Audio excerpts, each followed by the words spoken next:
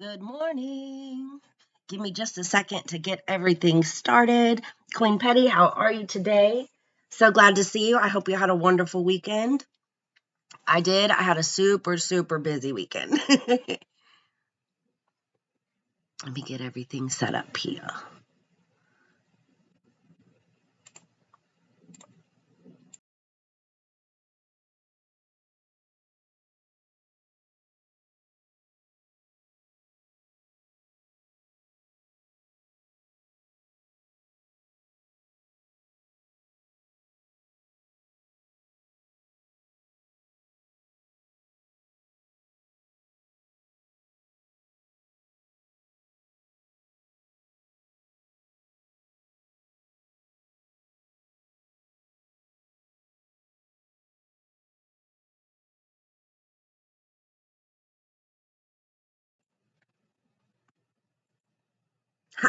Good morning. Good morning.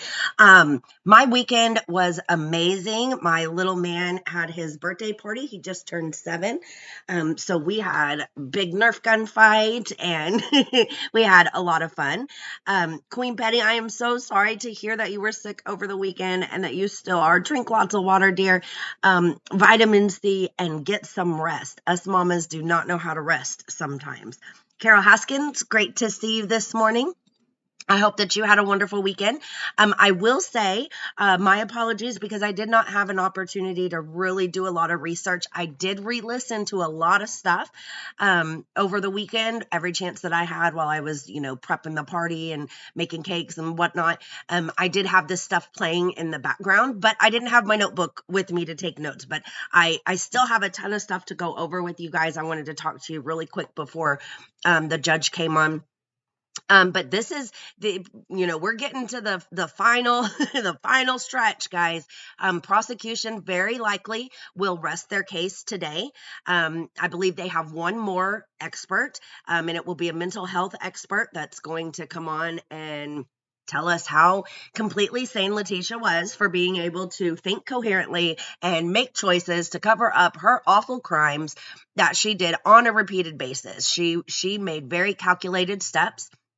I hope the jury can see it. I feel like the judge sees it. Everyone in the courtroom sees it.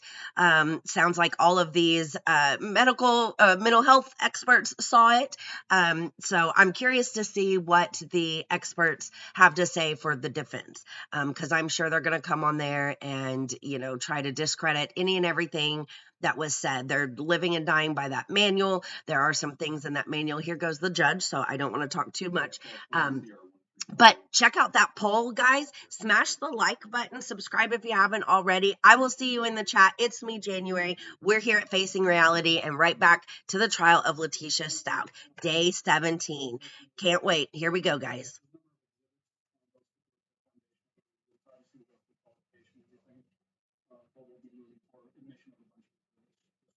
Do you want to do that now? You want to wait till...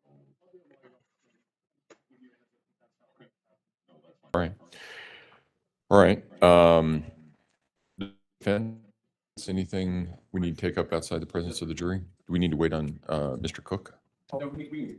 Apparently, Mr. Young needs to bring up an issue. Mr. Young? Hi, good morning, Your Honor. Morning. It's my understanding that Dr. Lewis met with the defendant yesterday for about 3 hours at the jail. Obviously, we would be objecting to any testimony from that. We haven't gotten anything. If she does have anything or she's rendered any Bear with me just a opinions second, based on guys. that meeting, we need those ASAP. And we did meet with Ms. Stauch for about 3 hours yesterday at the jail. When I talked to Dr. Lewis last night, there was nothing that. If you can hear, let me get a 1 in the chat just so I can make sure we're doing okay, guys. I want to verify that still over there. I can all emails. Okay. As I see this, as you know, by rule and by my order, the expert reports were to be filed no later than 35 days prior to the time that we commenced trial. We commenced trial in this case on March 23? 20, March 20. And your expert's report was filed on March 16. It is 6 pages long. There's a 7th page, but it only has her signature on it. But my position would be, unless you can persuade me otherwise, she's going to be limited to exactly and precisely what she's disclosed in her report. So if there was other evidence or something else that got disclosed or, No, I mean, it was more just of kind of a refamiliarizing the Stauch and Okay. just kind of going through testimony. okay, and I would also be inclined to say you need to get that report to prosecution before she testifies. In addition, depending on what that reflects, I may or may not require that before she testifies, the prosecution has an opportunity to meet with her and talk to her about, I don't know if there's something new that's going to come up or not, but, and then depending on what it is, I'll have to deal with it then, but, this is far too late at this point for new opinions, so, let's see where we I are. don't think there's any change. Okay. I mean, it was, meeting kind of going over some sort of the Stauch. Okay. Okay, all right. Well, I understand that, but they had 3 hours, Your Honor. This was just a 30-minute introduction. So something was discussed within that 3 hours. And I need to be able to have the ability to cross-examine her as to why did she feel the need to meet with her for another 3 hours if she's already issued her opinion and issued her reports. So I'm at a loss because I don't know what took place for a 3-hour interview. And obviously it wasn't video recorded, which is, if she's doing any sort of evaluation, that should have been video recorded. Well, I've given both sides a way to proceed forward. I understand that neither side probably likes it, but essentially what we're dealing with here is a 3-hour meeting yesterday. If it is not, if she's changed her opinions, and that change is not permitted to be presented to the jury because of late disclosure, it's irrelevant. If she had a 3-hour meeting with the defendant and I prohibit that testimony because it was not disclosed in a timely fashion as it was supposed to, it's irrelevant. If she had a 3-hour meeting with the defendant and it doesn't change any of her opinions, and she's limited to the opinions that she disclosed, it's also irrelevant. So I'm not sure where, I mean, I can explain where I'm coming from. with Okay. that.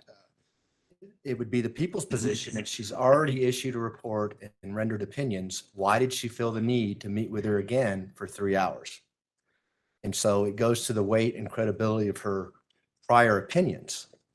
well, that's you opening up the door. I want to know why it is that you had to have this meeting instead of just saying, this is what your opinion was as you issued it, back on March 16th, and she stuck with that and you know what it is. What you want to do is inquire into something that you don't know what the answers are, and you're concerned that the answers are going to be really bad, and you want to know about that ahead of time.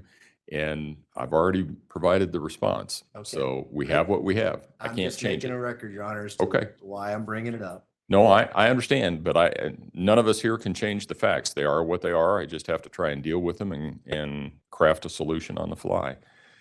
So so she's probably not going to be on the stand before noon, right? I don't think so. I've heard her scheduled for 1:30. Okay. So maybe we have the jury come back a little bit later so that we've got about 15 minutes before, say at like 1:45. We all come back at 1:30 and say, what's up?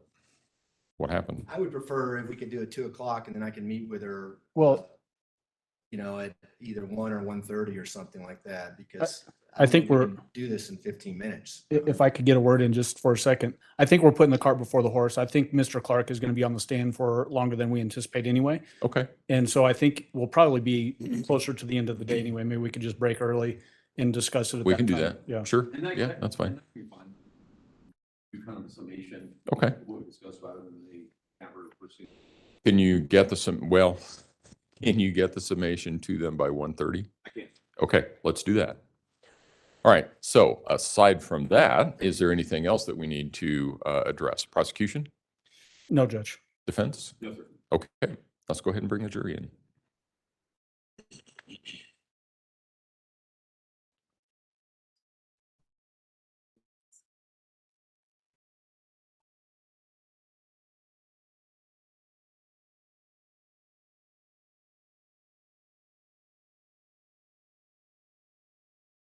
Those are investigators.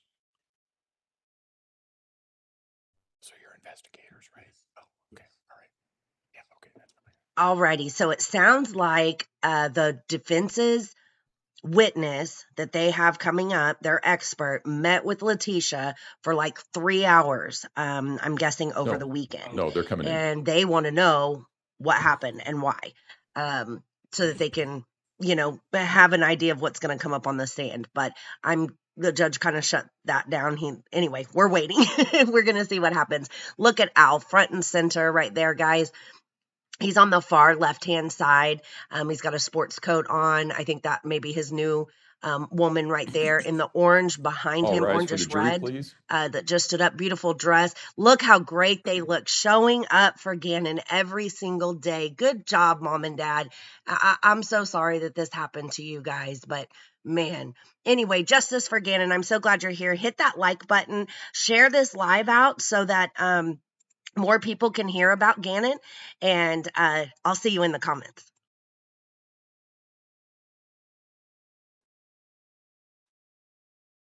I'll be seated. Court will recall 20 CR 1358, People versus Letecia Stauch. Record should reflect the jury has returned to the courtroom. Good morning, ladies and gentlemen. You'll notice that now that it's summer, we do have the heat working, so it's a whole lot better. But let me start with the question that I've asked every other day, and that is, has anything occurred since we were last together that causes any of you to believe you could not continue to serve as a fair and impartial juror in this case? If so, please raise your hand. No response. All right. Prosecution, call your next witness, please. Thank you, Your Honor. We would call Kevin Clark. Mr. Clark, if you would step forward and raise your right hand, sir. Do you swear or affirm the testimony about to give in this matter will be the truth, the whole truth, and nothing but the truth? Go ahead and have a seat in the witness stand. Please watch your step as you step into the stand.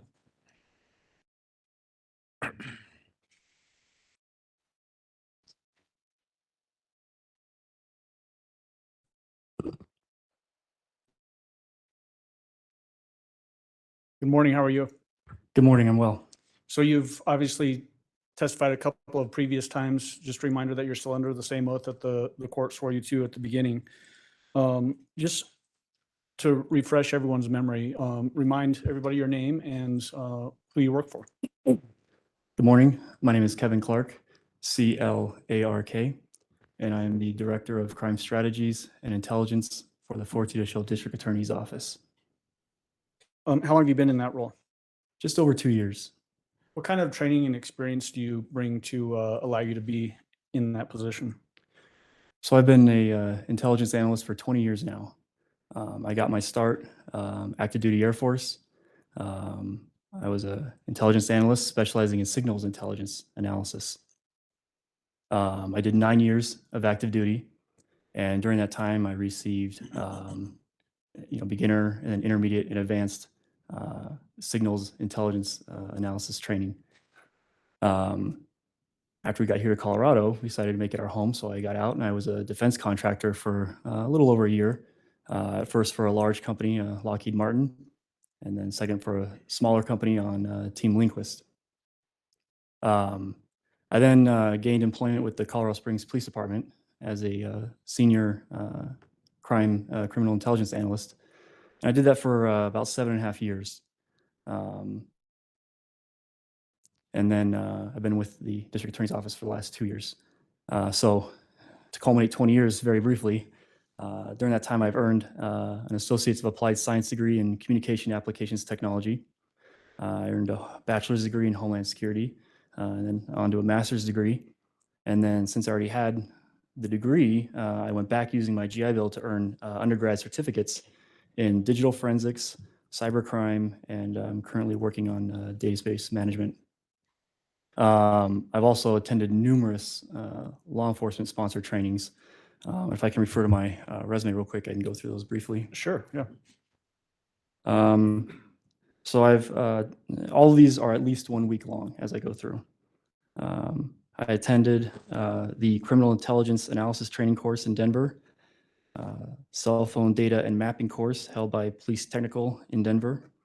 I'm Terrorism Liaison Officer certified by the Colorado Information Analysis Center. In 2015, I attended a course held by the National Center for Missing and Exploited Children for investigative strategies for child abduction cases. I've completed call detail records and mobile forensic analysis 1 and 2 held by Geotime. I've completed the FBI's first responder course, which was online. I've completed level 1 and level 2 of the FBI's cellular analysis survey team courses. In 2017, I attended a training held by the DEA on detecting misleading behaviors in investigations. And then I've completed training by the National White Collar Crime Center on internet investigations and intelligence. And those are the most applicable ones. Okay. Who were you employed by at the time that the investigation got started on Gannon Stauch's disappearance? The Colorado Springs Police Department, where I was a senior intelligence analyst in V&I. How did you get involved in this investigation? It was Saturday, February 1st, and I received a phone call from then Lieutenant Mahalko, Mitch Mahalko, asking if I'd be willing to come temporary duty to the command post for the next 30 to 60 days. For us, I can't even remember how many weeks ago now. It was, yes. Okay. Have you testified as a expert witness? I have. How many times? So this is my 30th time testifying. In El Paso, Teller, Fremont County, and then subpoena testified in a couple other counties later this summer. And out of the 30, I think there's only 2 where I wasn't endorsed. One was in front of a grand jury for an organized crime case, and the other was for a social media thing I did. So at least 28 times of expert testimony? Yes, Each one of those times that you named off several counties, are those Colorado counties? they are. All of your expert testimony, has it been in the state of Colorado? Yes. Okay. What disciplines have you testified as an expert in Colorado? Call detail records analysis, cell phone analysis, cell phone location analysis, whether that's the device itself or some of the apps that are on the cell phone.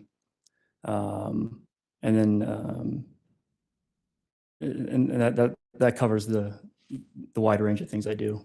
Okay. As it relates to your training experience and education and your application to this particular case, did you use skills as it relates to cell phone data analysis? I did. And then also skills as it relates to crime analysis? I did. At this time, Your Honor, I'd move to qualify Mr. Clark as an expert witness in cell phone data analysis and crime analysis. Defense? Objection. Witness will be so qualified. Go ahead. Mr. Clark, I want to start out with just some basic stuff. Did you get a chance to go out to 6627 Mandan Drive, the location where the Stauch family was living in January of 2020? I did. Is that location in El Paso County, Colorado? It is. Did you learn some biographical information about Gannon specifically? I did. His birth date? Gannon was born September 29th of 2008. How old was he on January 27th of 2020? He was 11. We've heard a lot of testimony over the weeks of this trial. Did you have a chance to look at the CAST report, the cellular analysis? You said all the letters for it, the FBI's CAST team, to see that route that Mr. Hoyland testified to from Colorado Springs down to Pensacola, Florida? Yes, I'm aware of that. Do you have access to open sources like Google Maps? I do. Can you use Google Maps to tell the distance in miles from one location to another? Yes. Did you do that as it relates to the distance from 6627 Mandan Drive to the Escambia River Bridge where Gannon's remains were found? I did. How many miles was that? It was 1,371 miles.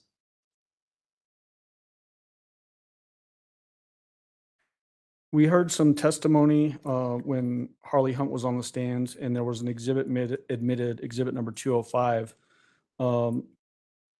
There was some question about the maybe Nicole as it relates to the defendant's phone. Do you remember that testimony? I do. Does your expertise in cell phone data analysis allow you to explain that issue to the jury? It does. Would it help to pull that exhibit up on the TV? Sure, it'd probably help the jury. Okay. Or if I could have the TV turned on, I'm going to pull up People's Exhibit number 205. Are you doing this from the podium? Yes, sir.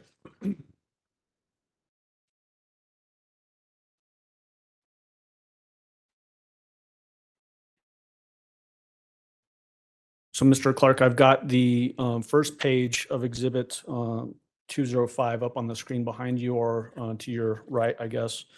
And you can see, let me zoom in actually a little bit on this.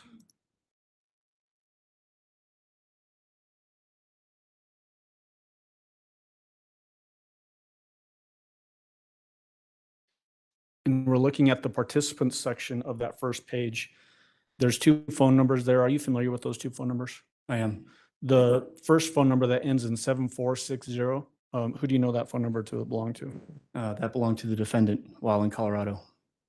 And then the other phone number that ends in 3486, who do you know that phone number to belong to? It belongs to Harley Hunt, the defendant's daughter. So as we look at where it says maybe Nicole, there's an asterisk there. Can you tell the jury how that particular maybe Nicole is created in a phone? So this is a iPhone function, specifically a Siri function. And so when you activate a phone, there's a place to insert a name. You name the device. And at the time of activation, this field wasn't completed. And so Siri gives a best guess as to what the name could be. The reason why you see daughter under Harley Hunt's number is because this download is from the defendant's phone. And so it's from the defendant's phone's perspective. And so all the contacts with associated numbers in the defendant's phone is how they were named and stored. And so Harley Hunt is the defendant's daughter. And so the defendant named Harley's phone number daughter in her phone. Now the maybe Nicole part is Siri just combing through trying to insert something. And that's why when if you look at the download from Harley's phone, it won't say maybe Nicole, it'll say mom. It'll have however that contact is named in the other person's phone. But all that is maybe Nicole. That's not something the defendant did. In fact, it's because the defendant did not do something when activating the phone that it's Siri's best guess as to what the phone's name could be. So just to put a fine point on it, the defendant then didn't put the name Nicole in to name herself in her phone? No. Okay.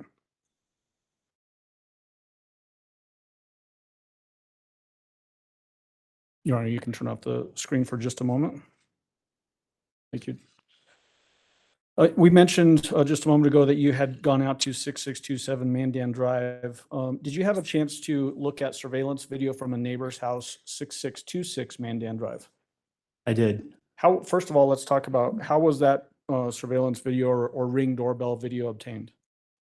The homeowner provided a copy of a week's worth of video surveillance from the Ring doorbell. Was that week's worth of video surveillance come through to see if there was anything relevant on it? Yes, Did you have a chance to review that footage yourself? I did.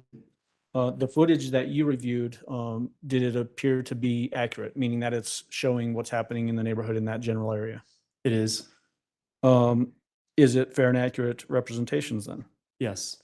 And then as far as timestamps, when you have a Ring doorbell or different types of doorbell cameras, is there a way for the system itself to record date and time information? There is. If it's not on the screen itself, it's in the way the file is named. It'll be named with the day or the month, the day, the year, and then a time. What was the specifics as it relates to this video? Was it specifically provided, or was the file name, did it include that information? It was in the file name. Okay. I put up there several discs, People's Exhibits 212 through 219. Do you see those? I do. Are these videos from that 6626 Mandan Drive doorbell video? They are. All fair and accurate? They are. And at this time, I'd move for admission of 212 through 219. Defense. Exhibits 212 through 219 will be admitted. And permission to publish starting with 212, Your Honor. You may go ahead. we're going to play now 212 on the screen here. Before I start playing it, can you give just a quick summary of what the jury's going to see in this particular video? So 6626 Mandan Drive. If you're standing at what was the Stauch residence, which was 6627, and you're looking at it, 6626 is going to be behind you and slightly to the left. And so this is across the street. And so what you're going to see is you're going to see the defendant and Gannon return home on Monday, the 27th at 2:20 p.m. And you'll see the red truck back into the driveway. Okay.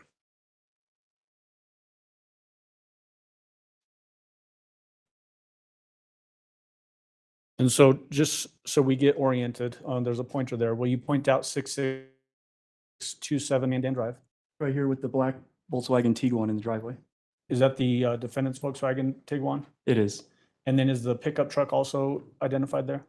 It's right in front of the house alongside the curb at this time. Okay, let's go ahead and play this now.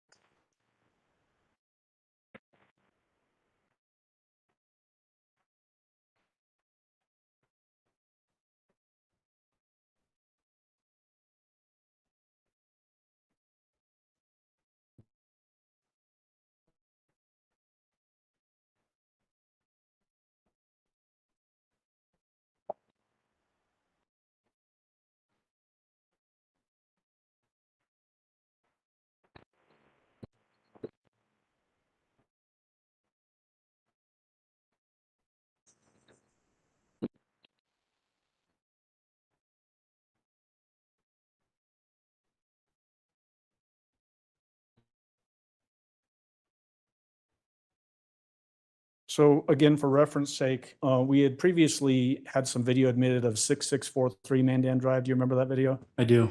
Including a zoomed in image from basically the same time as this video, where you see a shadow come down from the passenger back seat area of that pickup truck.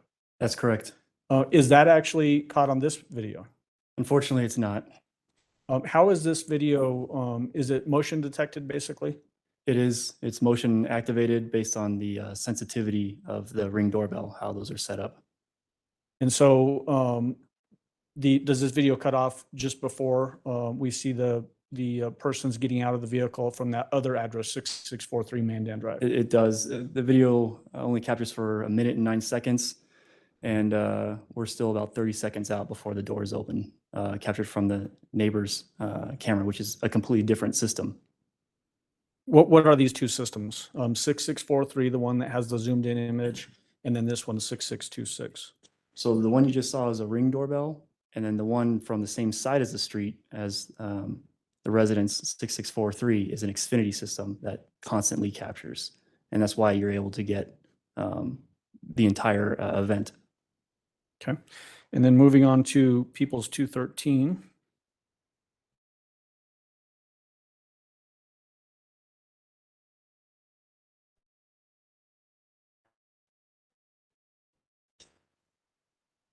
So before we get too far on this particular video, the Tiguan that you had pointed out earlier, and I know I keep mispronouncing that word, but it's something I can't get past apparently. The Volkswagen that was parked in the driveway, is it now in a different spot? It's now backed into the garage, yes. At 6627 Mandan Drive? Correct. Okay. And what are we going to see in this particular video? So now we're at 2:29 in the afternoon on Monday, the 27th. And what you're going to see is at about the 30-second mark, you'll see what appears to be the defendant walk to the front of the garage and look out and then go back in. It's going to be extremely difficult for you to see it from where you're at. I have a large monitor in my office, and it's still kind of tough at times for me to see, but right about the 30-second mark, you'll see the movement. So will you point out for the jury where they're going to see that movement? Right here. Okay. We're going to go ahead and play it now.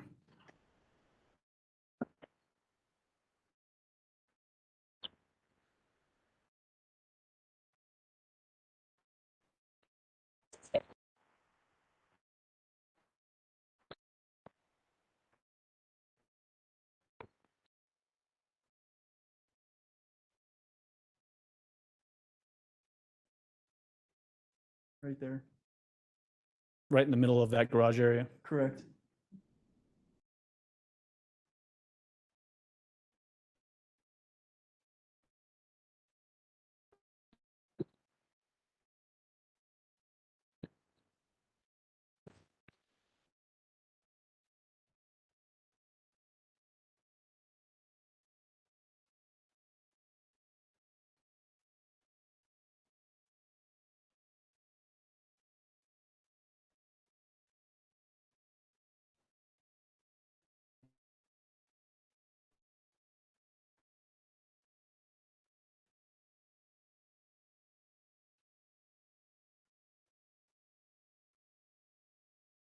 Based on your knowledge of the investigation, Mr. Clark, who was home at the 6627 Mandan Drive on this afternoon of January 27th, 2020?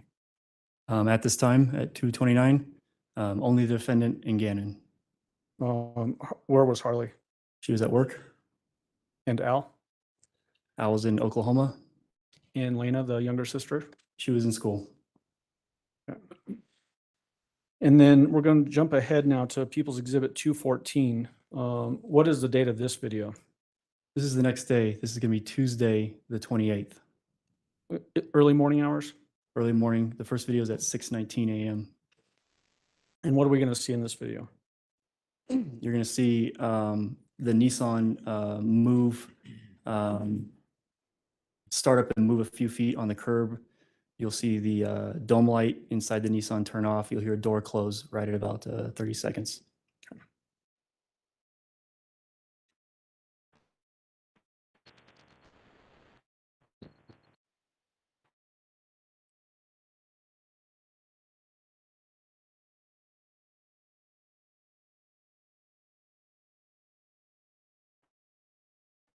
Sounds like maybe that truck needs to get its muffler from the 6627 Mandan. Here's the Nissan. Here's the dome light right there. So you'll hear, you'll see a little bit of movement here at 27 seconds, and then you'll hear the door close and you'll see the dome light go out.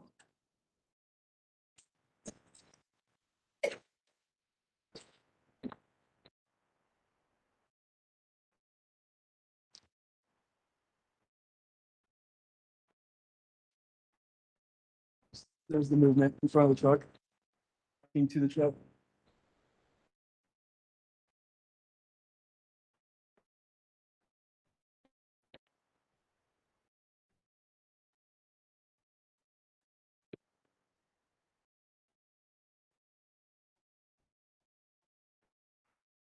There's the dome light going off when the truck starts.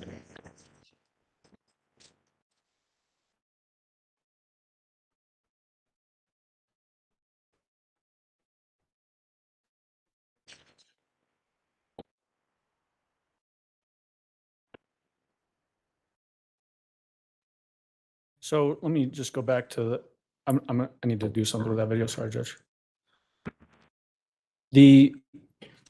So we pointed out where the Nissan Titan pickup is. There's a white vehicle in the driveway there. Whose There vehicle is. is that? That's Harley's Volkswagen Jetta. And then the Tiguan, is that still in the garage? It is. Okay. And then moving on to People's Exhibit 215, just describe what we're going to see in 215. This is a minute later, and the Tiguan pulls out of the garage.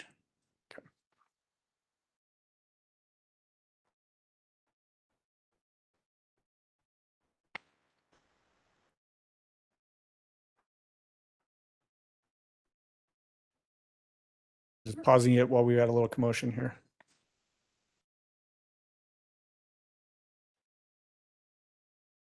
All right, so point out while we've got this paused, the Nissan Titan, is it still parked out in front of the 6627? It is. It's pulled forward slightly, so it's right there. There's Harley's Jetta, and there's the Tiguan. You've picked up the Tiguan pronunciation now too.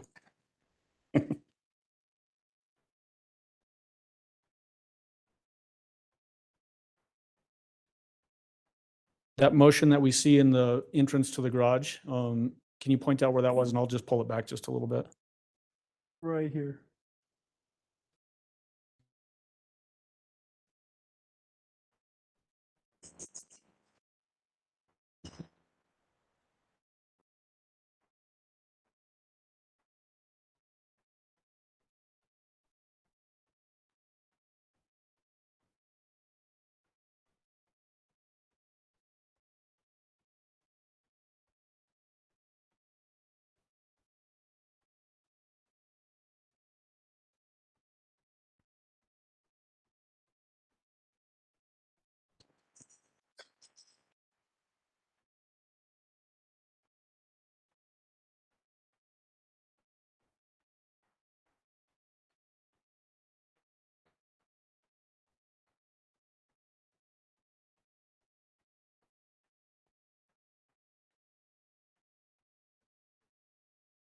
So the headlights that came on inside the garage, is that from the defendant's Tiguan?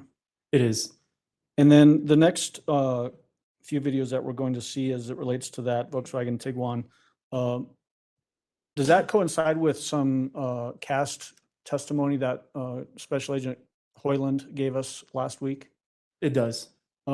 Generally describe what this is showing as it relates to that correlation with Special Agent Hoyland's testimony.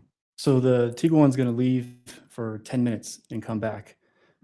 During that 10 minutes, the telematics, the GPS collected off the Tiguan records data locations, as well as the Life 360 app that's on the defendant's phone recording GPS locations, and they're traveling together. Okay. And is this, is there going to be a trip essentially that the Tiguan leaves 6627 Mandan, drives up to Bradley Road, and then basically returns right back to the house? That's exactly what it does. We're going to pull up, just so you can point that out before we watch those videos, Mr. Hoyland's report, which was Exhibit 293. Let me get that pulled up.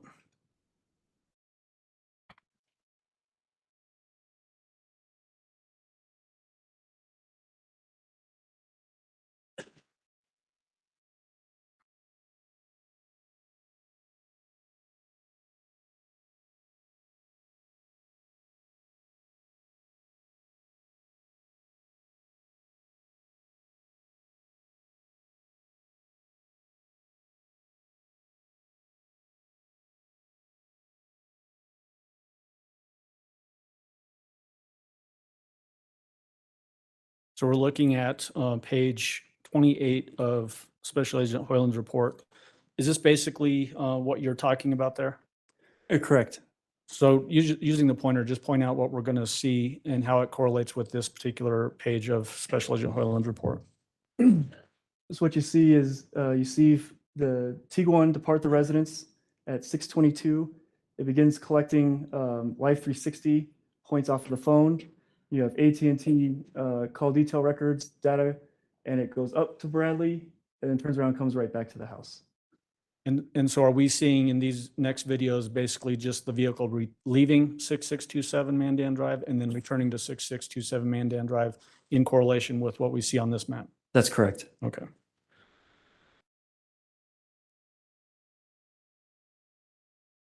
We're going to go to 216 now. Give the date and time of what we're going to see on People's Exhibit 216. So this is Tuesday morning. We're now at 6:21 in the morning On January 28th? on January 28th. Yes.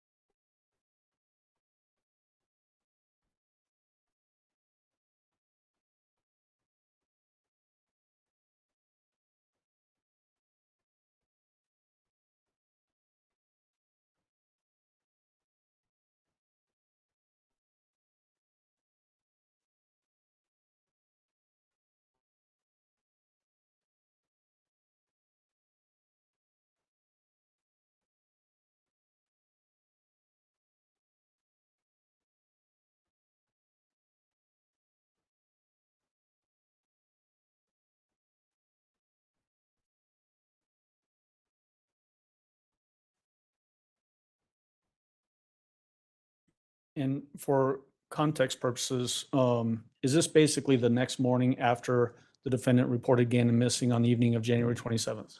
It is. And now we're going to move on to People's 217. What are we going to see in People's 217? You're going to see the defendant in the Tiguan return to the residence at 6627 Mandan Drive. Essentially after going up to Bradley and then returning back? Right. 10 minutes has lapsed.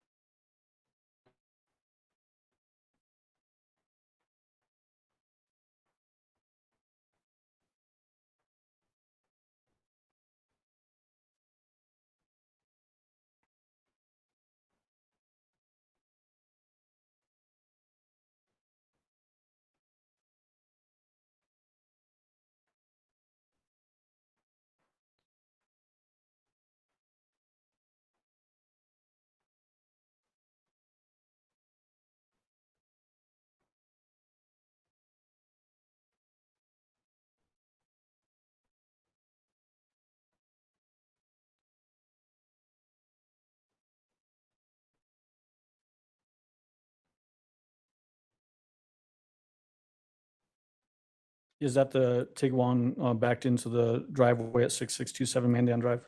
It is. Why is the sound so horrible on these videos? Do you know that? Wind, I mean, it's a fairly expensive security device.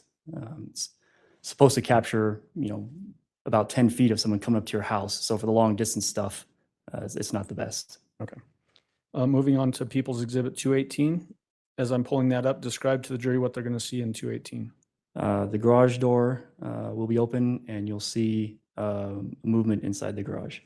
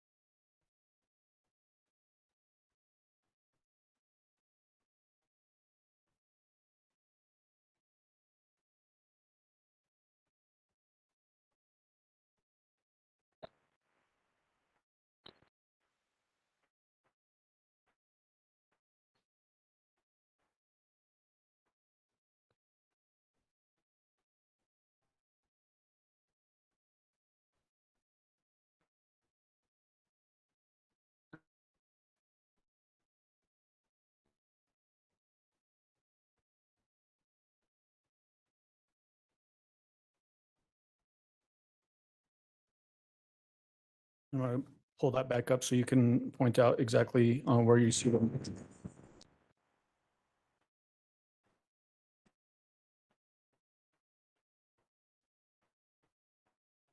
So I've got it paused at 1 minute and 6 seconds, and it's a 1 minute 9 second video. Point out where you're going to see the movement inside the garage. It'll be right here where you get the best view. And is it basically, does it appear that somebody's walking from inside the garage back to the Tiguan? It does.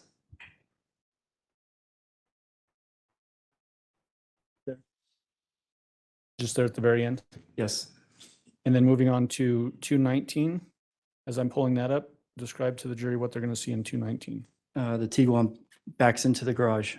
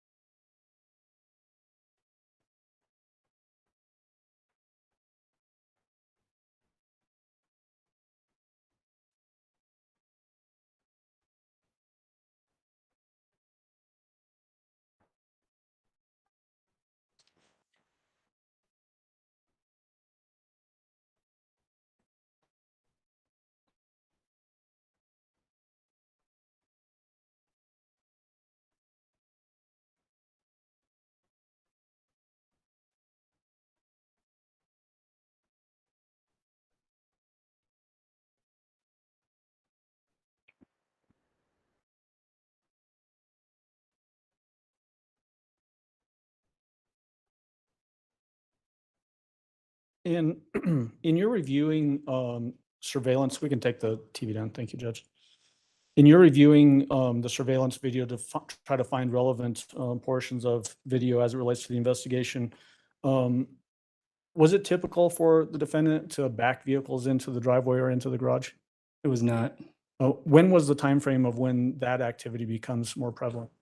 It started happening Monday and Tuesday. So January 27th and 28th, And 28th, yes. coinciding with the time that Gannon goes missing and then is reported as a runaway? That's correct. Most of the time it's just driven straight in. We had some testimony and some phone calls that were collected from Special Agent Andrew Cohen as a result of wire intercepts. Do you remember that testimony? I do. Did you have a chance to go through the defendant's Celebrite download, the download that we heard testimony of, that you can pull data from the phone itself? I did. Before I get into a specific item, was the defendant a fairly prolific user of her cell phone? Yes, lots of activity. All times of the day, essentially? And sometimes at night, yes, Was there a period of time when there was an abnormal lack of use of her cell phone? there was. What time and date was that? This was Monday, the 27th, late morning into early afternoon. It was about a 4-hour period of no activity. So does that coincide with the time frame of when the defendant and Gannon left the residence roughly 10 in the morning to go to Petco and were gone, and then they returned at about 2:20? That does encompass that time, yes. Is there a period of time when they're back at home after returning from Petco, that Petco run, where there's still a lack of cell phone activity on the defendant's phone? There is. Did that appear to be unusual based on her prior usage? It did. Okay. As it relates now to the those wire collected phone calls and those specific calls about fakepolygraph.com, did you find anything in the defendant's cell phone download that coincided with attempts to get a fake polygraph report? I did.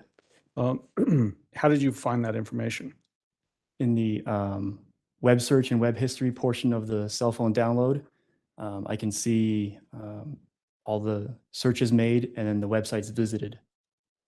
And so just for context purposes, when we were talking about the cell phone usage on the 27th and 28th, that particular phone, we heard testimony from Commander Mitch Mahalko that it was seized on January 29th. The testimony that you're talking about now, as far as it relates to the fake polygraph information, what phone is that specifically? This is going to be the defendant's third phone, the one that we took in South Carolina. Okay. And we had testimony about that phone being downloaded as well, correct? Correct. And so did you review that that information? I did. You should have up there with you People's 692 in a sleeve. Do you have that? I do. What is People's 692? It is a visualization of the notes section as well as some web activity from the defendant's South Carolina phone, the third phone. Does this information correspond or correlate to that testimony that we had from Special Agent Cohen about the fake polygraph phone calls that we listened to a couple of weeks ago? It does. The dates of those particular wire intercepted calls, what date was that? That was February 18th of 2020. And can you tell, when you look at this information, the note that was created in the phone, what date that note was created? It was created the next day, February 19th, 2020. And then as it relates to web searches, is that the following pages after the first page of this document? The next 3 pages, yes. How many total pages are we talking about on this document? 4. Okay. What are the web search dates as it relates to the note that was created, as you said, on February 19th? It was 2 days after the note was created on February 21st of 2020. Is this a fair and accurate representation of the information you found on the defendant's South Carolina seized phone as it relates to this fake polygraph information? It is. It's an exact screen capture of what I see. Okay. Your Honor, at this time, move for admission of 692. Defense? Exhibit 692 will be admitted. Go ahead. And like to play it on, or push this up on the screen, Judge. Go ahead.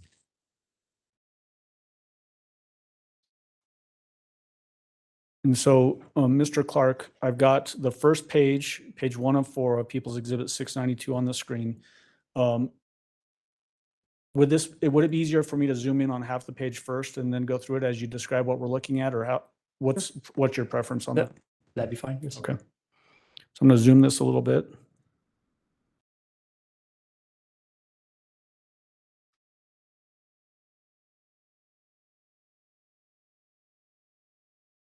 So we've got the top half of the left side of that page on the screen right now. Tell the jury what we're looking at there. So this is the notes section of the phone. Many of the phones come equipped with a place you can write down notes and thoughts as a standard part of the phone. And so in the notes section of the phone, on February 19th at 2020, at 11:53 a.m. local time to Colorado. So this was actually 1:53 p.m. when the defendant did this in her local time out in South Carolina. 1:53 p.m. you mean? Yes, did I say? Yeah. I'm sorry, at 1:53 p.m. Okay. So there's a 2-hour time difference between Mountain Time and East Coast time. And so the title of the note is, in the case involving missing child Gannon Stout, do you intend on ... So to have a note like this created, does this require effort on the part of the phone user to put this Yes. information in there? It does. You have to launch the note section and begin typing and filling out. So that note. title, would that be something that the phone would create the title to be, or would that be something that the user of the phone actually typed in? It could be either or. If the user did not type in a title, it'll grab the first several characters of the first paragraph and just put that in as the title. Okay. So regardless, though, the text of that would still be something that the phone user would have to put in? Is that what you're telling us? That's correct. Scrolling down to the mid portion of the left side of that page, tell the jury what we're looking at there and why it's important. So the source, that's the note section. It tells you where this is coming from on the phone. The extraction type, there's a few different ways to download a phone. This extraction was done using an advanced logical. It's not important. The next is the source file. It's the path of how to get to this note section in the phone. And then now we're at the bottom of the left side of that page. Tell the jury what they're looking at there. The defendant typed in under the summary of this note, telling the truth ? Is that essentially just a continuation of the title? Do you intend on and then telling the truth? It's possible. Yep. Okay. Now we're going to go over to the right side of page 1, looking at the top quarter of that page. Tell the jury what we're looking at there. Like I previously described, the title, if not manually entered, it's going to take the first part of the first paragraph. And this is what you see. So there's a question in the body of the note saying, in the case involving missing child Gannon Stauch, do you intend on telling the truth ? And the next line? The next one is a second question saying, in the case involving your stepson, Gannon, did you inflict harm on him in any way? And then the third question is, did you accidentally hurt him in a physical way? And the fourth question is, did you murder your stepson? And the fifth question is, do you know personally who is involved with your stepson disappearance?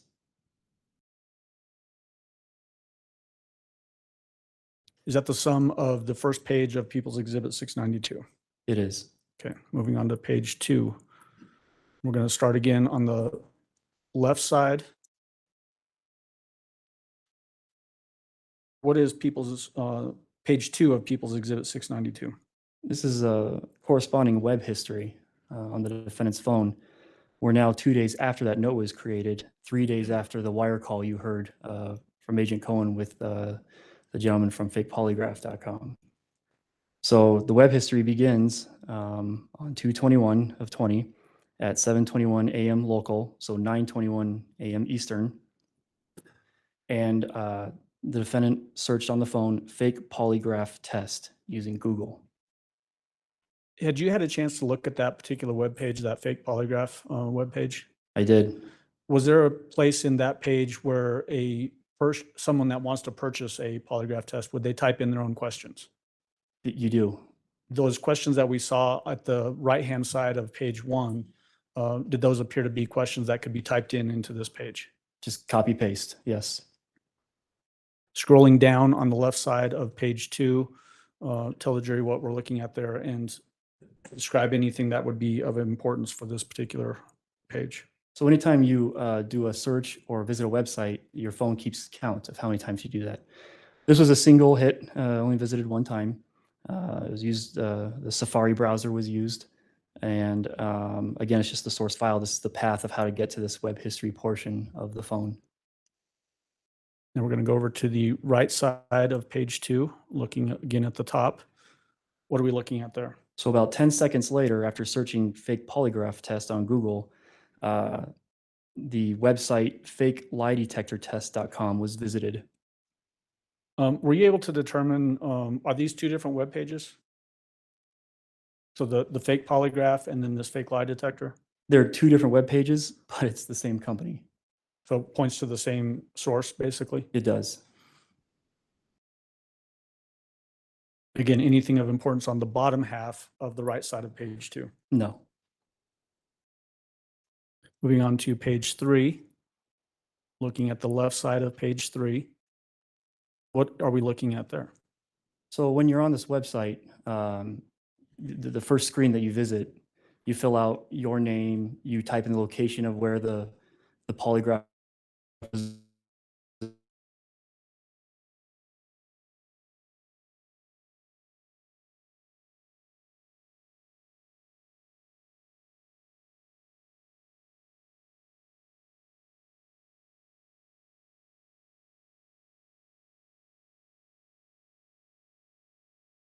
You get on those questions. Does this indicate that the user of this particular phone was trying to order that fake lie detector test? Yes, the user went to that next step. Now, this is the bottom half of the left side of page 3. Same information as before, that it's advanced logical and using Safari. Yes. Moving over to the top half of the right side of page 3, what are we looking at there? So about 10 minutes has gone by, and now we're at the payment screen. So you enter in your credit card information to pay for the fake lie detector test that you just administered yourself with the questions and answers that you wanted. In the bottom half of the right side of page 3. Same thing, just the Safari web browser was used, the type of phone download, which is an advanced logical, and then the path to how to get to this web history. Okay. Now we're on to page 4. I'll zoom just a tad, and we're looking at the top half of the left side of page 4. Tell the jury what we're looking at. So 2 minutes after the payment screen on the fake lie detector website, the defendant Googled, can you get away with fake lie detector website? And detector was misspelled. The bottom half of the left side of page 4, is that just the same information that we've talked about on each one of these pages? It is. And then is that the extent of the information as it relates to People's 692? It is. All of this information that we just looked at as it relates to People's 692, does this require effort on the part of a user to both search and then go through this ordering process? Yes.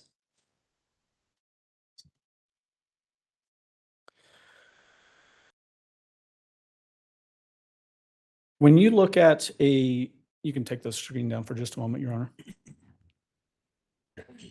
We're getting your clicks in today, Judge. Right.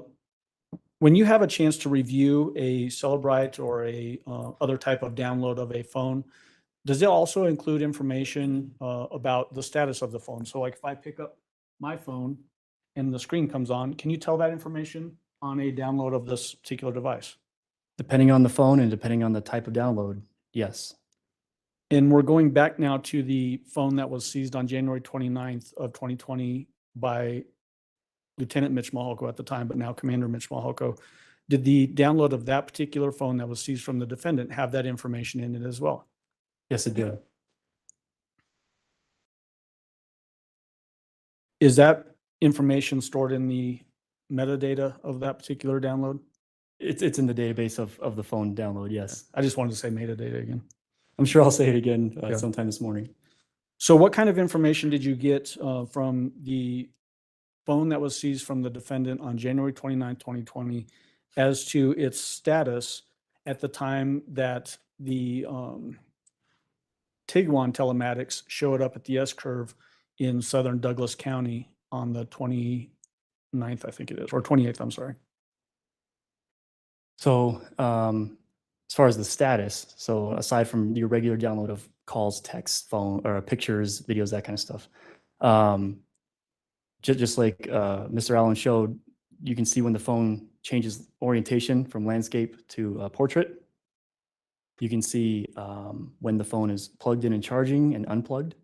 And all this is to the second. You can see when the screen lights up, when the screen goes out, when the device is locked, when the device is unlocked.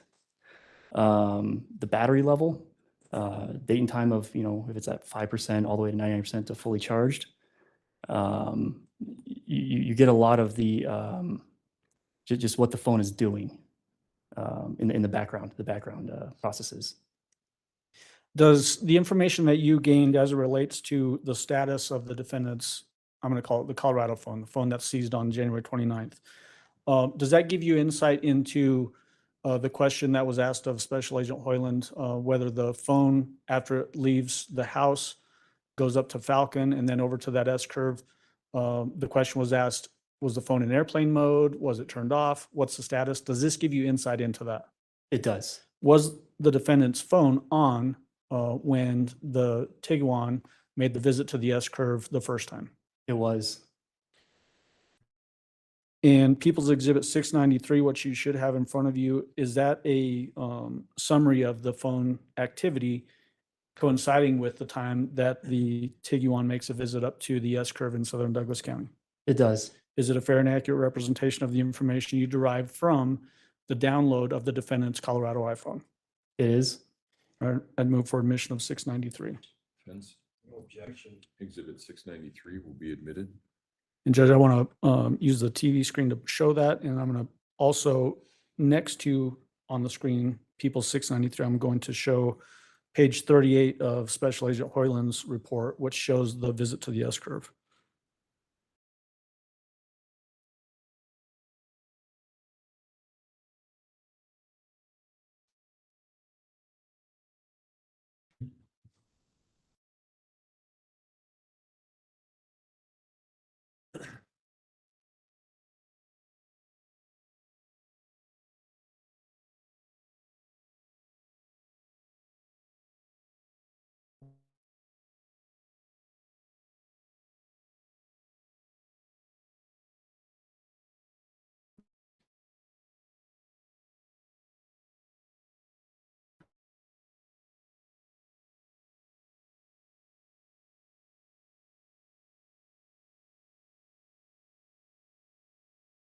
Okay, so Mr. Clark, on the right-hand side of the screen, we have pulled up page 38 of Special Agent Hoyland's CAST report, which is Exhibit 293.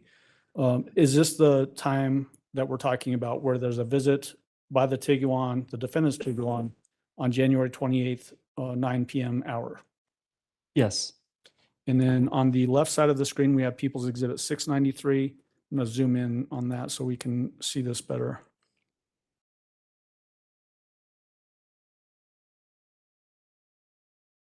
So starting at the top where it says battery level, describe what we're looking at in the battery level, and then I'll scroll over when you tell me to scroll over so we can see the rest of that table. So this is one of the records in the phone's database of processes and performance and things like that. We're looking at the battery level. This is record number 12,938. And this is local time. So on January 28th of 2020 at 7:03 and 55 seconds PM, the battery was at 5%. Now this is a rounded number. The battery was actually at 4.6, a whole bunch of numbers percent. So every few seconds, the phone will capture a date and a time and what the battery status, battery level is of the phone. It indicates if it's plugged in and charging with just a simple yes or no. And then the last column is fully charged with just a yes or no. So what is the battery level table on People's Exhibit 693 telling us? So it coincides with when the defendant left the airport in the Tiguan at 7:02 p.m. on this night. If you can scroll over to the right. Okay. 2 minutes into the drive, the phone is plugged in because it goes from 5% to 6%, and now it says yes, that is charging. Let's talk about what you can tell from the telematics of the Tiguan as it relates to cell phone activity as well. There was testimony about the defendant picking Al Stauch up at the airport on the morning of January 28th in a white Kia. Do you remember that? The Rio, yes. Yes. Where was the Tiguan at that time? It was in the short-term parking lot of the Colorado Springs Airport. Did it stay in that short-term parking lot until basically when this starts at 7:00 p.m. on the 28th? Until 7:02 p.m., yes. And then now looking at the second table on People's Exhibit 693. Tell the jury what we're looking at there. This kind of complements the battery level as it's just looking at the device plugged in states. So all this does is tell us whether it's plugged in or unplugged, a date and a time and of when that happens, of when it's either plugged or unplugged. And if you scroll to the right, the date and the time of whatever the next event was. And so you see it's plugged in from 7:04 p.m. until 9:20 p.m. And then it's unplugged at 9:20 and 55 seconds until 10:52 and 3 seconds. So using Special Agent Hoyland's report, page 38, that's on the right side of the screen up there, that 9:20 p.m., what's the significance of the phone being plugged in from 7:04 until 9:20 p.m. and then unplugged at 9:20 p.m. and in relation to what we see on the right side of the screen? So this is the whole reason we moved search operations to this S-curve in Douglas County. We noted that it took about 5 minutes longer to go from south to north than it did coming back north to south. And so that indicates that the Tiguan loitered for about 5 minutes in this area. You see it comes up at 9:16 p.m. It's up here at 9:19 p.m. Comes back down at 9:19 and 9:20, and then isn't through the S-curve until 9:28. So somewhere in this area, the vehicle loitered for about 5 minutes. Now, we don't have any phone data with that. As Special Agent Hoyland testified that there was no data connections. There was no calls or text messages that would generate a tower with a sector hit. And so this helps, this supports that the phone was placed in airplane mode during this time. So the phone was on, but is in airplane mode, so it disconnected from the cellular network. And so is that why we only have the Tiguan telematics data for this period of time as opposed to cell phone and Life 360 like we had in other maps? That's correct. And with the battery levels, it shows that the phone didn't just die, out of power, that it was plugged in and charging. And so the next part that we're going to talk about will show how we know the phone is actually on. And so when we're talking about the phone being plugged in at 7:04 p.m. and then unplugged at 9:20 p.m., Yes. using Special Agent Hoyland's map, roughly where was that phone unplugged? Between here and here. And the board that was recovered from that S-curve that had Gannon's blood on it is where? Right in the middle, right here. Okay.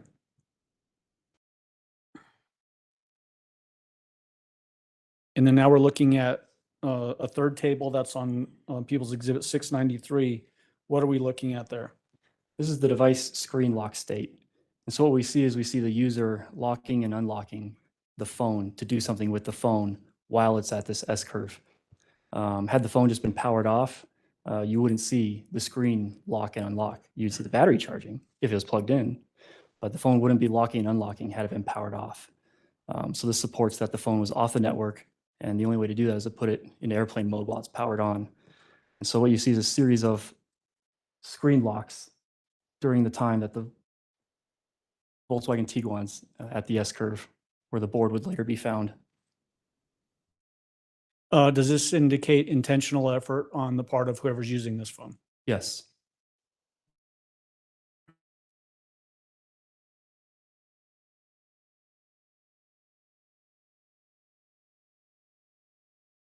We can turn off the screen for a moment, Judge. Thank you. As it relates to your efforts as a crime analyst, is it typical to, especially in a case like this where it's spanning days and weeks, helpful for you to create timelines to help connect the dots with different events that occur in an investigation? It is. That's one of the functions I provide, is creating these timelines. What kind of things can you put onto a timeline, generally speaking? Anything with a date and time or location or combination. Are you using then known sources so that you get those specific date and time locations and informations? Yes, the timelines are objective. So it comes from a culmination of all the evidence from financial transactions, to text messages sent and received, to surveillance captured when and where, any type of event that might tell the story as to what happened. Okay. Did you create a series of timelines for this investigation? I did. Okay. Judge, just wondering about time. It might be a good time to take a break so we can get organized for the timeline presentation, or we can go a little bit further. It's really up to you, Judge. If you can go about 10 minutes, that'd be better, but Okay. if you need to get organized to do that, that's okay too. Okay, we'll go about 10 more minutes. Okay. See if I can push it that long. All right. How does your creation of a timeline help understand the events in a case? It visualizes all of the little data points. And when you can see in a sequence of how they happened, it sheds light as to understanding what happened. And so what you're going to see is they're called linear timelines. That's because they happen in an order of operations in linear fashion. So on the left is the beginning and on the right is the end. And everything's going to have a date and a time. And then whatever the data point is, whether it came from the phone or it came from financials or it came from surveillance, whatever the data point is. Okay. And as it relates to timelines that were created for this case, the things that we see on the timelines, are they things that were admitted into evidence in this particular trial? Yes. Are they printed out and put onto poster boards that are leaning against the wall behind you? We printed them out as large as we could. Yes. Okay. A lot of information on these? A lot of information. People's Exhibit 695, just to give some ideas to what we're looking at when we get to the timelines. People's 695, what's the timeline date for that particular timeline? That's going to be Sunday, January 26th of 2020. And the timeline that you created that's printed up on People's 695, is it a fair and accurate representation of the events that occurred in this case as it relates to evidence that was admitted in this trial? Yes.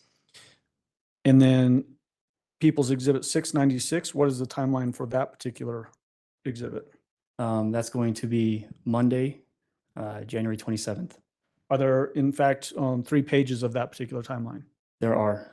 So would that exhibit be marked as People's Exhibit 696, page 1 of 3, page 2 of 3, and page 3 of 3? They are, yes. Same question as before. The information that's going to be on those pages of People's Exhibit 696, is it information that was admitted in this trial? Yes. People's Exhibit 697, what's the timeline for that particular exhibit? That's going to be Tuesday, January 28th of 2020. How many pages are included on the Tuesday, January 28th timeline? 4. So is that exhibit marked People's Exhibit 697, 1 of 4, 2 of 4, 3 of 4, and 4 of 4? Yes. And the data points that are put into that timeline, are they from exhibits that were admitted in this trial? They are, yes. And then People's Exhibit 698, what is the timeline date for that particular exhibit? That's going to be Wednesday, January 28th of 2020. 29th? 29th, I'm sorry. Yes, That's okay. 29th. How many pages is that exhibit? I believe it's 2. So is that exhibit marked People's Exhibit 698, page 1 of 2, and then page 2 of 2, People's Exhibit 698? That's correct. Same question as before, are the data points from items of evidence that were admitted in this trial? They are. People's Exhibit 699, what is the date referenced in that exhibit? That's going to be Thursday, January 30th of 2020. How many pages for that exhibit? Just 1. And are the data points from items of evidence admitted at this trial? Yes. People's Exhibit 700, what's the date for that timeline? Friday, January 31st of 2020. How many pages? Just 1. And the data points on that particular exhibit, are they from items of evidence admitted during this trial? Yes. Exhibit number 701, what are the dates referenced in that exhibit? February 1st through February 4th. How many pages in that exhibit? Just 1. And are the data points entered onto that timeline, are they from items of evidence admitted in this trial? Yes. And then People's Exhibit 702, what are the relevant dates of that timeline? February 5th through March 17th of 2020. How many pages for that exhibit? Just 1. And are the items or the data points for that particular timeline from items of evidence admitted during the course of this trial? Yes. At this time, I'd move for admission of 695 through 702. Defense. Your Honor, right, 695 through 702 will be admitted. And then Judge, this might be a good time to take that break because once we get into these exhibits, it's going to be pretty dense testimony, I think. Nope, that makes sense. All right, ladies and gentlemen, we will take our morning break. If I can have everyone back in the jury room at 10:30, we should be able to start on time at that point. Again, do not discuss the case among yourselves. Do not discuss the case with anyone else. With that, all rise for the jury, please.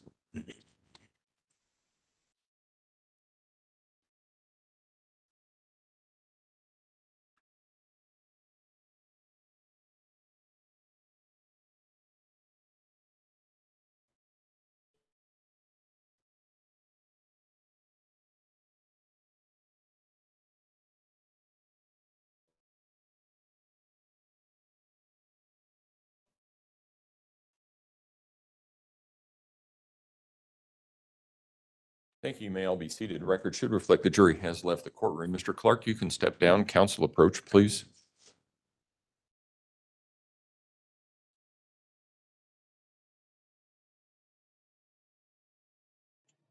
Okay, while they're at a sidebar, really quick, this is about to get interesting. Like he just said, this is going to be dense testimony. Let me see if I can put myself on here for a minute. Get your notebooks ready.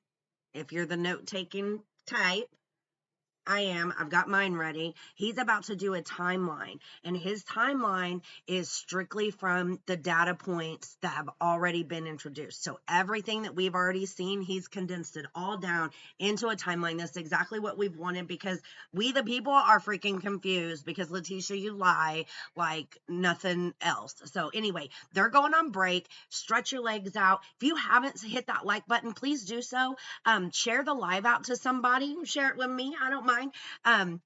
But tell somebody about Gannon real quick. Get your popcorn ready. Add M&Ms. I'm telling you, it's the best thing ever, especially if it's hot. They're going to melt on the inside. Oh, it's so good. Anyway, I'm here for this timeline. I hope you guys are too. I'll see you back here in just a moment.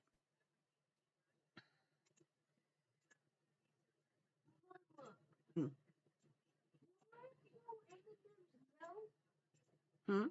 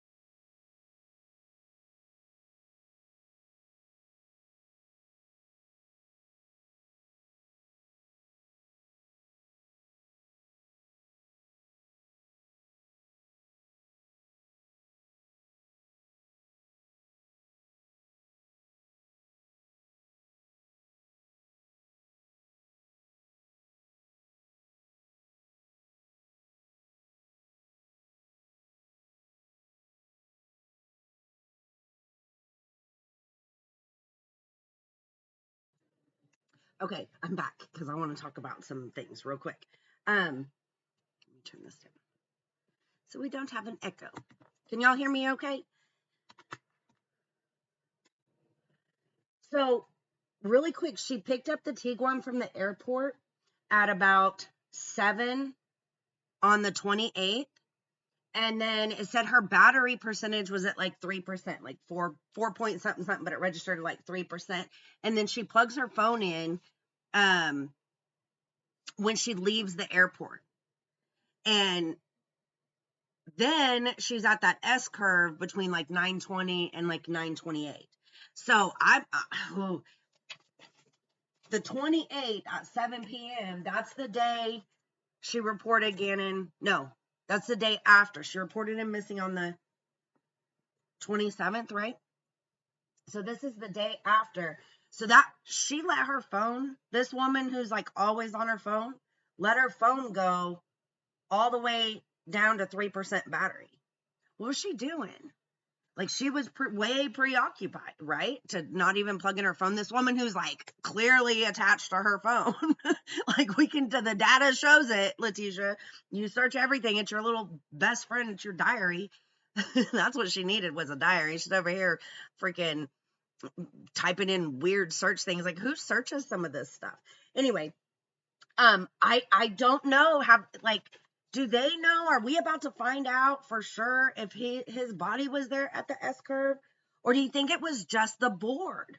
Do you think that, because that's what I'm wondering. I'm wondering if, like, I don't know. And then what would she have done? Like, what would her storyline have been? Let's say he's in the suitcase and she puts him over at that S curve. What would she have done if they'd have picked it up? If somebody would have found it? If somebody would have, like, what would her story have been then? So I don't know. I'm curious to know if it was just the board there and she was trying to, like, take them away from the house, right? Like, pull them away from the house. Whatever you can do to, like, find it over there. It's not here. Gail says, can you refresh my brain on what car was at the airport? Her Tiguan. So she went to the airport to pick up Al. And she parked her Tiguan in the, like, short-term storage place. And then she went to go get Al and said, hold on, I'm going to go get a rental car. Like, and I know he said, like, he had questions and he was like, that was kind of weird, but what? Why would you not question that or be more, I don't know. It wasn't until she said the car was at French Elementary, and then he drove to French Elementary and saw that the car wasn't there. And that, he said that was when he realized, oh crap, she's not telling me the truth.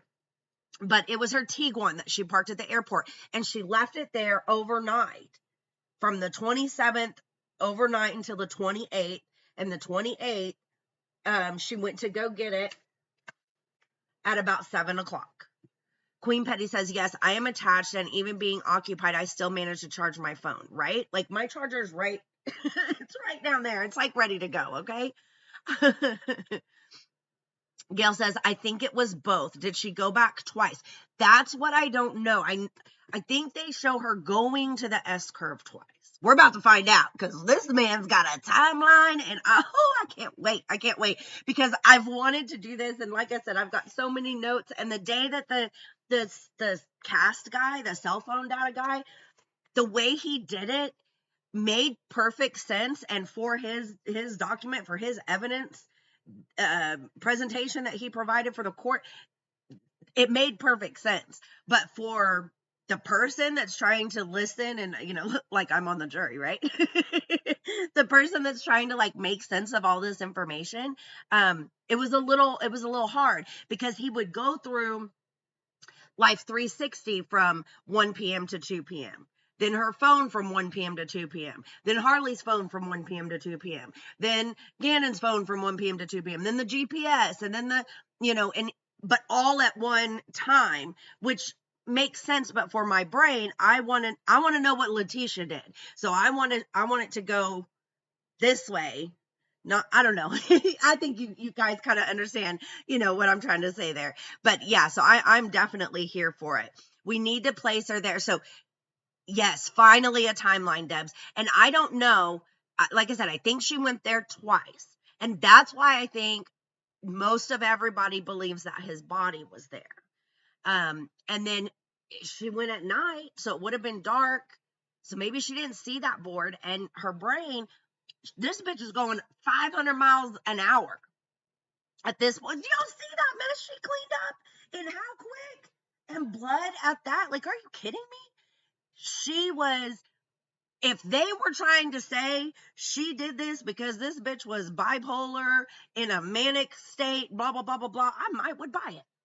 Like, I could understand that, because she had to be doing something, like something was going on with this woman, whether she was on his Vyvanse or she was on the hydrocodone. I don't know. Something was going on in her brain, and she was on like go mode. Had to be. There's no way that freaking house and all of that splatter and pools, and she cut up carpet, rolled it up, like everything. I was going back to this morning before we went live, and I was going back through and listening to the when they went, it was like March 25th, and they went back through the house to kind of do a walkthrough again to show from the outside gate all the way in through the garage, through the laundry room, and they were saying all the places where the Blue Star reacted. I didn't get very far in it before we got started, because I slept in a little bit today, but it was everywhere. Guys, like, it was everywhere. It was on the tile. It was on where the baseboard met the tile, where each step, like, there was so much. So she was on go. And I think she maybe forgot that freaking piece of board. She either planted it there to blow people off of the scent and to keep them out of her house and away from her, and thinking that just putting my phone on airplane mode did it. But she had all these other, like, I don't know, as much as Letecia thought about stuff, she didn't think about anything really. So, or she forgot the board. It was dark. I didn't see it. Forgot it. And you fucked up. You really did. Gail says, we'll find out soon. I can't wait. I'm here for it. Queen Petty, hell no, this bitch was saying to do this. Absolutely. 100% saying she made conscious, I don't know how to say that word, choices every step of the way. And that's what the prosecution was even saying and asking this witness. He was saying, hey, does it take effort because she lock screened her phone. She put it on airplane mode and then like lock screened it a few different times. And so like that takes effort. I remember a past relationship that I was in, and it was the one time I actually looked at the phone, right? Because like that's a big no-no. I'm not trying, like, you go looking for something, you're gonna find it. You don't do that. But we had been out and about the day before, and my phone was put away, and so he had taken the pictures that day, and so it was the next day. His phone was right there. I was like, oh, I'm gonna go look at those pictures he took. Yeah, first few pictures were not pictures I wanted to see. Pardon me. And I remember having a conversation with them, and I was like, you had to either like screenshot, and like, so you had to hit like 2 buttons on your phone to make that work, or you had to go in and like hold the picture down and then hit save, like you had to go through steps to get that on your phone. WTF? So I kind of feel that way with Letecia. Like you were way aware of what you were doing. You did a lot on this phone. You tried to buy a fake lie detector test, and then you even asked Google if you could get away with a fake lie detector test. Bitch, you're stupid. That's what you are. You're not insane. You're stupid. Queen Petty says, if this bitch was insane, she wouldn't have cleaned up everything and took carpets out, etc. Only a sane person would do something like that. 100%. She was worried about what she looked like, what was going to happen, who was going to be, talking what about her. And so she tried her best, and God, it worked. It worked for how long? Now, they knew she was acting funky and weird, and immediately started. That's because of the shit she was saying. When they met at Starbucks and she starts talking about he was bleeding out of his butt and he had an accident, we had a candle thing and da-da-da. When she started saying all of that stuff, it made everybody question. But when they went to that house on the 27th at 10 o'clock at night, They said, we didn't see anything. She was smart enough to know not to clean with bleach. That stinks. That smells. That's a chemical. She was so aware, Queen Petty, so aware. Debsy says she would have gone with a crime of passion defense. That or should have gone. Yeah, she should have did something. Like she could have lied about that candle thing. I mean, well, we all think she's lying about all of it, but she could have said that he threw the candle at her and she just blacked out, and it was like, a major rage, and like, let me go after this. And then, oh my God, I came to, and it was Gannon, and I was like, oh, but then you would have like called the police and said this was an accident and this is what happened. You wouldn't have went through all these steps to hide it and cover it up. Yes, Queen, she was aware of everything. Deb said, I didn't know you could even get a fake lie detector test. Like, right? Like, who would have thought that? And then, like, what the hell kind of company? I don't know. I am forever blown away by the world nowadays. Like, it just has me LOLing and SMHing my way through life. I'm just like, whoa. Gail says all these little pieces together is very damaging and shows she knew what she was doing. Absolutely. It's crazy how much crap you can purchase online. It really is. And I'm so glad that they were like, hey, bitch, your questions, we're sending this shit to the police. And that's what they did. And that's awesome. But her cell data had given it away for her. She had already, I mean, why put your phone on airplane mode when you go and drive around the S curve to leave this boy's, battered body? Why do that and then go home and search for a fake lie detector test, like clearly on, your data, so that everything can get, picked up by the police? Like, I don't know. She, as much as she was smart, she was stupid. She was smart enough to think, each step of the way, literally to think and make a choice each step of the way. I'm not saying Letecia made good choices. Some of these choices were good in her mind, like to protect herself. But I'm just, man, this could have gone so many ways, so many different times, that there was a chance for her to like screw up, and like, who knows what would have happened. I just still sit here and I praise that worker. I know that, you shouldn't, like, it shouldn't be a surprise that people do their jobs. But in 2023, and coming from, I've been in the workforce a lot in my life, and people don't do their damn job. They don't, and they half-ass do stuff. And, thankfully he went and did what he was supposed to. Pardon me. I'm so glad that they found him when they did. They've laughed a lot throughout this trial, Queen Petty. And it's kind of funny, and really, truly, and honestly, the defense could have objected to a lot of it, I feel, because that could be, posed as like persuading, the jury one way or the other. I know that a lot of times, you need to kind of break up these hard trials and get, and you want to keep your jury attentive and paying attention and stuff. But yeah, whew, it's been a doozy, and we are coming to the end, and I'm here for all of it. Go straight to jail, Letecia. I cannot wait for sentencing, or when they call her guilty and say you didn't do this because you were insane, and they send her on her way. They're gonna handcuff her right there. Go away. Go eat a peanut butter and jelly sandwich. Like, I wonder what kind of job she does. Like, I feel like they have kept her safe-ish, right? So they've kept her in, whether they called it segregation or whatnot, they've kept her off to the side. They've kept her good to make it through this trial. But once all of this is done, like, your safety doesn't really matter to us. Like, we don't want you to die in here because that looks bad on us.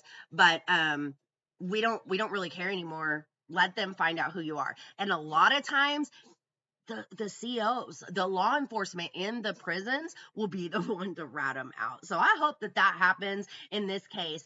You guys remember Gabriel Fernandez, horrible case out of California. His mom, Pearl, she went to prison, and they found out who she was. It took a little while. They found out who she was. She got burned. They threw hot coffee on her. They beat that bee like, this is going to happen to you, Letecia. I'm calling it.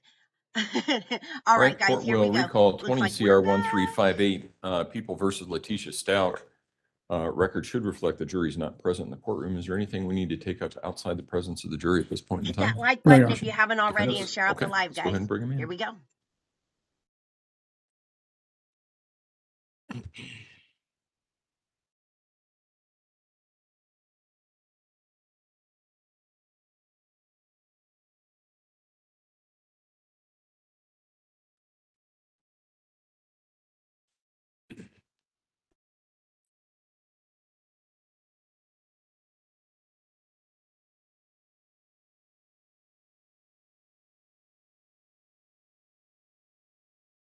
Mr. Allen, were you planning on using that easel?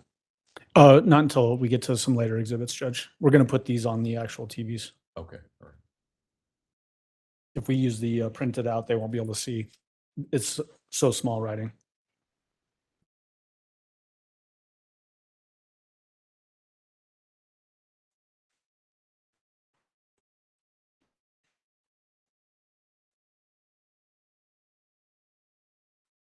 All rise for the jury, please.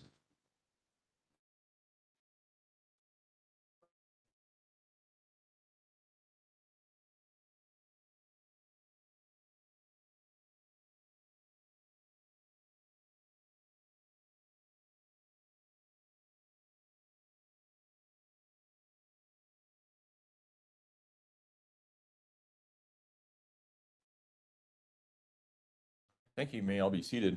Court will recall 20 CR 1358, People versus Letecia Stauch. Record should reflect the jury has returned to the courtroom. Mr. Allen? Thank you, Your Honor. Just continuing with Mr. Clark, and if we could have the TV on, we're going to start with People's Exhibit 695.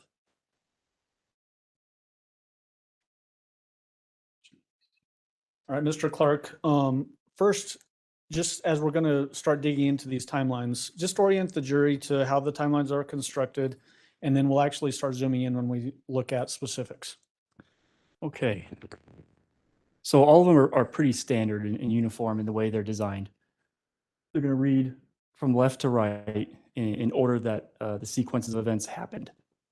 So you're going to have the calendar day of the time period we're looking at. On the top, you're going to have your like legend in a map. This is just the exhibit number. You don't have to worry about that.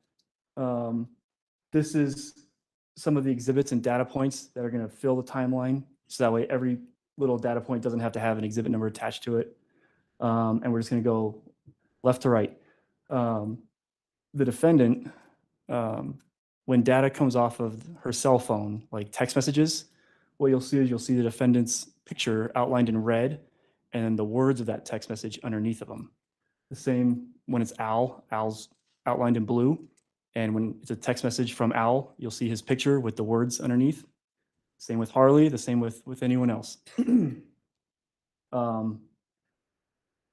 cast report is present in a lot of these timelines to kind of reference movement of people and devices and vehicles and things like that. And we'll just zoom in and just go one by one. Okay. So for this particular, you pointed out the sources of the information for this timeline, which is in that top left portion of the screen there. Yes. And so we're talking about the download from Mr. Stauch's phone, the download from Harley Hunt's phone, and the download from the defendant's phone. That's correct. And then the cast report, that's the report that Special Agent Hoyland created that shows movement of GPS information. That's correct. All right. And the date for this particular exhibit is which date? Right now we're Sunday, January 26th of 2020. Okay. So let's zoom in.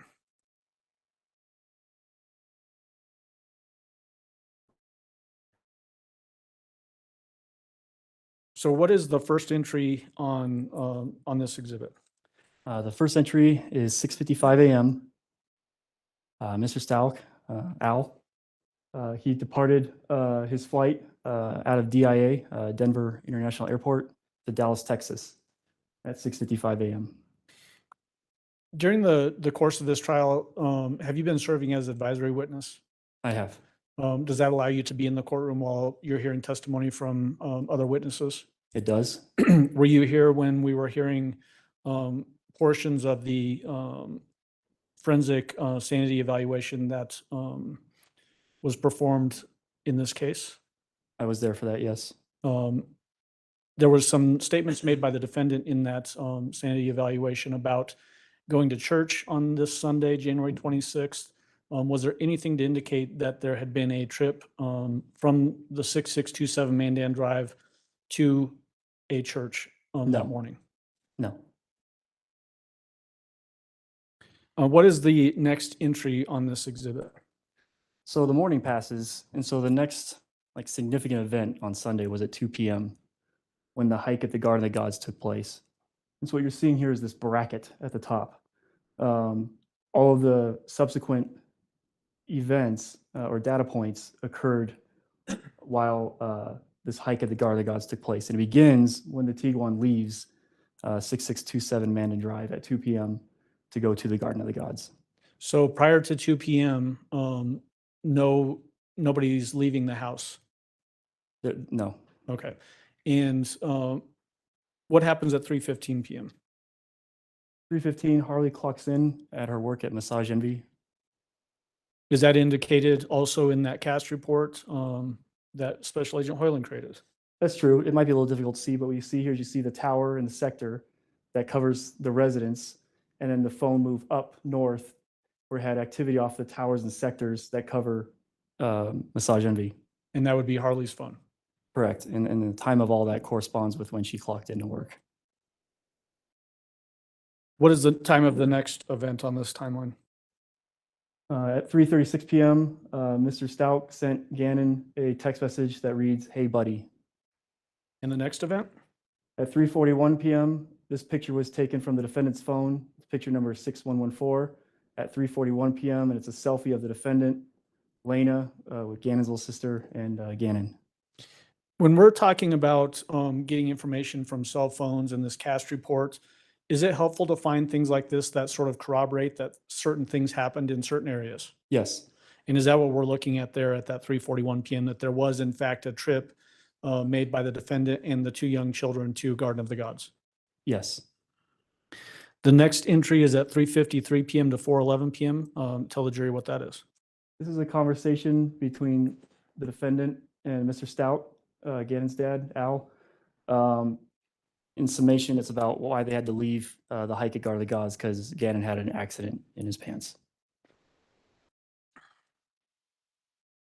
Does that basically just continue on discussing the reaction to Gannon having an accident in his pants? Yes. The next entry is actually at 4:46 p.m. What does that indicate? That's when the Tiguan and the defendant's Life 360 and Tower data all indicate that they all returned home at 4:46 p.m. to 6627 Mandan Drive. When we say that they all returned home, who is the they that we're referring to there? The defendant, Gannon, and Lena. And where is Harley Hunt at this particular time? She's still at work at Massage Envy. Next entry that you have on the timeline is from 5:11 p.m. to 5:12 p.m. What is that? This is a conversation that takes place between Harley and the defendant from 5:11 to 5:12. Harley mentioned it during her testimony that she asked if the defendant could bring her food at work, and that's this conversation.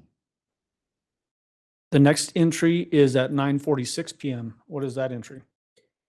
This is the video taken from the defendant's phone, video number 6115, and it's the video of a candle had spilt, and the defendant is telling Gannon about how they're going to have to sell items to pay to fix it, and it ends with Gannon saying, "I'm just worried about my burns," and then the defendant saying, "So tomorrow," and then ending the movie.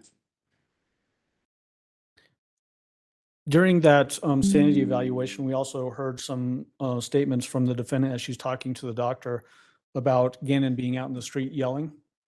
You remember that portion of the video? I do. Was there anything indicated in any device, whether it's a neighborhood ring or a doorbell videos or anything like that, that would indicate Gannon was ever out in the street yelling on this Sunday night, January 26th? No. The next entry you have on the timeline is at 9:54 p.m. What is that? This is a text message conversation between the defendant and Harley. And the defendant sends a message saying, "Do panic," but Gannon turned on a candle downstairs and set the downstairs on fire. I had to get the dogs and Lena out and run back downstairs and jump on him with a cover and put it out. I kept jumping on it.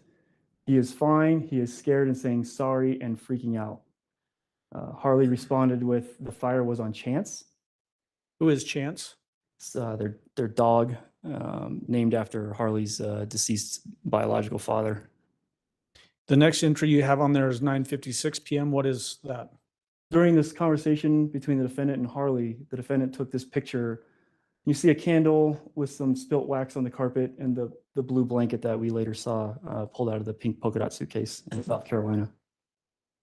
So this is at 9:54, this text message. 2 minutes after this message started and sent, this picture was taken. On the defendant's phone? Correct. The next entry you have is at 9:57 p.m. What is that? The defendant's responding over text message with Harley saying, "No, Chance was upstairs. The house is smoky. I didn't call fire department because I put it out right away." And then with that text message, the defendant attached the picture taken of the candle spilt. What's the rest of that conversation? Harley's still at work, so you can tell she might be a little distracted because she's not understanding. She's saying the fire was on Chance. And the defendant said, "I jumped on him with a cover." And so it was just a lot of kind of back and forth between the defendant and Harley clarifying what had happened and that the dogs were fine. So the next entry that you have is at 9:58 p.m. to 9:59 p.m. Is that basically from 9:58 p.m. all the way to 10:15 p.m.? Is that just a continuation of that conversation between the defendant's phone and Harley's phone? Yes. Was there anything of significance mentioned in this conversation other than the discussion about the fire and the circumstances associated with it? Other than the defendant portraying herself as a hero of putting the fire out and saving Gannon, no. There was also some information shared by the defendant about jumping into the car and leaving the residence during this fire incident. Was there anything on video that corroborated that occurred? No. Was there any indication that they ever left on Sunday night, January 26th? They being the defendant, Lena, Gannon, and I guess Harley's still at work, but Harley's still at work, yeah. Or the dogs, as indicated in the messages, no. okay. No. The next entry you have is at 10:18 p.m. What is that entry? This is when Harley clocked out of Massage Envy. The next entry is 10:24 p.m. What is that? Just more continuation of clarifying what had happened with this candle event between the defendant and Harley. Does she also send another picture indicating the fire? She shows a picture of the couch that has some wax on it. You can see the droplets of wax on it, and she sends that picture to Harley. Did you see that particular photo as it relates to the couch itself and the couch cushion? Did you physically see those items? Yes. Did it appear that there was any burns on that couch, or was it just dripped wax? It looked like just dripped wax to me.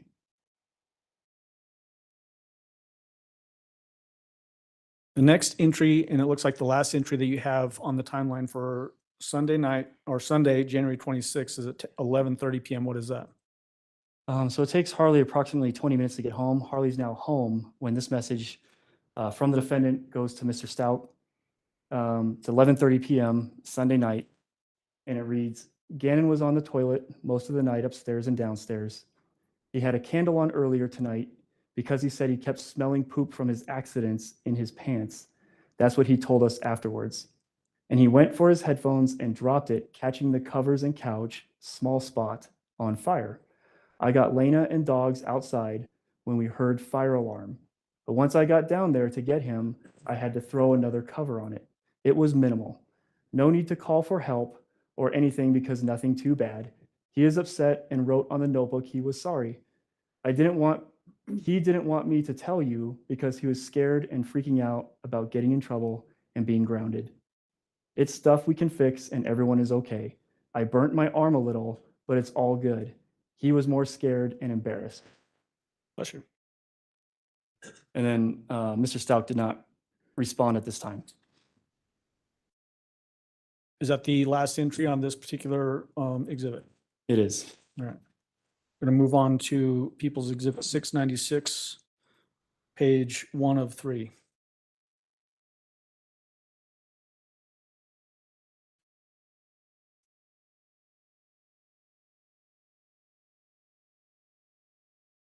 So I want to go first, and we'll do this with each one of these exhibits. What are the sources of information for this exhibit? So the main sources of information are Mr. Stauch's phone download, the defendant's phone download, and Harley's phone download. When there's conversation between the defendant and Mr. Stauch, it's under exhibit number 32. That's what the text bubble indicates. When there's conversation between the defendant and Harley, it's under exhibit number 205. And now we have a new person on this link or timeline. It's Ms. Leslie Hicks, who was the assistant principal at Mountain Ridge Middle School. And the text messages between her and the defendant are represented in exhibit number 207. And then we still have the CAS report. The FBI report? The FBI CAS report, yes. Okay. In the date of this particular exhibit and date and time span for page 1 of 3 on 696. So Monday's broken up into 3 sections, and this is the first section. And we're looking from midnight until noon. So we're looking at a 12-hour window, the first half of Monday, the 27th. The first entry that you have on this exhibit is at 2:48 a.m. Can you tell the jury what that is? It's 2:48 in the morning. And the defendant sends Mr. Stauch a text message that says, he is in the bathroom again and blood coming out butthole, and he is crying about going to school tomorrow. Like this, and he is still upset about the candle accident. I told him it's fine, and that as long as he was okay, not to worry about something minor we can fix, and to let's worry about his stomach hurting. Any indication that Mr. Stauch had seen that text message at that particular time? No. Okay. The next entry is at 4:36 a.m. What is that? This is a message from the defendant to Ms. Hicks, the assistant principal. And the defendant sent a message saying, I'm sorry for the time of night message, but my stepfather passed away. Someone hit him with a car while he was walking. I can update you at a later time, and included the crying face emoji. We had testimony from Dakota Lowry, the defendant's brother. What did the defendant's stepfather pass away on this January 27th date? No. When did he actually pass away? Do you remember? Was it years before this? It was September 21st of 2006, I believe. The next entry is from 4:36 a.m. to 5:02 a.m. What is that? This is a series of text messages back and forth between the defendant and Mr. Stauch. So 4:36 a.m., the defendant sends a message saying, I'm just going to give them an excuse at work and stay with him. I don't think you should be here alone. We haven't really slept, and we haven't heard from you by call since you left Saturday night. And did Al Stauch respond to that? He did. He responded, OMG, is he okay? I texted him too. Then go ahead and just indicate who is sending which text and read the rest of that string. So then the defendant replies, he just laid down again. I just left from down there with him. Mr. Stauch says, okay. The defendant says, I love you and miss you. And Mr. Stauch says, I too. Then jumping now to 5:03 a.m. to 5:04 a.m., the next entry on this timeline, what are we looking at here? Just a continuation of the previous conversation. The defendant sends a message to Mr. Stauch saying, I'm exhausted. He was so pitiful and freaking out about fixing the carpet, but told him to worry about his stomach. I can't sleep because I have coughed nonstop from that smoke. And then attached the same candle picture from the night before that she sent Harley while Harley was at work. And Mr. Stauch didn't respond at this time. The next entry is at 5:49 a.m. What is that entry? This is a text message from Ms. Leslie Hicks, the assistant principal. And it reads, oh my goodness, Tisha, I'm so sorry. Shall we try to find a sub for you today? And then the defendant responds approximately 2 hours later at 7:21 a.m. saying, question mark, it's apparent. All my family lives on the East Coast. I am trying to find a way to get there. The next entry is at 7:32 a.m. What is that entry? So the last message was sent at 7:21. So approximately, 11 minutes later, Ms. Leslie Hicks replies back to the defendant saying, "Okay, I am just trying to understand your plans so that we can find coverage. Am I understanding that you will not be in today?" The defendant replies with, "Yes, it's my parent. I can't believe that you would not be an assumption in a time like this." And then Ms. Hicks responds with, "I'm so sorry for your loss and we will support you, but I cannot make assumptions. I do need some direction from you. We will get a sub today. Please let us know what else you need moving forward." The next entry is at 8:09 a.m. Through 8:10 a.m. What is that? So this is a 1-minute back and forth between the defendant and Mr. Stauch over text message. The defendant says, "I keep calling you back." And then Mr. Stauch says, "In class now, I'll call on break." The defendant says, "Okay, it's where he burnt the floor." Then Mr. Stauch replies with, "Burnt?" question mark. And the defendant says, "He said he was playing his games and wasn't supposed to and thought someone was coming." Mr. Stauch says, "What?" The defendant says, "Yes, and I sent it to you last night and you said, 'OMG, I explained everything.'" And Mr. Stauch says, "I was so out of it from not sleeping." The next entry is from 8:10 a.m. to 8:16 a.m. Tell the jury what that entry is. It's the same lengthy text that was sent at 11:30 p.m. the night before about Gannon was on the toilet most of the night. The defendant got laying in the dogs outside when she heard the fire alarm. So it was just a copy paste resend text message. And then did Al respond to that particular? Yep, he said okay. And then the defendant said, "He told me this morning he was playing his game and didn't want to get caught. I had to fix the carpet. He said he accidentally knocked it over and couldn't put it out. When I got there, I threw the covers on it and jumped on it." And then Mr. Stauch replies with, "OMG." And the defendant says, "That's the sofa.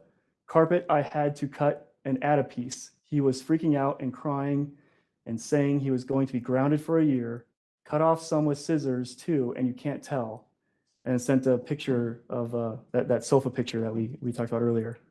Mr. Stauch didn't respond at this point. The next entry you have is 8:14 a.m. What is that? During this back and forth between the defendant and Al, the defendant takes a picture of Gannon laying in bed, where you see the bedding that he would later be found in Pensacola, Florida.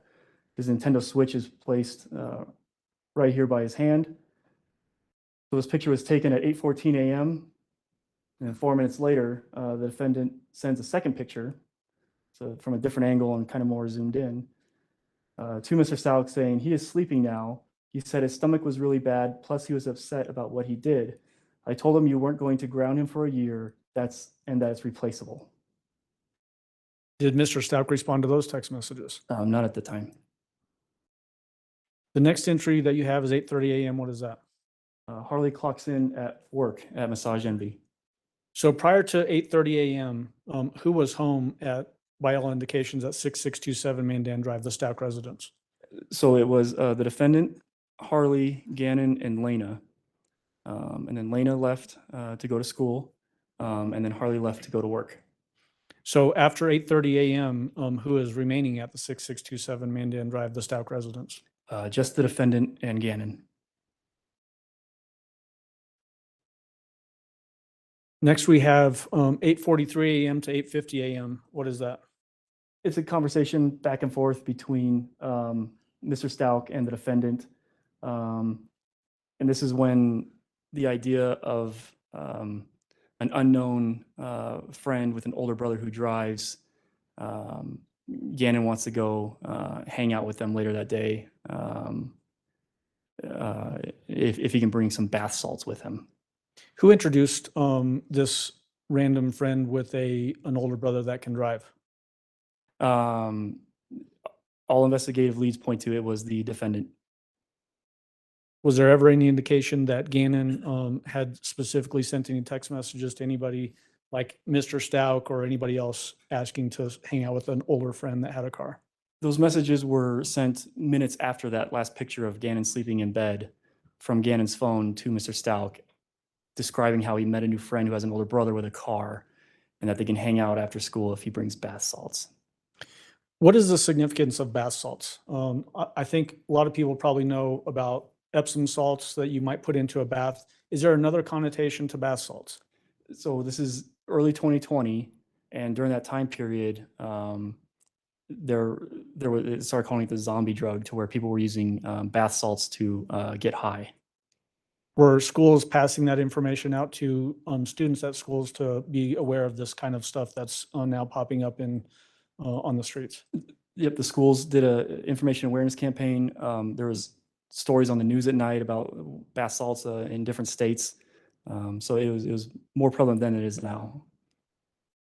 The first mention of bath salts, is that first mentioned by the defendant in these text messages at this time? No, it was first mentioned from Gannon's phone minutes after the picture was taken of Gannon in bed. That the defendant sent to Al showing him asleep in bed? Yes. Okay. Are there any specifics during this particular exchange back and forth between the defendant's phone and Al's phone, Mr. Stauch's phone, that would be important for you to read to the jury? Or is this just basically discussing the bath salts? It's just a summation about TikTok challenges and bath salts and things like that. And Al was completely against it, informing the defendant that bath salts can be used for other purposes other than, in the bath.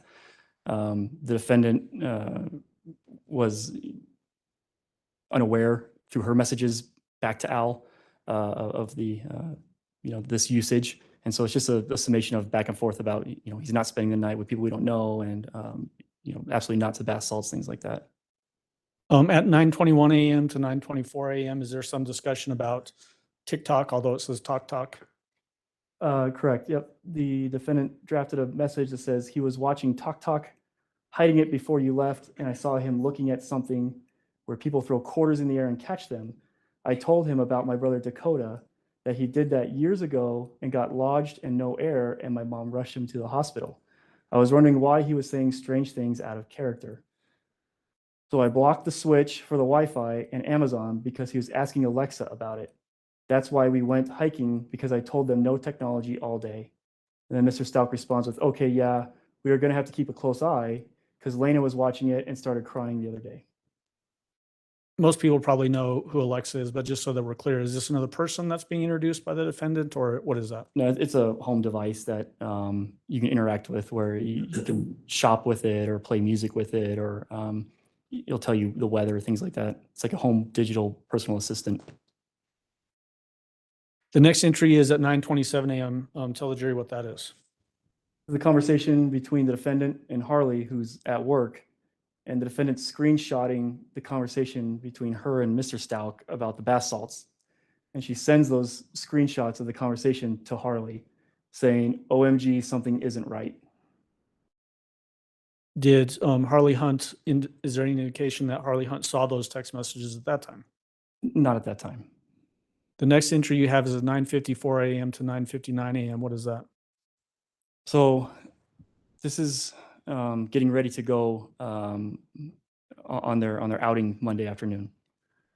So at 9:54 to 9:59 a.m., these messages were sent to Mr. Stauch from the defendant. Starts out with saying, left phone at home, call G's on my watch. It may stay connected, and we will monitor it. And then at 9:59, Mr. Stauch replies with K. And then, I'm sorry. Oh, I think I was going to ask just what you were getting ready to jump into. So that text message about leaving home happens between 9:54 and 9:59. What time did they actually depart? And when I say they, tell us who the they is. They, the defendant and Gannon, actually departed at 10:12. And we see that on video that we've previously admitted, Exhibit 41, the surveillance video from 6643 Mandan Drive. That's correct. The next entry you have is at 10:39 a.m. to 2:45 p.m. What is that? So after they leave, from 10:39 a.m. to 2:45 p.m., the defendant's phone had no outgoing activity. In fact, all of the incoming calls and text messages, the phone was in fact left at home, because here's the tower and sector that's servicing that activity. We know through financials and other investigative leads that the defendant drove the red Nissan truck up to the Petco on North Nevada. During this time, the phone was active at the house, but all incoming activity. There was no outgoing activity. Based on looking at the download and other data points for the defendant's phone, was it unusual for her to leave her phone at home when she would go to trips to stores or what have you? This is the only instance I know of that happening. The next entry you have is at 11:22 a.m. What is that? Defendants at Petco at 5020 North Nevada Avenue. We have an American Express financial transaction under exhibit number 231 for $34.58. The defendant bought 3 outfits for the dog. Then the next entry is at 11:28 a.m. What is that? That's a message from Mr. Stauch to the defendant saying, I have to get a few toiletries from the PX. That was sent at 11:28 a.m. The defendant didn't read that message until 2:45 p.m. Is that the last entry on page 1 of 3 of People's Exhibit 696? Correct. Moving on to page 2 of Exhibit 696.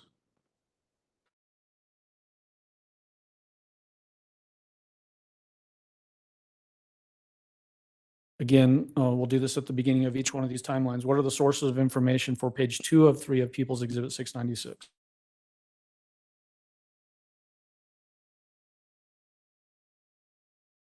His phone, and now Gannon's phone, and the FBI CAS report. And then Ms. Hicks was removed because she's no longer.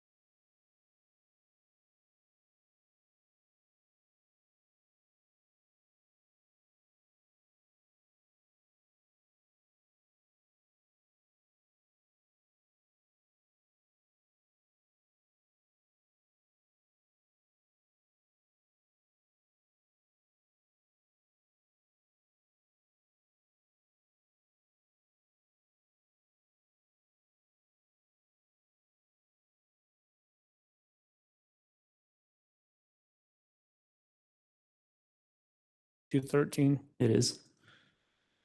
The next entry is at 2:26 p.m. What is that? That's Mr. Stout sending the defendant a text message saying, you there, with 2 question marks. And just like the other message on the first page, this message isn't read until 2:45 p.m. with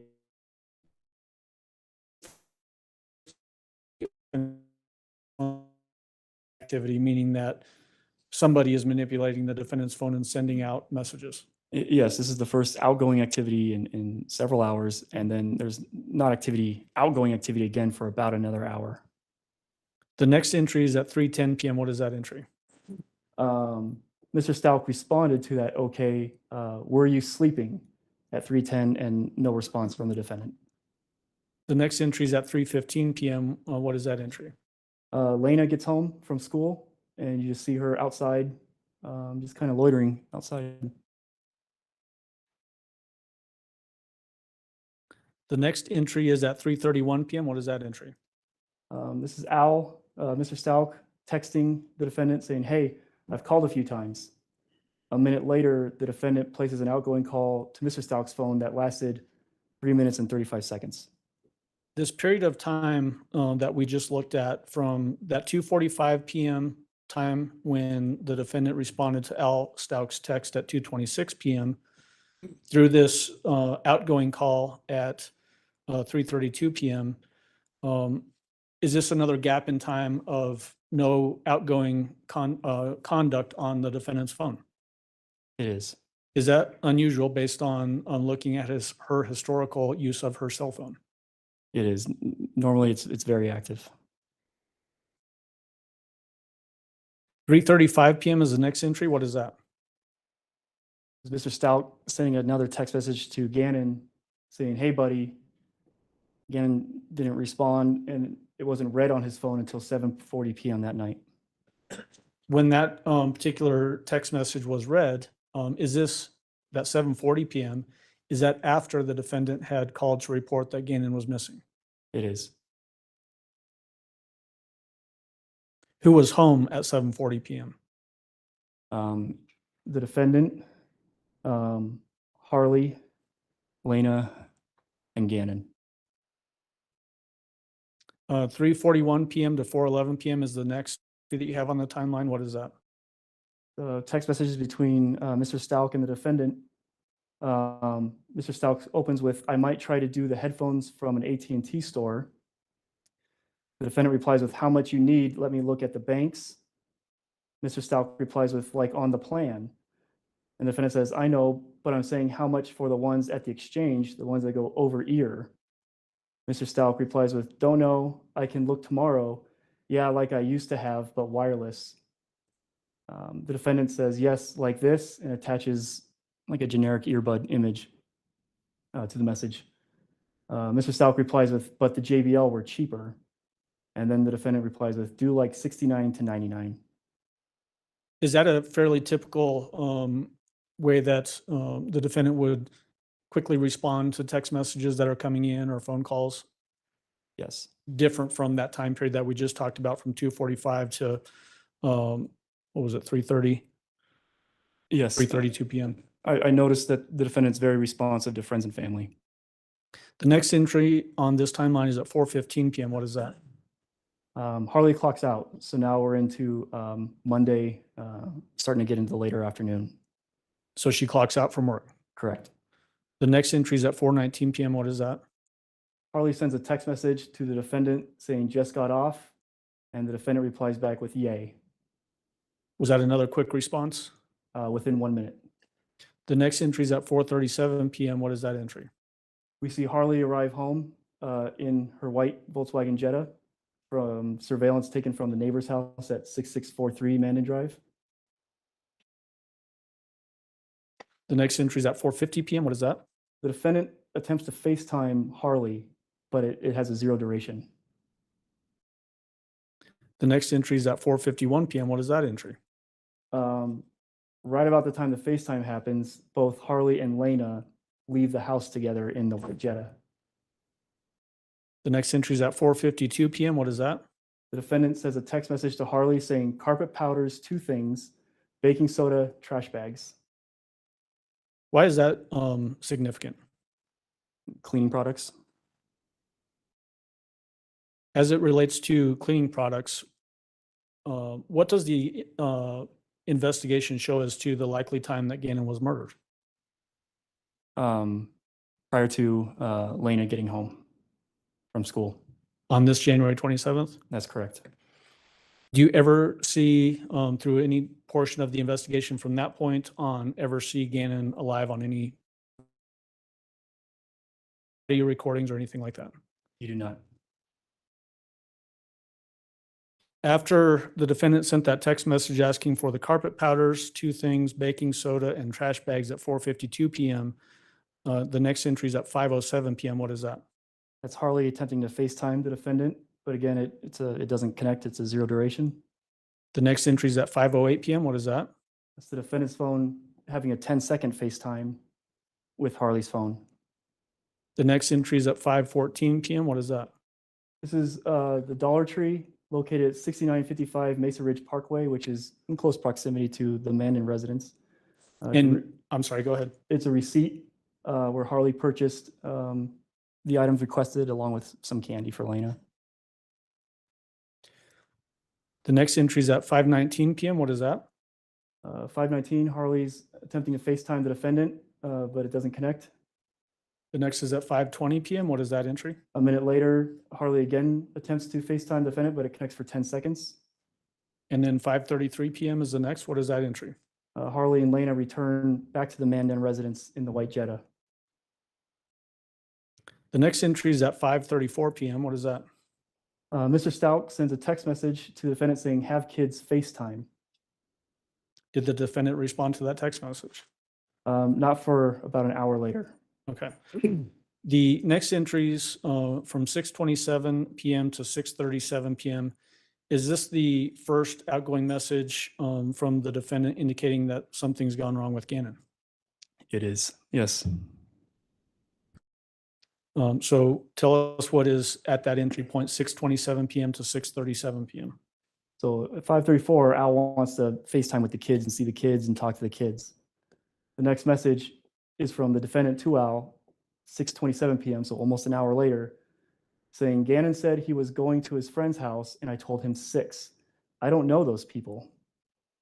And Mr. Stauch says, "Send Lena." And then the defendant says, "Okay, hold. I'll stand out and watch her." Mr. Stauch says, "If it's the ones on the end of our street, and ground him until Thursday." And the defendant says, "Kay, it's pouring rain. You ask them, they may be why. It's sleeting, actually." In any of these text messages that are outgoing from the defendant's phone on both January 26th and now on January 27th, any indication that the defendant doesn't know who she's texting with? No, no indication of that. Any indication that the defendant is in some other altered personality? No, it's consistent. Any indication in any of these text messages where she's wanting to be called Maria or any other name? No.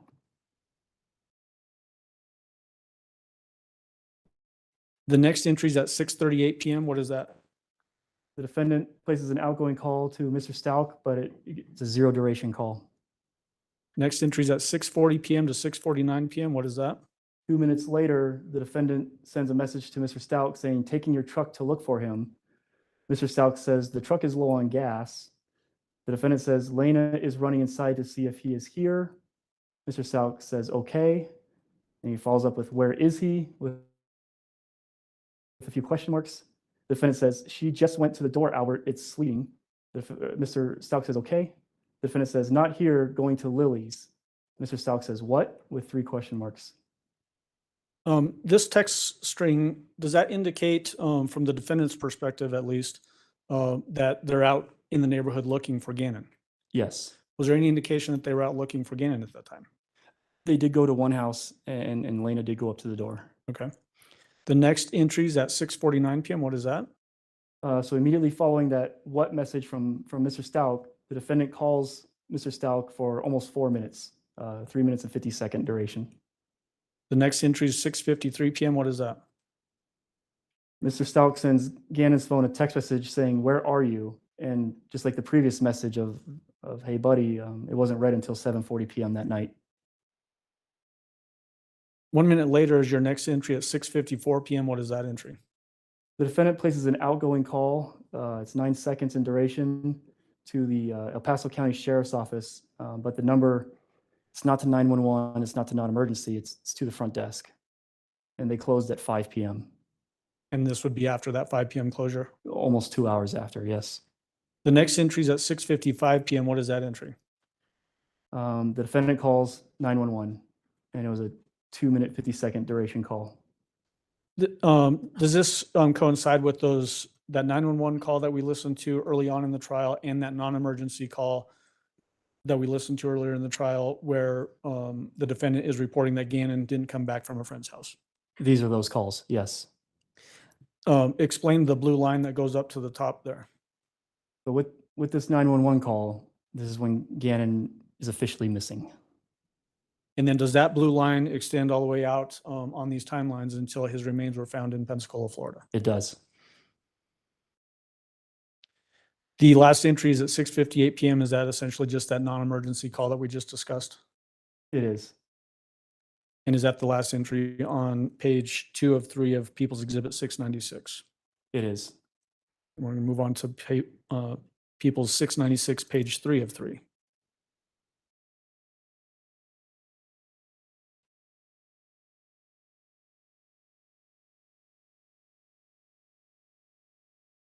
Again, to just orient us to what source of information are used to create this portion of the timeline, tell the jury what those are.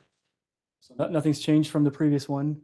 The main sources are Mr. Stauch's cell phone download, the defendant's cell phone download, Harley's cell phone download, Gannon's cell phone download, and the FBI CAST report.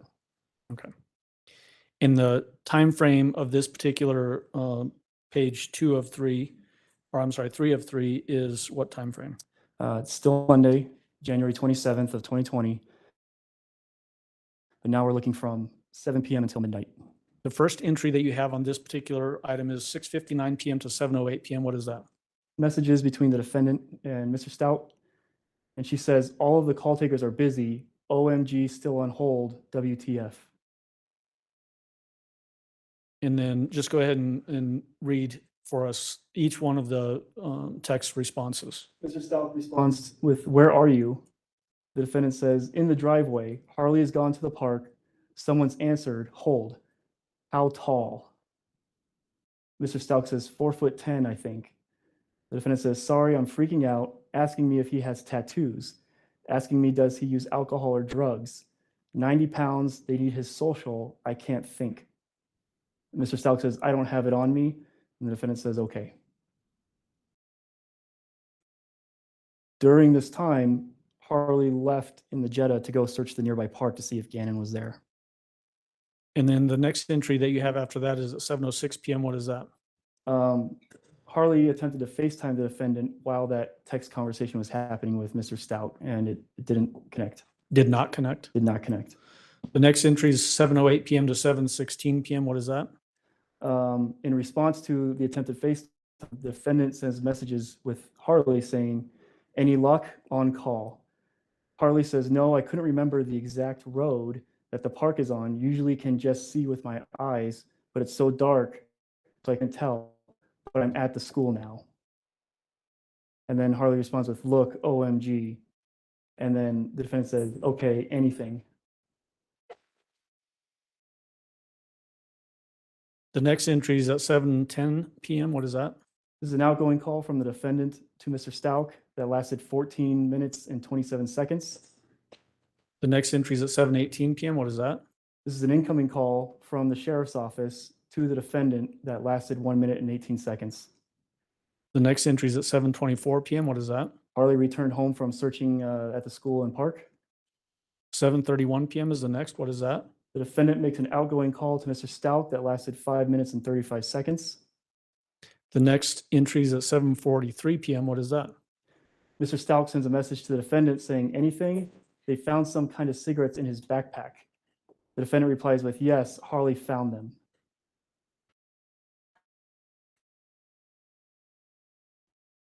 The next entry is at 7:44 p.m. to 7:45 p.m. What is that entry? Harley's FaceTiming with Mr. Stauch. p.m. to 7:47 p.m. What is that? So something happened during this FaceTime because the defendant sends a message to Mr. Stauch saying, why did you hang up on her? Mr. Stauch says, because I'm freaking out. The defendant says, "We are too. Harley is crying. Lena is crying. I hope he isn't putting the salts in here or using the straws. I'm crying." These messages coming from the defendant's phone, are they pushing still this narrative that Gannon has left and hasn't returned, and also furthering the idea that there's some concerns that he might be trying to experiment with drugs? That's exactly what's happening. The next entry is 7:50 p.m. to 7:51 p.m. What is that? The message from Mr. Stauch to the defendant saying, "No police. Did you tell them possible drugs involved?" And the defendant says, "No police." What is that a reference to? No police. The police arrived on scene yet to the Mandan residence. Okay.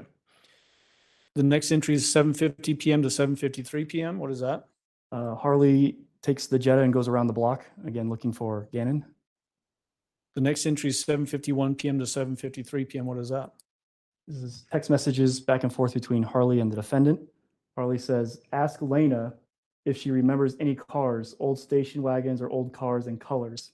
So this message string takes place while Harley's driving around the block. The defendant replies with, "No, but don't go there by yourself. Connor's mom is on the way and she could go with you." And Harley responds with, "Okay." The next entry is 7:53 p.m. to 8 o'clock p.m. What is that? So over these next 7 minutes, the defendant's sending messages to Mr. Stauch saying, "Connor's mom on the way," to start looking. Connor's mom said it's a stupid idea putting elementary at the middle school. Harley has gone to look for Jimmy. I think that's supposed to say, "I'm freaking out. I can't breathe. Have you let anyone know or waiting on the police?" And Mr. just, Stauch, sorry. I'm sorry, let me just break in there. When you say that you think it says "I'm freaking out," what is it? Just spell it out so the record is very clear. FRAKAIJF space O. And when you say that you think should be saying "freaking out," is that based on the context of the message itself? Yes, the situation that we're in, and she uses the term "freaking out" quite a bit. Okay. And then the response from Al to this is what? I texted that lady from SC because their son is on the same bus. The defendant says, "Okay, your mom, his mom?" Mr. Stauch says, "Yes." And the defendant says, "Just in case they ask me, you talk to both." Mr. Stauch says, "Who?" The defendant says, "Like, did you tell him mom?" I'm assuming it's supposed to be his mom. "So I know when they ask me if he made contact with her." Mr. Stauch says, "Yes." Defendant says, "What is she saying? He talked to her?" Mr. Stauch says, "No response." And the defendant says, "Okay, because they told me to have a list of people available that we reached out to, so I'm writing them down. They need social. Is it here?" Mr. Stauch says, "I lost them, remember?" The defendant says, "Okay, are you in your hotel room?" Mr. Stauch says, "Yes." The defendant says, "Babe, you aren't saying much. I'm losing my mind. They aren't here yet." During this portion of the evening on January 27th, is the neighborhood starting to become mobilized to be out looking for Gannon on this night? We're still early on, but yes, they start doing initial searches that night. Neighborhood canvases, flashlights, that kind of thing. There's reference to Connor's mom being notified about something, Harley being out looking around. That's what I'm basing that question on, that this is sort of the start of that neighborhood effort to find Gannon. Yes, it is. Okay. The next entry is at 8 p.m. What is that? This is an outgoing call from the defendant to Mr. Stauch, and it lasted 1 minute and 24 seconds. The next entry is at 8:05 p.m. What is that? Mr. Stauch calls the El Paso County Sheriff's Office. Next entry, 8:06 p.m. to 8:08 p.m. What is that? The defendant asks Al, "What did they say?" Mr. Stauch replied with "Same BS." The defendant says, "What? Did we tell you he wrote 'I'm sorry for everything' last night on his notebook? Just trying to make sure I told you everything." The next entry is 8:16 p.m. to 8:21 p.m. What is that? About 8 minutes have passed, and Mr. Stauch responds to the defendant saying, "I emailed everything. I emailed the teacher. Anything?" Defendant says, "No, Connor's mom is here, and everyone is going to the fields to look." Mr. Stauch says, "The fields? Where are the guns? Hello?" The defendant says, "Yes, like to make sure no kids are at sole hideout place they have. Mr. Stauch says, where are the guns? Answer me. The defendant says, hold, I'll go check. Green one is there. Mr. Stauch says, black. Defendant says, big one in my closet. Then the next entry is from 8:22 PM to 8:24 PM. What is that? Just a continuation on about where the guns are. Okay, so tell us who is sending each message. Defendant says, hold, looking because I put it back in your crate after later stayed. I didn't check the inside, but it seemed normal. It was in there. Mr. Stauch says, okay. Defendant says, I don't see your pouch. Mr. Stauch says, really? You serious? No one knew they were in there. Defendant says, looked under everything. Mr. Stauch says, yours in there? The defendant says, it fell, all accounted for. So spell that noise that you just made, just so the record is good. PSHHHH. Okay. The next message, who is it from? And just continue on with that conversation. It's from Mr. Stauch saying, okay. Then the defendant says, it's got to be some older middle schooler. Mr. Stauch says, yes. Then the defendant says, I was panicking for a second about gun, but that makes me feel better. So we just need to know where he is hanging out at. That conversation, does that indicate that the defendant has accounted for all of the guns that would be in the Stauch residence? It does. And does that include the gun that was ultimately determined to have been used against Gannon? It does. The next entry is 8:25 PM. What is that? It's an outgoing call from the defendant to Mr. Stauch that lasted 11 minutes and 47 seconds. The next entry is at 8:33 PM. What is that? During this phone call, the defendant texts Harley saying, anything yet? And Harley says no. The next entry is at 8:37 PM. What is that? It's a FaceTime, 18-second FaceTime session between Harley to the defendant. And then still at 8:37 PM. What is that? It's an outgoing call from the defendant to Mr. Stauch that lasted 19 minutes and 43 seconds. The next entry is at 8:43 PM. What is that? While they were on the phone, the defendant texts Harley saying anything, still waiting. Harley replies with no. And when you said while they were on the phone, do you mean the defendant and Mr. Stauch? Correct, yes. Okay. The next entry is at 9:00 PM. What is that? It's an outgoing call from Mr. Stauch to the defendant that lasted 15 minutes and 57 seconds. The next entry is at 9:18 PM. What is that? It's a outbound call from Mr. Stauch to the defendant that lasted 2 minutes and 7 seconds. And then the next entry is at 9:23 PM. What is that? It's an inbound call from someone with the same 843 South Carolina area code to the defendant that lasted just over 4 minutes. And then are some of the numbers X'd out on this particular entry? They are just for privacy. Okay. But the full number would be contained in the Celebrite report for the defendant's phone? That's correct. Okay. Any idea based on your investigation who that number belonged to? We figured out who it was, but I can't recall at this time. Okay. 843 area code, is that Myrtle Beach, South Carolina area? Yes. Okay. The next entry is at 9:26 PM. What is that? It's an outgoing call from Mr. Stauch to the defendant that had a 0 duration. 9:26 PM again. What is that? So he recalled in that same minute, and this time it connected for 4 minutes and 36 seconds with the defendant. And then 9:36 PM. What is that? 10 minutes later, another outbound call from Mr. Stauch to the defendant that lasted 17 seconds. And then 9:39 PM. What is that? Mr. Stauch called the defendant that lasted 1 minute and 23 seconds. And then 9:45 PM. What is that? Outgoing call from Mr. Stauch to the El Paso County Sheriff. 9:46 PM. What is that? Outbound call from Mr. Stauch to the defendant that lasted 7 minutes and 9 seconds. And then we have what appears to be a text exchange again. Is that right? Correct. From Mr. Stauch to the defendant. It's 1 minute where Mr. Stauch says, Landon said, track his switch through Gmail. The defendant says, tell me how to do that because we looked it up and it said no GPS. So how? Mr. Stauch says, any police? No clue. And the defendant says, okay, I'll Google it. And was there a particular search that we saw earlier on a particular phone about tracking a switch? There was. Just remind us what that one was. Well, there was a search from Gannon's phone earlier that day asking, can my parents find my phone, period, if it's off? But there was also a search in the defendant's phone asking that question, can I track my Nintendo Switch?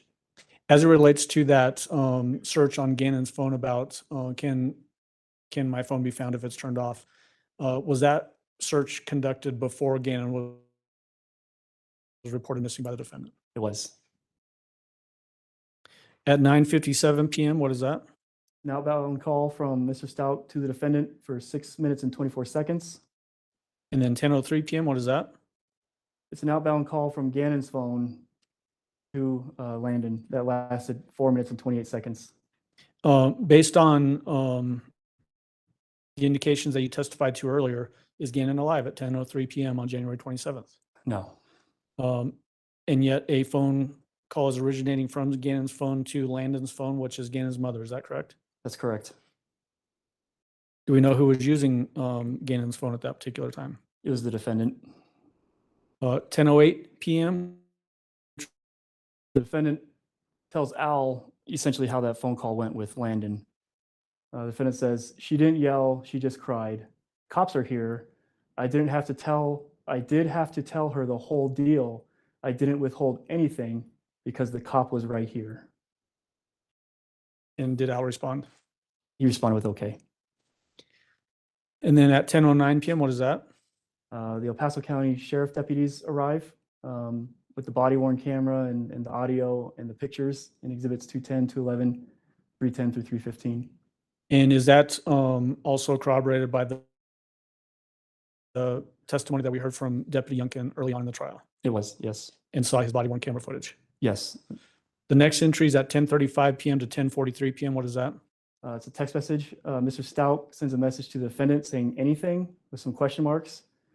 The defendant says, they are calling you. Mr. Stauch just leaves a series of question marks. The defendant says, they were asking me questions about dental and the same things I kept telling them, and it's frustrating.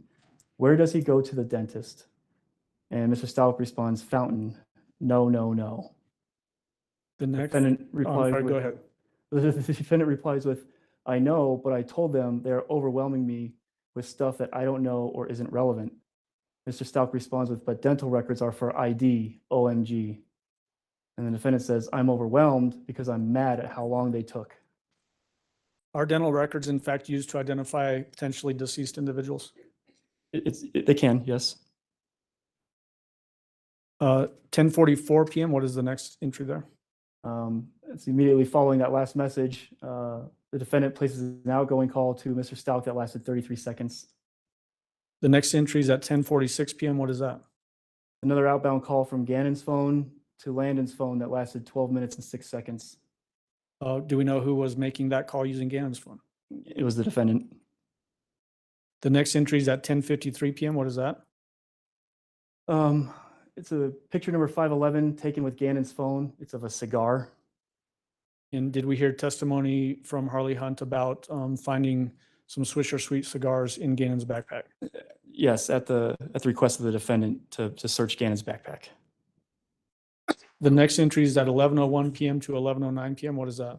A message from Mr. Stauch to the defendant saying nothing else, still talking to police. And the defendant replies with, I feel like I'm having a heart attack. Mr. Stauch says, tell the police. And the defendant says, they had 7 people in here asking me irrelevant stuff when I could be going through the rest of the 462 comments. Mr. Stauch replies with, you okay? And the defendant says, no, like I do everything I can, but none of it matters. And now I am asked why he was outside or drill me about other friends when I don't have the first number to one of them. I've walked this house for 5 hours. I haven't eaten, my chest hurts, but it's not about me. What's that reference to the 462 comments? Is that a reference to social media? Yes, she's on Facebook a lot during these last couple hours. Okay. The next entry is at 11:09 p.m. What is that? An outgoing call from Mr. Stauch to the defendant that lasted 11 minutes and 8 seconds.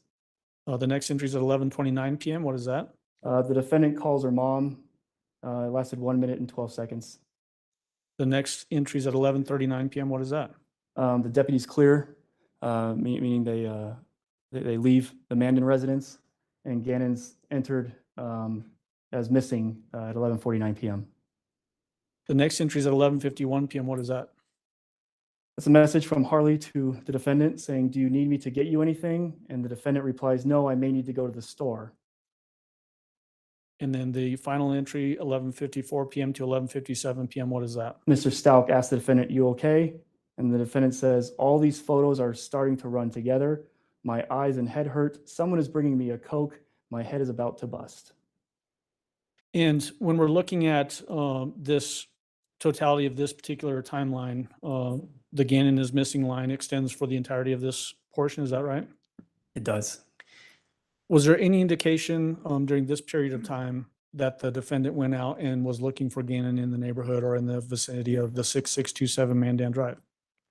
Other than the initial drive with Lena when it was raining out, no, it indicates that she was inside the house. Was she on social media more than she was outside looking? Absolutely, yes. So we're going to go to the next exhibit, which is 697. It's going to be page 1 of 4.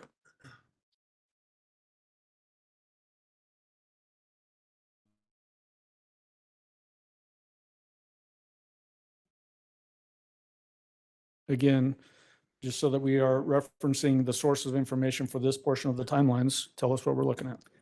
Nothing changed, is still the same main sources. Mr. Stauch's phone download, the defendant's phone download, Harley's phone download, Gannon's phone download, and the FBI CAS report. And then the blue line, does it extend? Gannon is missing for the entirety of this particular timeline. Gannon's still missing. What is the time span for page 1 of 4 of People's Exhibit 697? So now we're at Tuesday, and page 1 looks from midnight to right about 7 a.m., 6:59 a.m. Okay. There's an outgoing call at 12:09 a.m. from the defendant's phone to Mr. Stauch's phone, but it goes to voicemail. The next entry is at 12:40 a.m. What is that? The defendant calls Mr. Stauch, and they connects for 8 minutes and 58 seconds. And then the next entry is from 1:04 a.m. to 1:38 a.m. What is that? Series of messages between the defendant and Mr. Stauch. It starts with the defendant saying, "Please help me. Please talk to me." Mr. Stauch says, "What's wrong?" The defendant says, "I can't sit on this house. Lena on the bike." Mr. Stauch says, "Did she see him while she was riding?" The defendant says, "That Gannon, and he has the hood on. He was doing that yesterday. The lady has a better image, but it's too big to load. You can see it's a switch case." Mr. Stauch replies with, "What did you say he Googled?" The defendant says, "Hold, I'll send," and sends a screenshot of that Google search from Gannon's phone earlier, saying, "My parent find my cell phone, period, if it's off." And the defendant says, "Think he would trying to go to their house, the FV family. Sounds crazy, but he was looking, you saw their address, if that's near here."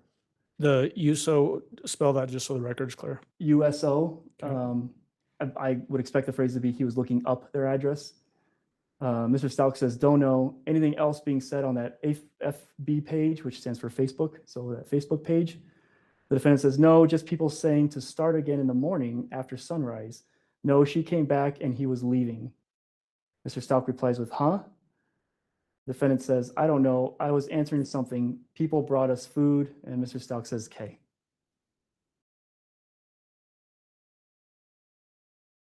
This reference, the text message that you read from the defendant to Mr. Stauch that says that Gannon and he has the hood on, that sort of thing. Is this based off of tips that are coming in that Gannon might have been seen at different places around the community? Yeah, there's some neighborhood Facebook pages and messages over Facebook Messenger with still pictures from neighborhood cameras in the area. And one was a boy wearing a blue hoodie. Were those tips ran down by investigators? They were. Were any of them founded to be Gannon himself, or were they not him? All of them were confirmed to not be Gannon. From 1:49 a.m. to 2:06 a.m., what is that? The defendant messages Mr. Stauch saying the pains are getting worse. not being insensitive at all, just letting you know, please talk, are you Ion, I-O-N, and corrects it with up. No one has reached out to me but Lorson Ranch. I always give it my all and try to do my best at everything I do. Mr. Stauch doesn't respond. In this message, the defendant refers to herself as I, is that correct? Yes, I. Again, like we asked just a little bit ago, or like I asked just a little bit ago, any references to calling herself Maria or Jasmine or Taylor or anything like that? No. At 2:46 a.m., what is that entry? The defendant messages their friend or her friend, Dieter Moss, saying Gannon has been missing since he was outside playing yesterday. And Dieter Moss does not respond. Does this indicate that the defendant is still pushing the idea that Gannon has left and not returned to the home? That's correct. From 2:46 a.m. to 3 o'clock a.m., what is that? The message from the defendant to Mr. Stauch saying no one is ever supportive to step parents, like they mean nothing when I did beyond my part. Mr. OMG, what are you talking about? Gannon is missing and you are worried about what people are saying to you? The defendant replies with, I have no one to talk to. What? No one said anything to me. Mr. Stauch replies with, dozens of people were out looking and people brought you food. The defendant responds with, I was telling you how I felt and that all I has here was the Lorson Ranch people. Mr. Stauch replies with, Gannon has no one right now. That's who has no one to talk to. And the defendant replies with, meaning I had other friends here. You totally read it wrong. There was no one putting myself over this. You are my husband. I was saying my feelings. You completely took it wrong. I never discredited anything. You were saying people were talking to you. Forget I even mentioned having chest pains. I was taking away anything. I wasn't taking away anything. I was saying they were worse, and I wish I had someone to help. Regardless, I'm human, a person too who has pain and worried. What do you mean he has no one? He is talking with his friends, maybe not good friends. He is coming home once he sees the news. All I'm saying is talk to me, like you haven't said anything about yourself. Mr. Stauch replies with, he's in a car, long gone. The defendant says, and how we can help each other. Mr. Stauch says, there is no way he got to that gas station by 4 p.m. on foot. Let me break in just there real quickly. Is this another reference to chasing down the tip that Gannon was at a gas station in the area? Yes, there was some information that someone may have seen Gannon at a come and go gas station, but we confirmed it was not Gannon. Was not Gannon. Was not Gannon. The next response from the defendant is what? Long gone, like with friends, right? I'm just so lost as to what to say, and it's all so sad. I have hurt, but you want to talk to me about yours. So that's all I'm saying is to talk to me, help each other out. I can't sleep. I asked the neighborhood to pray for you on your flight and help you. I'm just so devastated. I run time the door at every sound. So I can't imagine you. I'm just hurting for you and me too, but I just don't want what to say or do or where to search next. I've been in his life since he was 5 and helped take care of him in most of his adolescent years. I don't understand. I think he may be peer pressured, and I don't know about the salt stuff. And like I keep imagining salts everywhere, and my brain won't stop thinking if he has food. We haven't eaten yet because we were supposed to at 6. Is there anywhere I could go? I have to do something. Please talk to me and tell me. In any of these long text messages, are there any pleas for mental health help from the defendant? No. The next portion of the timeline is 3:05 a.m. through 4:42 a.m. This entry looks different than some of the others because there's more times listed. Why is that? It's kind of broken out. Instead of making this timeline even longer, I just kind of isolated the times that these conversations took place at these timestamps. Okay. And so let's have you read through these text messages, starting with the defendant's text message. The defendant says to Mr. Stauch, babe, please, what do you mean long gone? Now I'm freaking out. I want to talk to you. I need to be there. Lots of people there for you, but we need each other. I need to be there for you most. Are you awake? What time do you leave? I feel so sick, I'm going to help the people search. I misread that. I feel so sick, I'm going to help the search people. Babe, you said your plane was early. I can't sleep. Babe, are you okay? You are supposed to be on the plane and you have said nothing in hours. Babe, you have to be up if your flight is at 6. Where are you? And Mr. Stauch doesn't respond.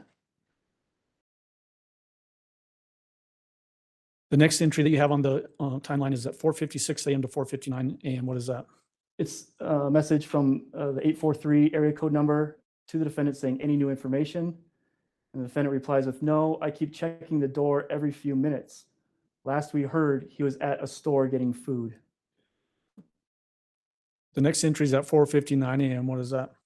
A message from the defendant to Mr. Stauch saying, I'm sorry that you feel the need to ignore me checking in, especially my husband getting on a flight with the tragedies that happened with the helicopter this week. I know you are worried, but it doesn't mean to ignore me and not be kind.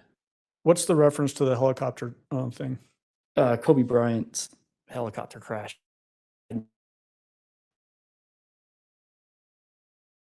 5:15. What is it? It's a local area code number 719. Message to the defendant saying someone posted he wasn't at school either. And the defendant responded with, he had to go to the doctor for his stomach. Honestly, I don't keep up with friends. Albert lets them walk around the neighborhood, but he was here in the afternoon. Based on context, who is the he that's referenced in that text message? Gannon. Was there any indication that Gannon went to the doctor because of his stomach being hurting on January 27th? No. The next entry is at 5:27 a.m. What is that? The message from the defendant to a person with a 631 area code number, and she says, Albert is hurting and taking it out on me. The next entry is at 5:41 a.m. to 5:57 a.m. What is that? From 5:41 to 5:57, Gannon's phone is now messaging Landon. And the first message says, left every toy with a photograph taken with Gannon's phone of Gannon's room. Picture number 514. And was there any indication that Gannon was using this phone on this particular date and time? No. Was there any indication that Gannon was even alive at this particular day and time? No. 6:18 a.m. is the next entry. And before you get to that, Judge, checking on time, how do you want me to go to about 10 till roughly? Or, We're at about 10 till. oh, I'm sorry. Do you want me to go to noon maybe? Well, you just need to find a good break point. Okay. If you could find that within about the next 5 minutes or so. Will do. The next entry is at 6:18 a.m. What is that entry? It's from a person with a local 719 area code. A message to the defendant saying, is there an Amber Alert out yet? Is Al home? Someone was saying he was in Oklahoma. The defendant responded with, yes, Oklahoma, and you can't do an Amber Alert unless you know that someone took them and have to have that person name and tags. And we actually skipped ahead one. There's also another entry at 6:18 a.m. with the pickup truck. Is that right? And that's what we saw earlier today with the pickup truck moving forward a little bit on the curb. That's one of those videos that we watched in People's Exhibit 214. That's correct. The next entry is at 6:21 a.m. What is that? 621, the defendant messages Harley saying, don't answer the door for anyone. I'm going to see if people are out looking. And Harley doesn't respond. The next entry, we have a map indicator here as well. This is above the entries below the timeline. Why is it above that like that? If there's location data for a time period, it is represented above the timeline to show where entities are during a certain time period. And we just earlier this morning had watched exhibits 215, 216, 217, and 218 showing the defendant's Volkswagen Tiguan leaving 6627 in the morning and then coming back. Is that what this next period, 6:22 a.m. to 6:32 a.m. is? Yes, this is that 10-minute period where the Tiguan and the defendant with the defendant's phone went to Bradley Road and back. Okay. And let's go ahead and stop there. We'll pick back up at the 6:34 a.m. Time frame on People's Exhibit 697, page 104. Where you want to take the break? Yeah. Okay. All right, ladies and Ladies and gentlemen, we will take our lunch recess. If I can have everyone back in the jury room at, say, 1:20, we should be able to start on time at that point. Again, don't discuss case among yourselves. Don't discuss case with anyone else. Don't do your own research about any aspect of the case. And we'll see you back at 1:20. All rise for the jury, please.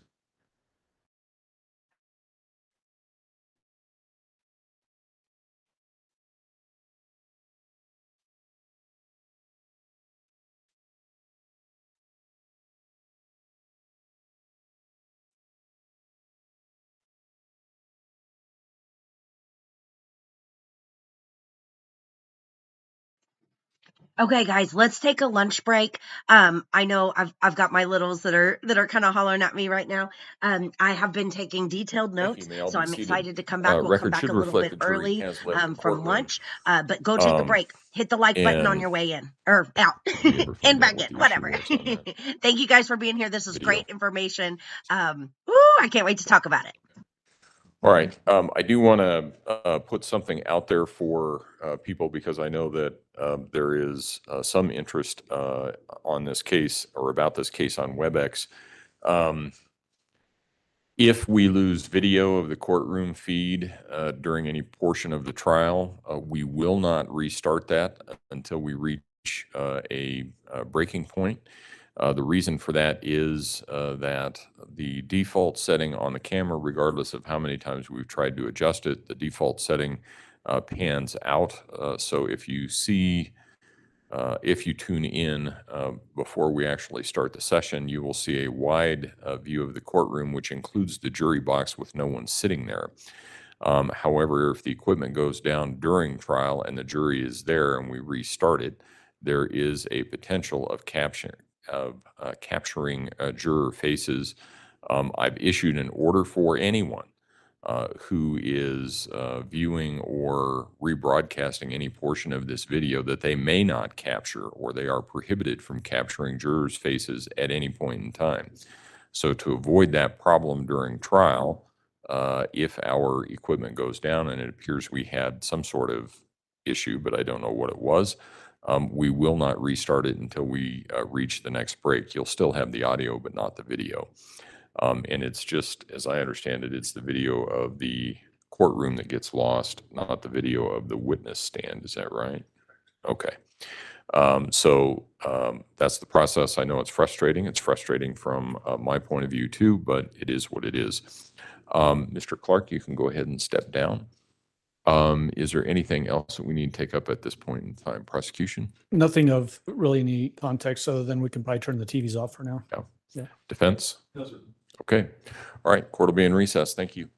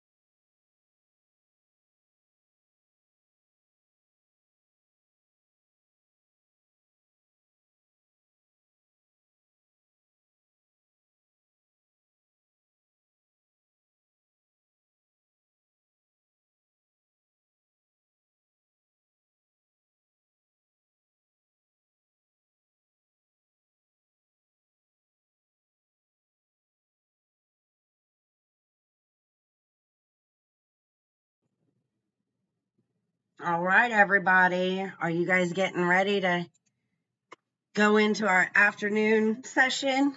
I know I am. Gail, I don't know if you're still in here, but to answer your question, let me pull this up here real quick. Give me just a second. I pulled something up for you guys. And it's really big. Hold on. Just a moment.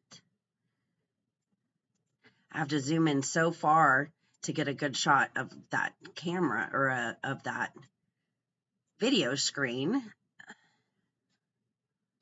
Okay, let me take me off. Okay, I know this may be a little bit hard to see. Can you guys hear me okay? And I do have the sound on in the back, so we will hear when the judge and everybody enters into the courtroom. Should happen here about 2:30 my time, so 1:30 their time. Okay, this is, so Bradley Road is what, Outside the presence see of the this? jury at It's this in point in my time, prosecution. Just one issue briefly, Oh, co-counsel they might be getting Angela ready to start. Hang Gratiano on. This was is in there Bradley there and needs Road, and to that's share French Elementary. apparently some That's where overheard Letecia said she left conversation her that a car, juror in our case which had. is where Okay, Al Ms. Gratiano? went and saw Yes, Your that the Honor. car I was was in not the, there. walked into the Anyway, elevator hope that and answers Mr. your Casey question. Let's Keene see. asked Here we go. me when we would be resting, and I think I mentioned potentially later today. There was a juror that was behind him. I didn't see her, but when she made herself known, I seized the conversation, but out of an abundance of caution, I wanted to let the court know about that interaction. Okay, all right. Defense, do you want me to inquire any further into that? No, I'm fine. Okay, all right. Is there anything else that we need to take up prosecution? No, Judge, the only thing, my understanding is that Mr. Clark would be Mr. Will Cook's witness. Okay, So we might need to check with Mr. Tolini to Right. see if we can. Mr. Tellini, is this going to be Mr. Cook's witness? It is, but we can get, You sure? yes. Okay. I think we'll wait until the big hand Okay. gets to the 6 to make sure that we're all okay. So, until Mr. Cook is here, we'll wait. I think it's not appropriate to start without Mr. Cook being here. So, especially since this is his witness. Oh, and there we have Mr. Cook. So I think we're good to go. Mr. Cook, did you have anything that we need to address before we bring the jury in? Yeah. Okay. So, Okay, let's go ahead and bring the jury in then. I thought it was 1:30, Your Honor, and now that I know you said before, It's okay. It happens. at the end of a long trial. It happens. As I once was, If if ever. okay. Well, it happens, so I understand. So my Um, apologies.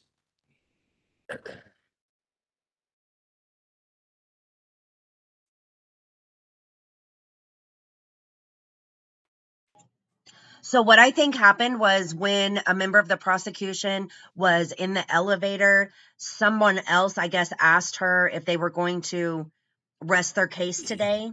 And I think she said possibly. this goes And then forward, she then realized there we'll was a just juror behind her. start it. So that was what she was bringing to their Same attention. you. That's fine. And my apologies for talking for over me. all that. When we get past, Okay, when we get No, past that this works. stage. These are the densest days. So all rise for the jury, get- please. Yeah. We don't have much time. no.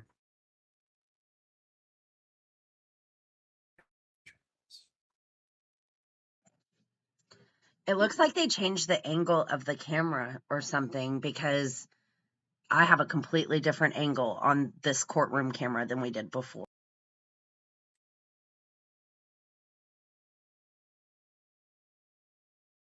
Thank you. You may all be seated.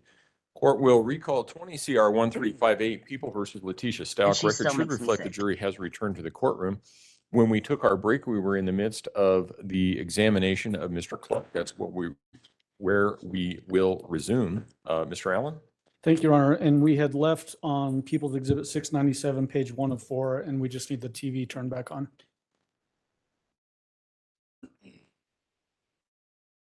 Okay, Mr. Clark, we had, the note that I had was that we stopped just before getting into the 6:34 a.m. Entry on the timeline. Can you tell us what that entry is? So that is an outgoing message from Mr. Stauch to the defendant saying just landed in Denver. And the defendant didn't respond. The next entry is at 6:35 a.m. What is that? The message from Gannon's phone sent to Landon, Gannon's mom, saying, I'm heading out with the neighbor searchers. And then Landon responded with, find my baby, please. Was there any evidence that the defendant went out searching at that particular time in the morning? No, in fact, as you'll see in a few minutes, the Tiguan backs into the garage and the garage door closes. Okay. The next entry is at 6:36 a.m. What is that entry? This is where the Tiguan backs into the garage and stays there until it leaves to go to the airport again to pick up Al. This particular entry is this video that we watched earlier this morning, People's Exhibit 219 from across the street of 6627? That's the one, yes. Okay. Want to orient us on this next little bit of the timeline. There's another page from the cast report. Looks to be that it's bracketing a particular period of time. Why is that? This is just a show from 6:38 until 6:59 that the phones didn't leave the area of the Mandan residence. And when you say the phones, what do you mean by the phones? The defendant's phone and I believe it's Gannon's phone. Okay. Okay. The 6:38 a.m. to 6:55 a.m. Is there a text string? There is. It's between the defendant and Mr. Stauch, and it begins with good. But why were you ignoring? I was worried you didn't make flight. Mr. Stauch responds with not ignoring. I lay down. I airport. Haven't really slept. Flight leaves here at 7:30. The defendant responds with, I understand you are upset, but you are my teammate and parents stick together and not take it out on each other. He's coming home today. Mr. Stauch replies with, how's Lena? And the defendant says, she is tired and Landon said they are coming and if they could stay. I said they had to ask you, that I wasn't making decisions like that. And Mr. Stauch says, yes, in times like this, we put our differences aside.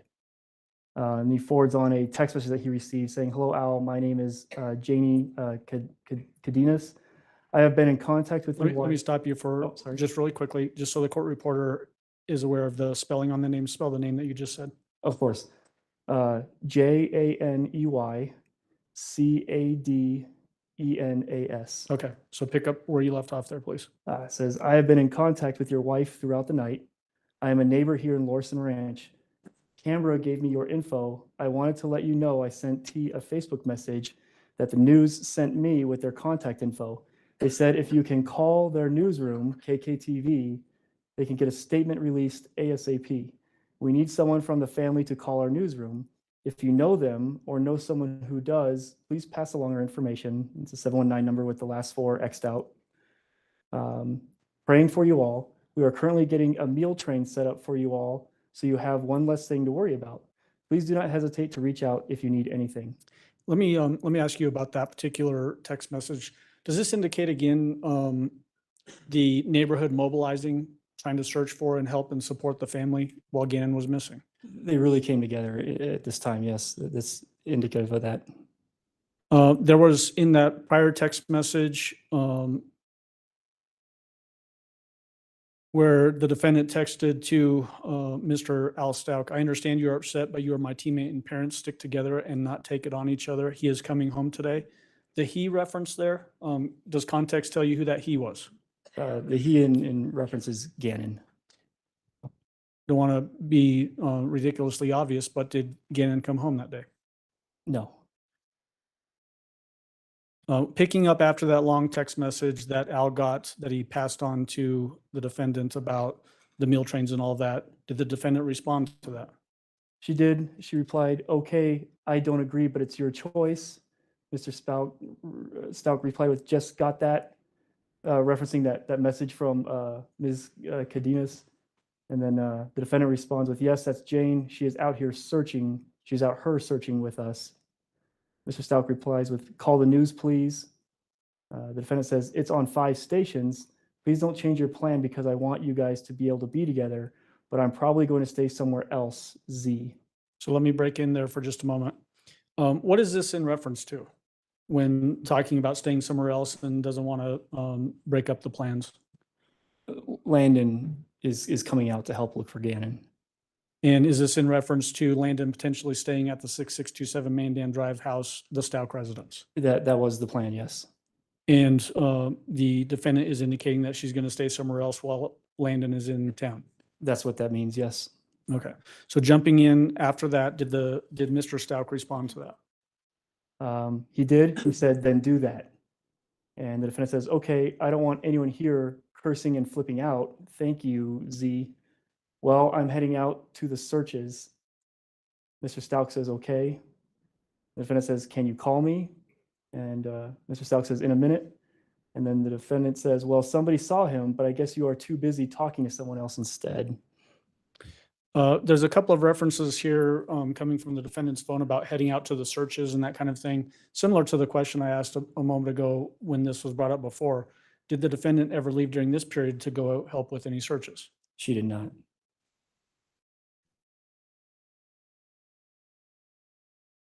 Jumping to the next period of the timeline, there's an entry for 6:57 a.m., 6:58 a.m., and 6:59 a.m. Just give a summary of what we're looking at for those three entries. It's just back and forth calls. With that last message, the defendant sent saying, someone saw him, but I guess you're too busy. She got the result she wanted because Al called and they spoke for 52 seconds. And the fact that those three phone calls happen, is that reflected in the table of the cast report just above that? It is. And does that indicate general vicinity of the phone while it's being used? It does. And where was that? Still in the area of the Mandan residence. Okay. Moving on to People's Exhibit 697, page 204.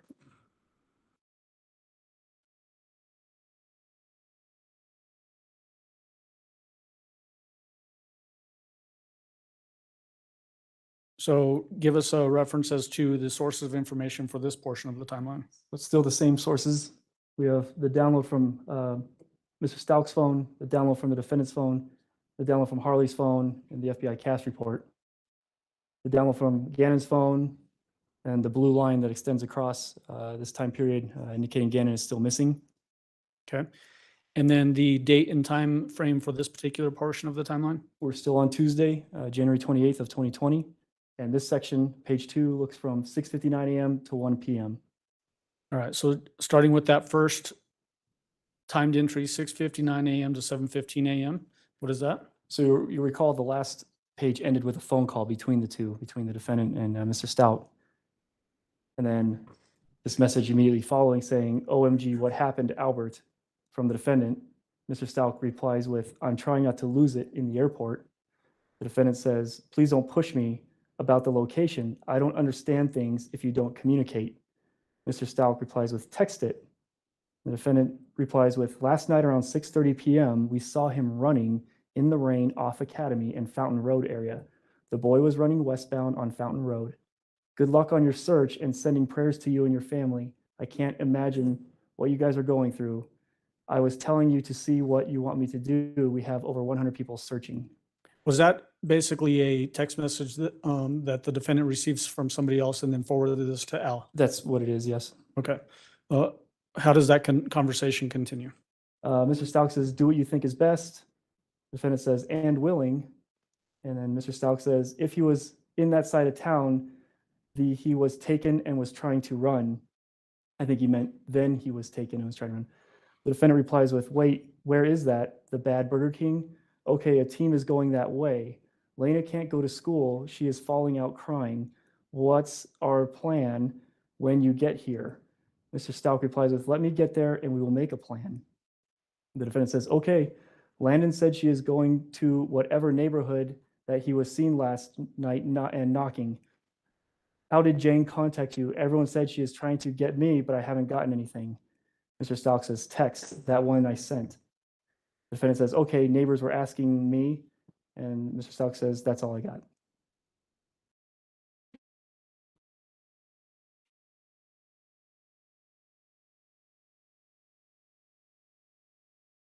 And then there's a cast report page just above a big chunk of time from 6:59 a.m. to 7:56 a.m. What is that in reference to? That's in reference to the defendant's phone and Gannon's phone, and they haven't left the Lorison Ranch area. So the area where the 6627 Mandan Drive residence is? They're still at or near their home at this time, yes. Okay. The next entry is at 7:02 a.m. What is that? During this text string between the defendant and Mr. Stauch, Gannon's phone makes an outgoing call for 6 minutes and 49 seconds to Landon. Again, this is during the time that Gannon is missing. Based on who was at the home, who was using the phone at this time? It was the defendant. 7:17 a.m. What's that entry? The defendant's phone makes a search for Priceline.com, find cheap car rentals. Is it on this day, January 28th, later on, where the defendant actually rented that white Kia Rio? She did, yes. At 7:25 a.m., what's the next entry? Harley messages the defendant with a KKTV contact request.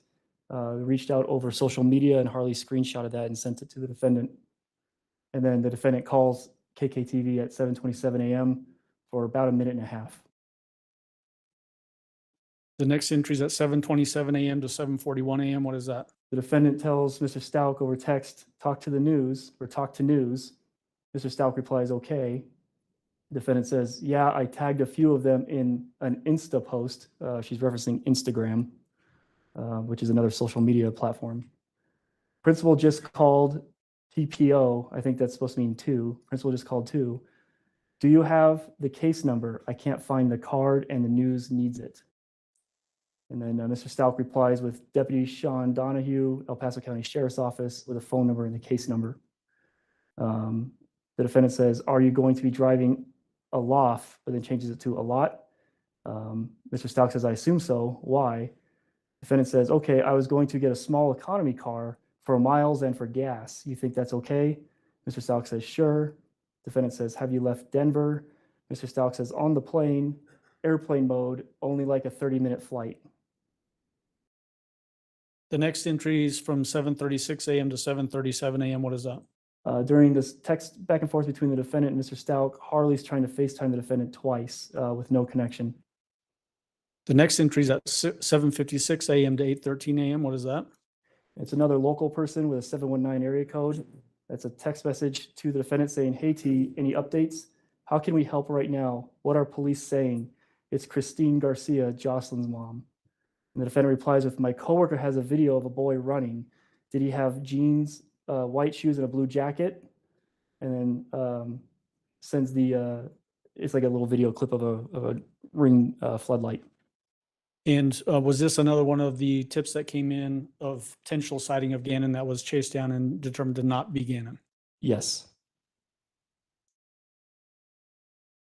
The next entry is at 8:13 a.m. and then there's a line above the timeline to a page of the cast report, page 30. What is that in reference to the cast report for this period of time? So it's the movement of the vehicle and the phone of the defendant. So we have the Life 360, we have the telematics off of the Tiguan, and we have the towers and sectors that serviced the phone's calls, text messages, data sessions.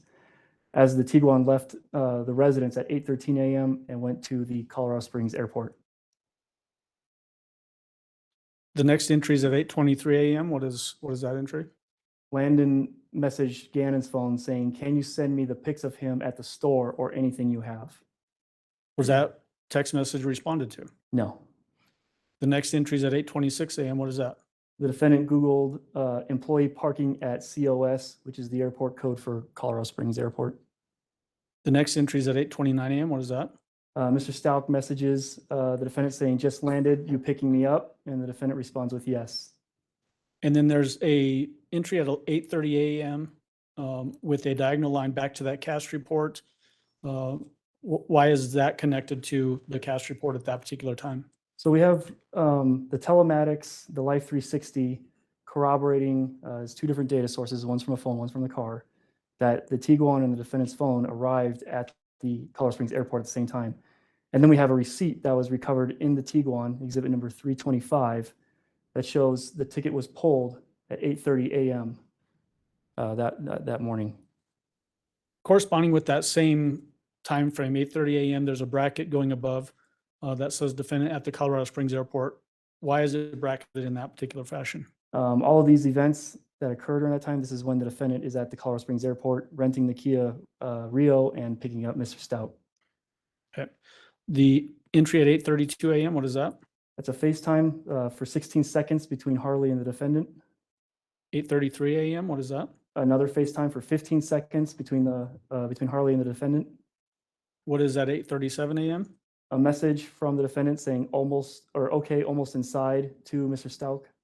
Did Mr. Stauch respond to that? No. The next entry at 8:42 a.m., describe that. Harley attempted to FaceTime the defendant, but it did not connect. And then there's a second entry at 8:42 a.m. The defendant, within that same minute, FaceTimes Harley and it connected for 47 seconds. Then there's a time entry for 8:44 p.m. to 8:48 a.m. Is that a typo? Oh, yep, my mistake. That should say AM. So from 8:44 a.m. to 8:48 a.m., describe that entry. It's text messages with picture messages between the defendant and Harley. The defendant asks what shoes are at the front door. Harley responds with a picture of shoes by the front door. The defendant says, "Are you working?" Harley says, "No." The defendant says, "Pull your car in the garage." Harley says, "I don't have work until TMMR, which is short for tomorrow. Okay, right now?" And the defendant says, "Yes." So I want to ask about the picture and the shoes. Did you learn that in the course of this investigation, the defendant's shoes were located in the laundry room that had Gannon's blood on them? Yes, they were. And then there's a request here from the defendant to Harley to pull her car into the garage. Was there blood found on the boards that the cars would park over? Yes, there were. Okay. 8:50 a.m., what is that entry? The defendant picks up Al at the airport, in Colorado Springs Airport, in the rented Kia Rio. And then as it relates to the VW Tiguan assigned to the defendant, does it stay at the airport now until later the evening, this evening? It does. It stays in the short-term parking lot until 7:02 p.m. on this Tuesday. Is there any indication as to Gannon's location during this time frame? Gannon's in the back of the Tiguan. 8:54 a.m., what is that entry?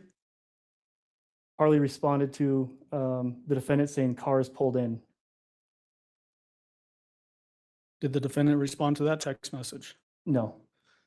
There's another reference to a CAS report, page 31, that's bracketing a particular period of time from 9 a.m. to 9:22 a.m. What is the significance of that page of the CAS report as it relates to the timeline? The defendant and Mr. Stauch are returning back to the Mandan residence from the airport. During this time, they leave at 9, and they get to the residence at 8:15 a.m., and then they stay in the area until 9:22 a.m. Between 9:09 a.m. and 9:14 a.m., did the defendant make a series of phone calls to two different people? Yes, one's an unknown, but it has the same South Carolina 843 area code. He spoke for 3 minutes and 30 seconds, and then 2 calls to the defendant's mom at 9:13, 9:14. Just so that the record is clear, the defendant's mom's name is what? Deborah Locklear. At 9:15 a.m., is that what you just referred to, that defendant and Mr. Stauch returned to the 6627 Mandan Drive, driving that white Kia Rio? That's correct. Tell the jury about 9:19 a.m. and 9:22 a.m. 9:19 a.m., KKTV News calls the defendant, but the call is sent to voicemail. And then at 9:22 a.m., the El Paso County Sheriff's Office calls the defendant and connects for 6 minutes and 26 seconds. The next entry is at 10:10 a.m. What is that? This is a group message outbound that Harley sent to a whole lot of her friends and associates saying, "Hey guys, my little brother is missing. So if you could keep an eye out. We haven't seen him since 4 p.m. yesterday. He could be anywhere now because we know he's been traveling in a vehicle. He's only 11. I'll keep you guys updated. So if you guys could just keep an eye out, thank you." The next entry is at 11 a.m. and there's a bracketed portion above that goes to CAS report page 32 and goes to 11:30 a.m. What's the significance of the CAS report as it relates to this portion of the timeline? It's more movement of the Life 360 off of the defendant's phone, the house, and just the phones moving around Lorson Ranch now. Okay. And then the entry for 11 a.m., what is that? The El Paso County Sheriff's Office does a social media release with the first bulletin of Gannon missing. Is that essentially the same bulletin that the authorities in the Pensacola area used to give a tentative identification of Gannon when they discovered his remains? This is the one, yes. 11:03 a.m., what is that entry? It's a message from an unknown, well, we know who, but from an area code 210 saying we have hit up all the fountain businesses and Walmarts. Message to the defendant. The defendant replies back with thank you with a smiley face. And just so the record is clear, you said that we know who it is. Who is that person? I can't recall. They weren't a significant Okay. player in this. Okay. 11:09 a.m. to 11:20 a.m. appears to be another text string. Tell the jury about that text string. It's messages between the defendant and Mr. Stauch. It starts at 11:09. The defendant says, "You inside?" Mr. Stauch says, "Yes." The defendant says, "Any luck? What are they doing, babe?" Mr. Stauch says, "Talking." The defendant says, "What are they saying?" Mr. Stauch says, "They misread the footage. He doesn't think he was here." And the defendant says, "What? Are you kidding me? OMG." What is that a reference to? More of the neighborhood social media where they're capturing young males that possibly could be Gannon in the neighborhood, trying to find a last known visual of Gannon. So does this indicate that Mr. Stauch is out trying to do that and the defendant is texting him while he's doing that? It indicates that. And again, it's not Gannon. The Okay. person they thought could be Gannon, it's not Gannon. The next text string is at 11:43 a.m. What is that? This is between the defendant and Harley. The defendant says, "Albert said to tell Lena to work on her clothes room." Harley says, "Okay." And the defendant says, "Before everyone gets there." Did Mr. Stauch ever relay that type of information to anybody that he was concerned about Lena working on cleaning up her clothes in her room? No. The next entry is at 12 p.m. and it points up to page 33 of the cast report. What's the significance of that page of the cast report for this particular portion of the timeline? The defendant's phone left the resident and traveled northwest out of Lorson Ranch. The next entry is at 12:30 p.m. What is that? The sheriff's office is doing their second neighborhood canvass. And we had testimony from Deputy Hess. Is this when Deputy Hess is going through the neighborhood? It is looking for any type of witnesses or video cameras, things like that. The next entry is at 12:49 p.m. What is that entry? From the 210 area code, message to the defendant saying, "There is a family with hunting and tracking canines that would like to assist. Would you like me to put them in contact with you?" And the defendant replies with, "Could you give me their number? I will talk to my husband and add it to our list. We are so overwhelmed and no one has slept." So is this basically an offer coming in from somebody in the community to offer help with searching canines? It is, yes. Did the defendant ever circle back with that person to enlist their help? No, she did not. The next entry is at 12:57 p.m. What is that? The defendant Googled, "Can Nintendo find my Switch?" on her phone. Is that the last entry for page 2 of 4 of People's Exhibit 697? Yes. Moving on to page 3 of 4 of People's Exhibit 697.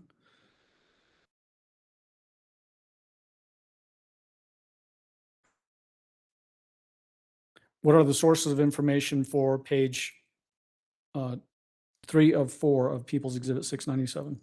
We have Al's, Mr. Stauch's cell phone download, the defendant's cell phone download, Harley's cell phone download, the FBI cast report, and Gannon's phone is not on this timeline anymore. And then does the blue line indicating Gannon is missing extend for the duration of this particular portion of the timeline? It does. Gannon is still missing. What is the time brackets for this particular on page 3 of 4 of People's Exhibit 697? We're still on Tuesday, 28th. We're looking from 1 p.m. to 7 p.m. now. At 1:03 p.m., there's an entry that points up to cast page 33, cast report page 33. And that brackets all the way to 2:23 p.m. What is the significance of that portion of the bracketing? It's just showing that the phone left the residence, kind of traveled around in Security Wildfield area, and then came back just south west of the residence. And when you say the phone, which phone are you talking Oh, about? I'm sorry, the defendant's phone. Does this also include the Life 360 that is assigned to the defendant? It does, and during this time, they did their initial meet at the Starbucks. They call it a field interview, and the data supports the device being at the Starbucks during that interview. And did we hear the audio for that interview with former Detective Jessica Bethel? We did. So looking at the entry for 1:03 p.m., what is indicated there? The defendant has a 1 minute and 14-second FaceTime call with Harley. And then at 1:28 p.m.? Detective did the field interview, the initial meet with the defendant and Mr. Stauch at the Starbucks located at 6845 Fountain Mesa Parkway. And that was just an audio recording for exhibit number 335. The next entry is at 1:40 p.m. What is that? Deborah Locklear, the defendant's mom, sent an email from her work. I blocked out the company for privacy. It was an email that you can text a phone. And the message read, "Do you think he ran away?" This message was read at 2:56 p.m. and responded, "No," by the defendant. And as it relates to, you just mentioned that you blocked out the totality of the email address except for the @ and then the .com. And then you've had X's for some of the phone numbers. In some of the prior testimony during this case, have some phone numbers been talked about in testimony?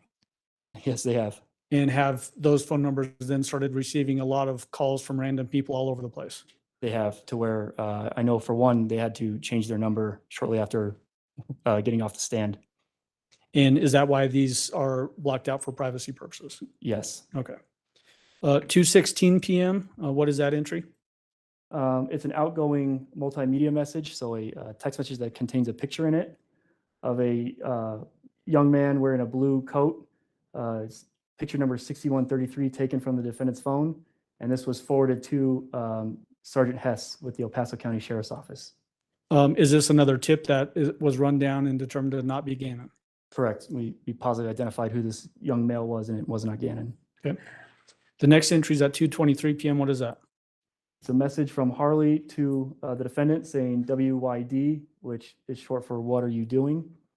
And then attached a picture of one of their dogs and sent it to the defendant. Did the defendant respond to that? No. The next entry above the timeline is from 3:06 p.m. to 4:51 p.m. and it points to cast report page 34. What's the significance of that page of the report for this period of time on the timeline? The defendant is not at home. She's driving. She goes by the airport and then continues north on Powers. And when you say that the defendant is not at home, is that because her phone and the Life 360 is showing her being away from home? That's correct. We have the Life 360 and the towers and sectors corroborating when and where the device is at. Okay. The next entry on the timeline at 4:03 p.m. is what? Mr. Stauch requesting the address to the El Paso County Sheriff's Office from the defendant. He says, "Send address," and she replies with 27 East Vermejo Avenue, Cross 4 Courthouse, OTS, which is short for the Office of the Sheriff.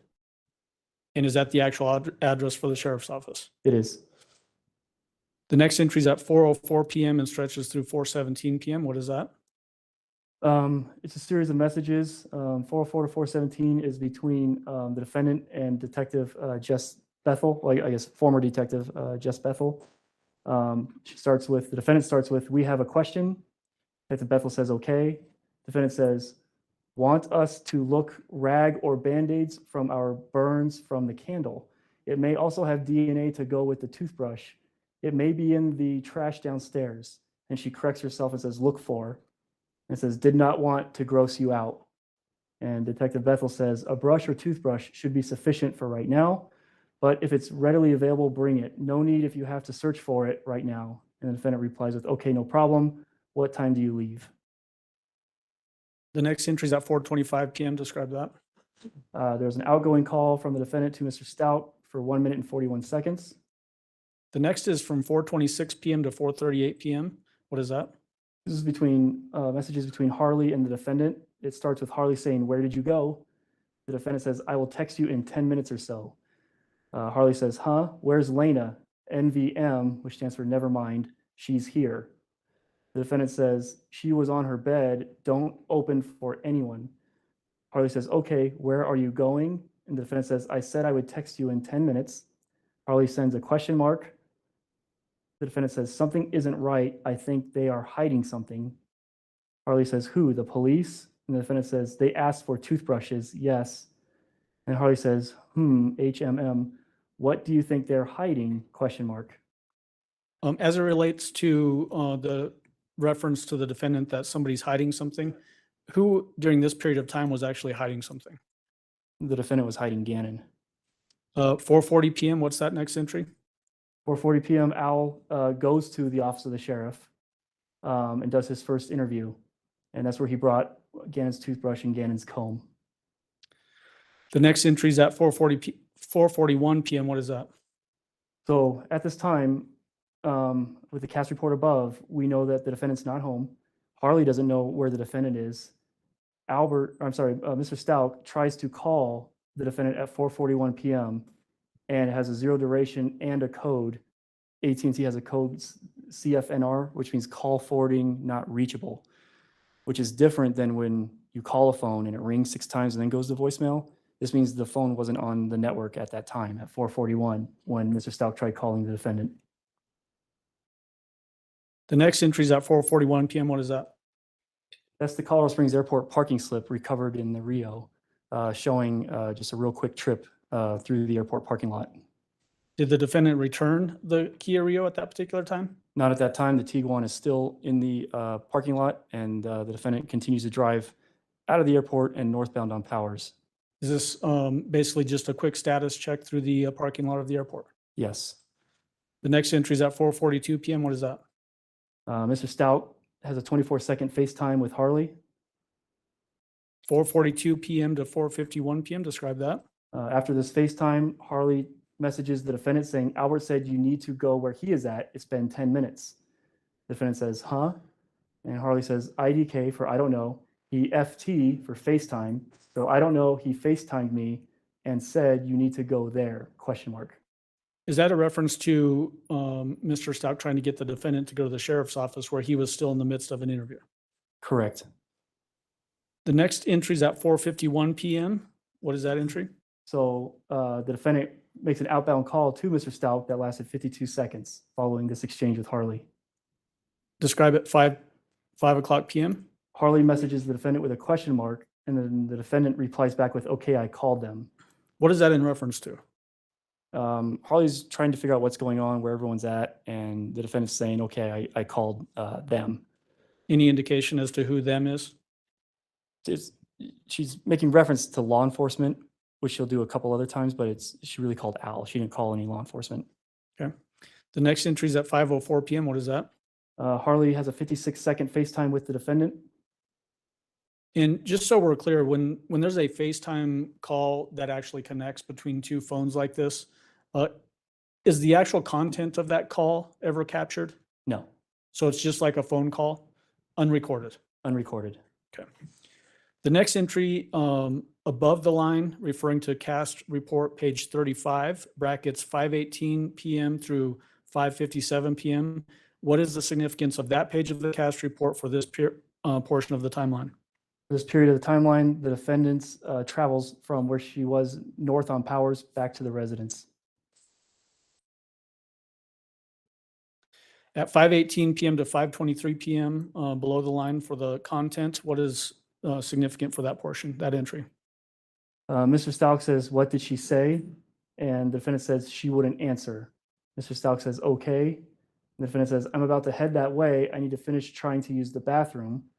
Mr. Stauch says, okay, well, I'll see what they say. The defendant says, why are they holding you there? Mr. Stauch says, not holding me, just getting all of this recorded, I guess. The defendant says, have you started? And Mr. Stauch says, done, I think. And the defendant says, so you did a recording without me? And Mr. Stauch says, huh? And the defendant says, like they have you separate and you aren't talking to the lady and you're done yours? And Mr. Stauch says, when you get here, I will sit in with you. And the defendant says, you need to ask for attorney. This doesn't make any sense. You should already be finished with your recording. They have lied and treated us like crap. Is this in reference to the defendant not being happy with Mr. Stauch sitting through an interview with the sheriff's office? Yes. At 5:22 PM to 5:28 PM, what is that entry? The message between the defendant and Harley, the defendant says, "I'm talking to him to go." Harley replies with, "Huh?" question mark. The defendant says, "Albert." Harley says, "To go where?" Defendant says, "They said I have to go back to the place. They are treating us crappy. Who is there with you?" Harley says, "Just me and Lena?" question mark. Defendant says, "Who was at the ring earlier?" Harley says, "Nobody was at the ring."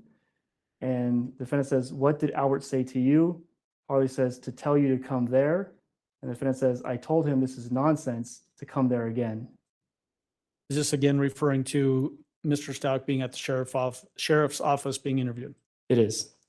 The next entry is at 5:36 PM. What is that? Harley attempts to FaceTime the defendant, but it doesn't connect. And then 5:37 PM, The defendant attempts to FaceTime Harley, but it doesn't connect. and then 5:37 PM. Mr. Stout tries to call the defendant, but it doesn't connect. So he replies with a text message saying, "Hey, call," which the defendant does do. And they connected for 12 minutes and 28 seconds.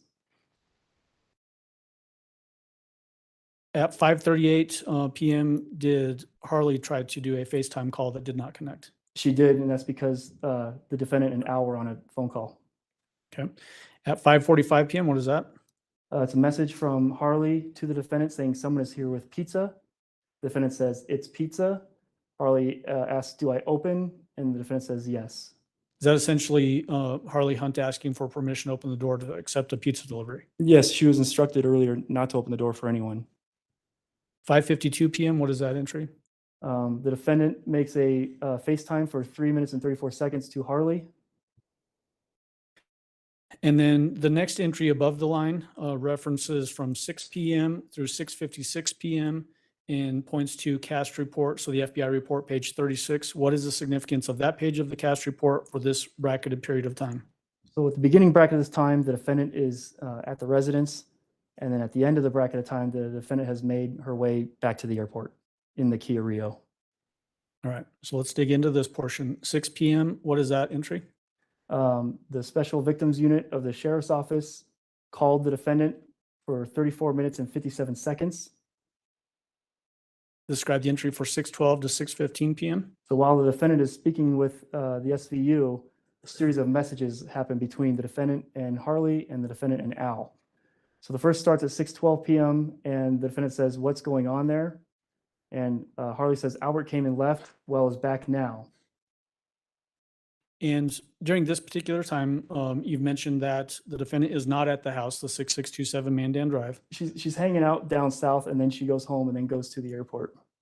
The people that are actually at the house during this particular portion of time are who?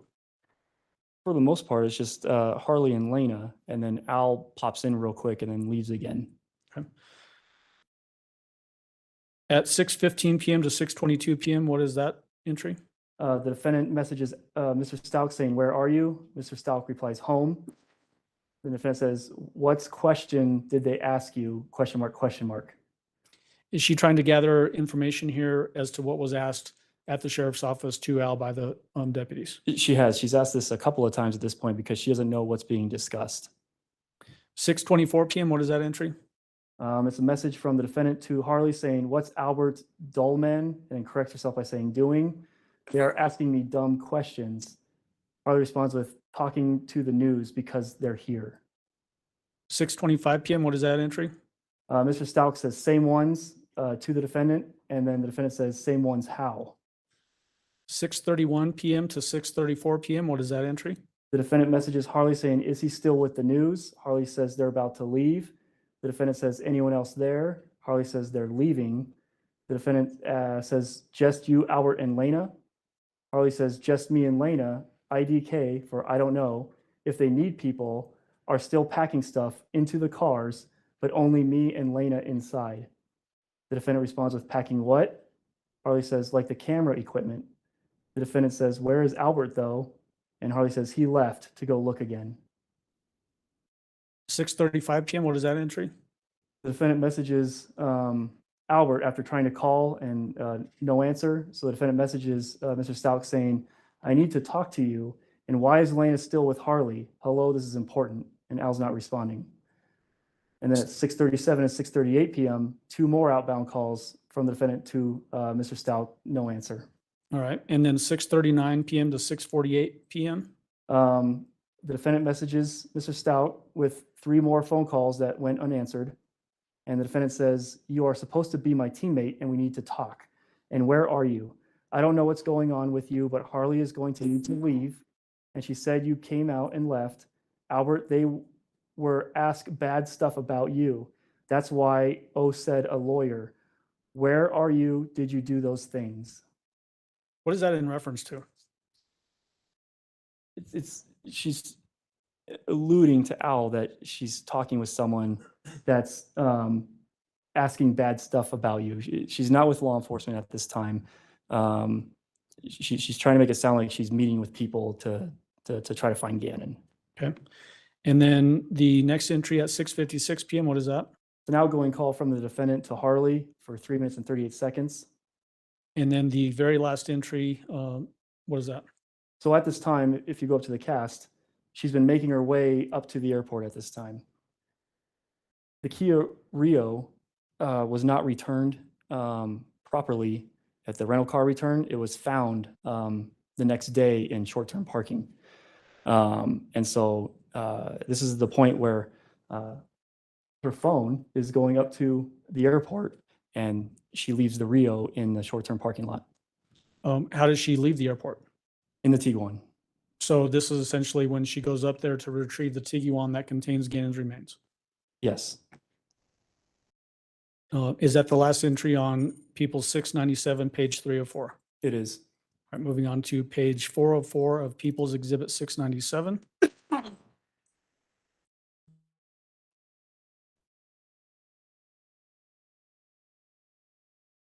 Again, tell the jury what the sources of information are for this particular portion of the timeline. We have messages from Al or from Mr. Stauch's phone download in Exhibit 32 between Mr. Stauch and the defendant's phone download with messages between the defendant and Harley in Exhibit 205. And now we're going to see some messages between Mr. Stauch and Harley in Exhibit 206. And we still have the FBI cash report. And then the blue line for Gannon, does this also extend for the entirety of this portion of the timeline? It does. Gannon is still missing. What is the time brackets for this portion of the timeline, page 404? So this is the final page for Tuesday night. This is going to take us from 7 p.m. until midnight. All right.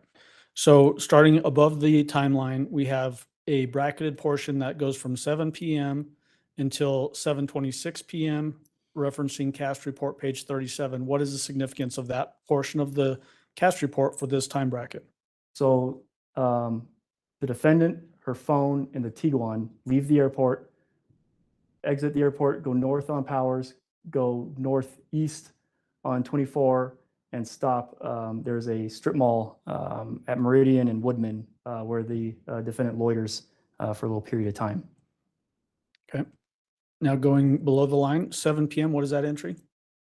It's another outgoing call from the defendant to Mr. Stauch with a no duration. 7:01 p.m. to 7:08 p.m., what is that? This is a series of text messages the defendant sends to Mr. Stauch. Starts with, why add you ignoring me and going get Landon? I'm assuming it means, why are you ignoring me and going to get Landon? I've been home to meet you, like you said. I've called and called. I called the lady and told her you are now missing. Off the face of the earth, ANS, which I think is supposed to be and, was supposed to be going to get Landon, and you were supposed to take Lena, and Harley said you left, and then I went there and you weren't there. And then what is what's the next entry for that time slot? So it's the receipt. You see when the entry time to the airport was this day at 8:30 a.m. And then you see the exit time when you go to the booths, the tolls, and you pay the $9 in this case to have the little arm go up and leave the airport short-term parking at 7:02 p.m. So we have multiple sources of data. We have the parking receipt, which is Exhibit 325. We've got the defendant's phone with the Life 360 app on it with the cell phone towers, and we've got the Tiguan telematics data, all corroborating that There's movement from the airport to the Falcon northeast part of town. And that the defendant has left the airport at 7:02 PM in that Volkswagen Tiguan. Correct. The next entry is at 7:03 PM. What is that? An outgoing call from the defendant to Detective Bethel for 3 minutes and 52 seconds. The next entry at 7:17 PM. What is that? A message from the defendant to Mr. Stauch saying, well, Harley was supposed to help me meet this team. I do know where you are and got worried. I'm sorry, I just wanted to be with you afterwards. And did Mr. Stauch respond to that? No. The next entry is at 7:21 PM to 7:23 PM. What is that? So Harley and Lena are at the house at Mandan, and Harley messages the defendant saying someone is here. The defendant says, who? Harley says, IDK, I don't know, people with badges. The defendant says, don't poke, and then corrects saying open. So don't open. Harley says, okay, now they're knocking. They're leaving, I think. And then the defendant says, WTH, who is that? The next entry is at 7:25 PM. What is that? This is a message from the defendant to Mr. Stauch saying, I'm looking for you. Are you okay? Did Mr. Stauch respond to that? No. The next entry is 7:26 PM to 7:34 PM. Is that a text message string? Yes. Describe between, that for the jury. Harley and the defendant. Harley begins with IDK for I don't know. Their car is still here. Someone with a no caller ID called me. I didn't answer. They left a voicemail. And so Harley messages the defendant saying it was a detective, left a voicemail. The defendant responds with, what did he say? Harley says, she just wanted to talk to me and to open the door. The defendant says, what? Why do they want to bombard you? Harley says, IDK for I don't know. How did they get my number? Now they're looking in windows. They're at the door saying sheriff's office. The next entry is at 7:33 PM. What is that? Al's doing his second interview now at the office of the sheriff. 7:37 PM. What is that? The message from the defendant to Mr. Stauch saying, well, I'm going back home. And Mr. Stauch does not reply. Was the defendant in fact going back home at this particular time? No. The next entry is at 7:37. What is that? An outgoing call from the defendant to Harley that lasted 10 minutes and 15 seconds. 7:45 PM. Something happened with the call where it got dropped or re-picked up because it's a continuation of the call for 2 minutes and 55 seconds. And then 7:48 PM. Something happened where the call must have dropped because then the Harley calls the defendant back and they have a connection for 6 minutes and 48 seconds. The next period of time that's bracketed in references to a cast report is from 7:59 PM to 9:28 PM. What is the significance of that page 38 of the cast report to this bracketed period of time? This is when the defendant in the Tiguan with Gannon in the back goes to the S-curve up in Douglas County. So at that 7:59 PM, what happens below the line there?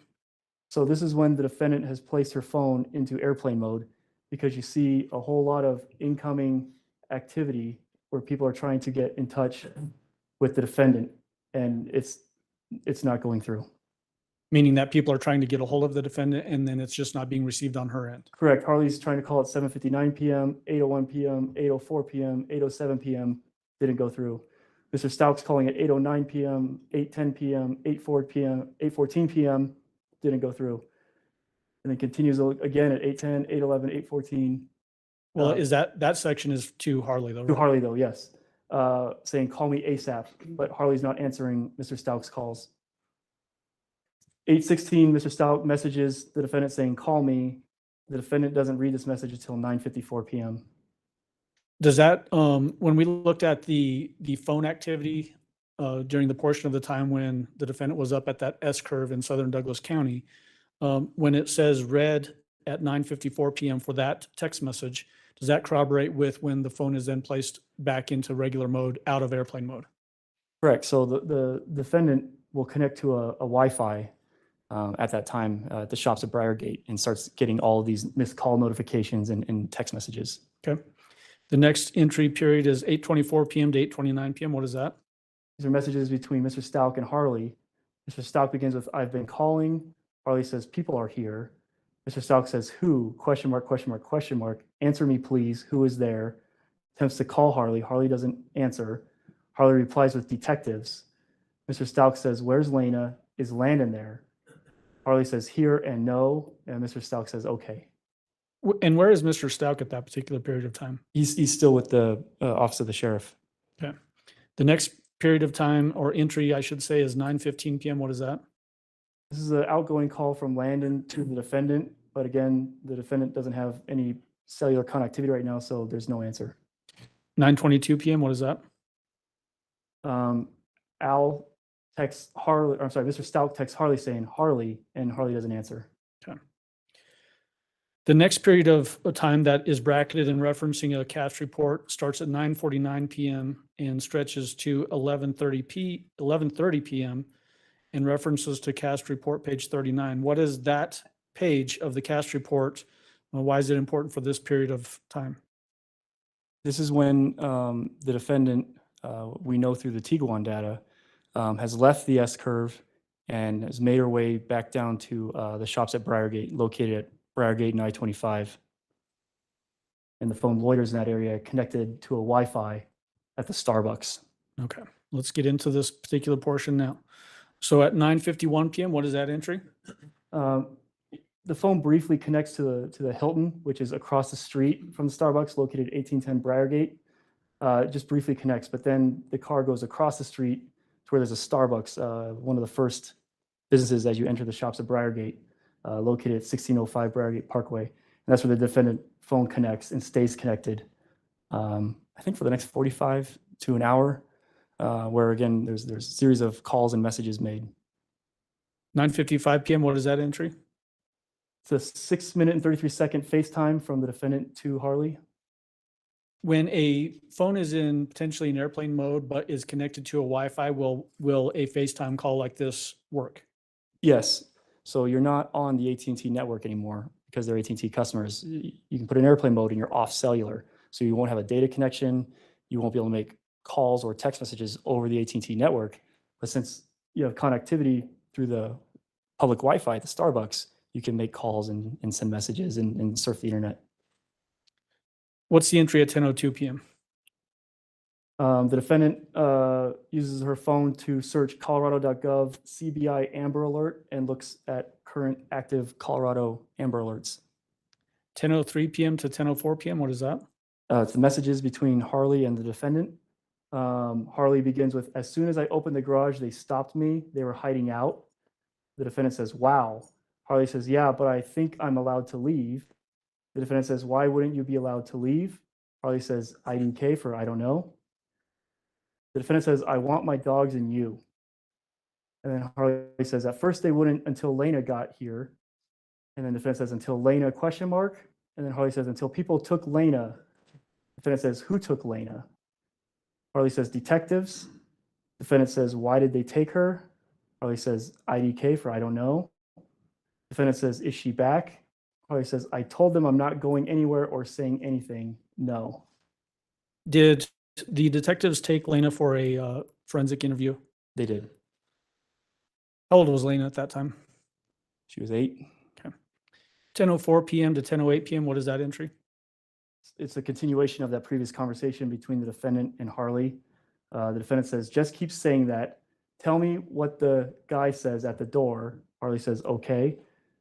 Then it says, "Has any other family asked where I was, like our family?" And Harley says, "Grandma, she asked if you were okay." Defendant says, "Does she know they set me up?" Harley says, "No." Defendant says, "Is it on the news? They are wanting to talk to me. Have to get an attorney fast. You there?" Harley says, "IDK for I don't know." Defendant says, "What's the guy saying?" Harley says, "Nothing, just taking pictures." Defendant says, "Of what?" Harley says, "The entire house." Defendant says, "What's Landon been doing?" Harley says, "She's not here." Defendant says, "Trying to get back with Albert." What is that a reference to? She's insecure in the relationship, and she thinks that Albert and Landon are going to hook up while she's in town. And this is during the period of time when Gannon is missing. Gannon's still missing. 10:11 p.m. to 10:12 p.m., what is that entry? A continuation of the previous conversation between the defendant and Harley. Starts with the defendant saying, "Who is there?" Harley says, "Just me." Defendant says, I've been set up. So just you and Albert? Harley says, no, just me. Defendant says, where did Albert go? Harley says, and dogs. He hasn't been here. Defendant says, why is there a detective there with you, an underage minor? Harley says, IDK for I don't know, but I'm asking if I can leave. Defendant says, tell them you are uncomfortable with these men. Harley says, okay. And defendant says, if you need to call 911 and tell them they are making you stay there. Where was Al still during this period of time? He's still at the office of the sheriff. 10:16 p.m. is the next entry. What is that? The message from the defendant to Al, and it says, why? Tell them one of their own met me and told me what was going on and how you turned on me. I can't believe you. I'm not stupid. They said for you to say that. It will come out I'm being set up. I knew you were lying the whole time this afternoon. It has already been leaked to me. Makes me thankful there are crooked people in the blues who is working just as hard pushing back secretively. Did Mr. Stauch respond to that? No. Is there any context to that particular text? She's alluding that she's got an in within the police department who's giving her privileged information about details on the case. Did she in fact have an inside informant with the investigation that was giving her that kind of information? No, she did not. 10:17 p.m. to 10:20 p.m. is the next entry. What is that? 2 messages sent to Harley from the defendant saying, hello, I don't like you there. Harley, I don't like you there by yourself. Harley didn't read that message until the next day at 1:36 a.m. The next entry is at 10:23 p.m. What is that? Harley has a 16-minute and 15-second FaceTime with the defendant. And then at 10:24 p.m. Al's still doing more interviews with the El Paso County Sheriff. And during that time, all the way up to that 10:24 p.m., where is the defendant? She's still at the shops at Briargate, connected to the Starbucks Wi-Fi. Is that after returning from the S-curve in southern Douglas County? Yeah, immediately. She went directly from the S-curve in Douglas County to the shops at Briargate. The next entry is at 10:45 p.m. What is that? It's a message from the defendant to Detective Bethel, and it reads, what do you want from me? Because I have nothing. One of your very own leaked to me what you guys were doing. I did nothing and or am being set up. I'm not really even sure other than being told that by another blue with El Paso. I was told I couldn't go home to sleep, and on top of that, men were sent to a home with a minor female, and she was forced to stay there, not to even leave for food. Every conversation that's said, even at this moment, I can hear inside.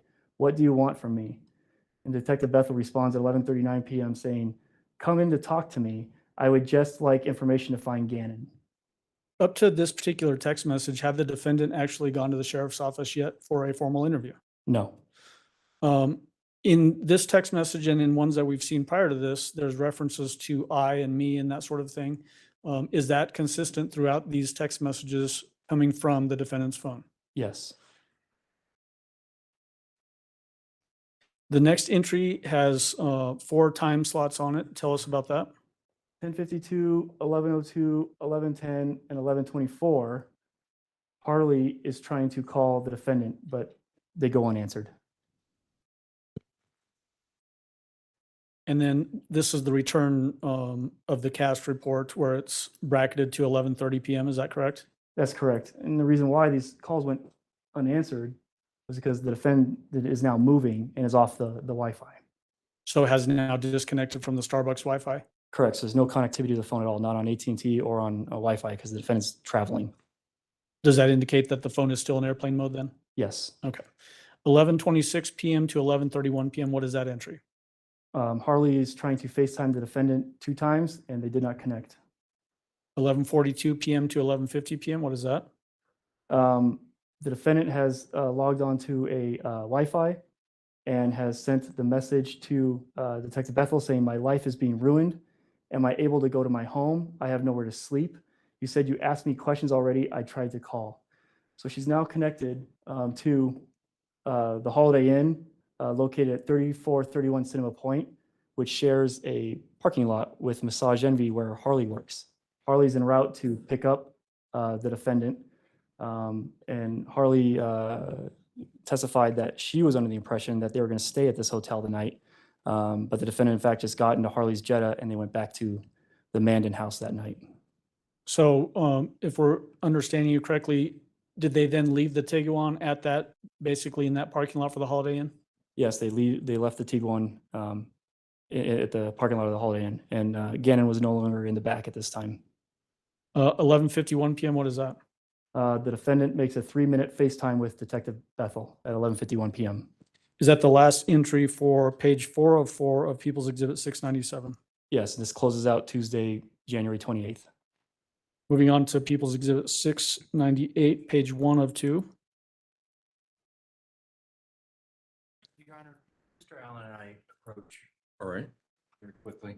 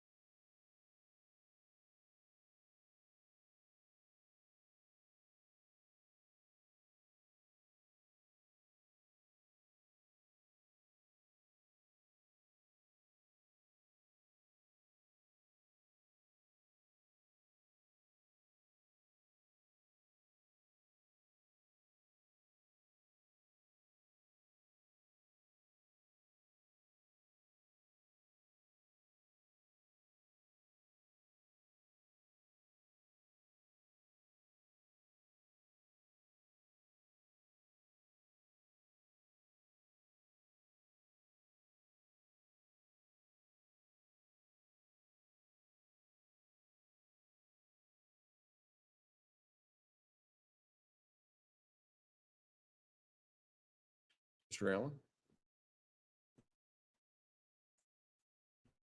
All right, so we have moved on to People's Exhibit 698, page 1 of 2, and let me zoom in on this. And have you do the same thing that we've done with the rest of the exhibits. Plus the source of information for this timeline. Mr. Stauch's phone download, the defendant's phone download, and Harley's phone download, and the FBI CAS report. For the period of time that is referenced on People's Exhibit 698, page 1 of 2, does the blue line indicating Gannon is missing extend for the entirety of this portion of the timeline? It does. Gannon is still missing. Starting at the beginning of this timeline, tell the jury what date and time we're focusing on for page 1 of 2 of People's 698. So the phone is still connected to the Wi-Fi at the Holiday Inn. We hit midnight, so now it's January 29th, Wednesday. And this timeline is going to cover the periods from midnight to 11 a.m. on Wednesday morning. Okay. The next entry is at midnight through 12:22 a.m. Tell us what we're seeing there. Message defendant and Mr. Stout. And it starts with the defendant right at midnight saying, "Are you able to talk now? Harley would like to get all her things because she has to work and start school and she has nowhere to go. And she was left there with men. I tried to talk to you forever tonight and you ignored me. You have all this wrong. You told some dude what I was driving for what? I have talked to everyone. You left her with Lena there and then wouldn't even tell her anything. Wouldn't talk to me. I thought something was wrong. Now you bring your ex to our home and refuse to talk to me. This is all wrong, and you have this wrong. I have paid for my share of things at my home. This is stupid. Mr. Stauch responds with, So let me break in there and just ask you, so let's unpack that text message because it's a little bit long. There was a text message earlier in one of the exhibits of this timeline where there was a reference by the defendant to Landon coming into town. Do you remember that? I do. Was it a surprise to anybody that Landon was coming into town after Gannon was reported missing? No.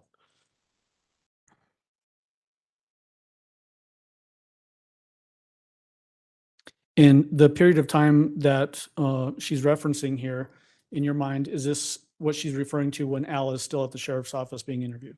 It is, yes, Mr. Stauch, I should say. it is.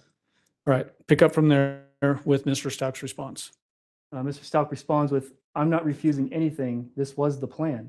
There is so much you are withholding from me, and I see that now. PLZ, which is short for please, do not come back here tonight or at all until you are ready to talk. And the defendant replies with, it is my home and I am. You can't kick us out. I have nowhere to go. Harley has nowhere to go. The utilities are in my name. Mr. Stauch replies with, do not come here and cause problems. Where are y'all then? Where is Gannon? The defendant says, I'm not coming there to cause problems. I own over half the stuff there. Mr. Stauch says, take it. The defendant says, so you don't want to be my husband? Why? Why are you doing this? I will talk to you and only you. Call me first. Hello? Albert, it's cold. It's not what you think. I don't know where he is. I am your spouse, and you have your ex-wife in our home. It was not the plan. I said I would talk to you. Mr. Stauch responds with, no, my missing child's mother is here. Come talk then. The defendant says, I have every right to be that whole, and corrects herself to home. Mr. Stauch says, but it better start with the truth or I'm calling the detectives. The defendant then says, what are you talking about? Truth about what? You can't call detectives on me for speaking or not. I did nothing wrong. Talking, call me. Mr. Stauch replies with, I'm home. That's all I'm worried about right now. And my boy, mom is on the way. The defendant replies with, I have sympathy, but you are turning on me. And the other guy who told me what they said to you, I want to sleep in my bed with my dog, and Harley wants to sleep in her bed. It's my home. There is no law that prevents me from sleeping in my home. Mr. Stauch says, yep. And then the defendant says, so can we sleep in our home? We are outside with our dogs with nothing, and this is Rudolph's ridiculous.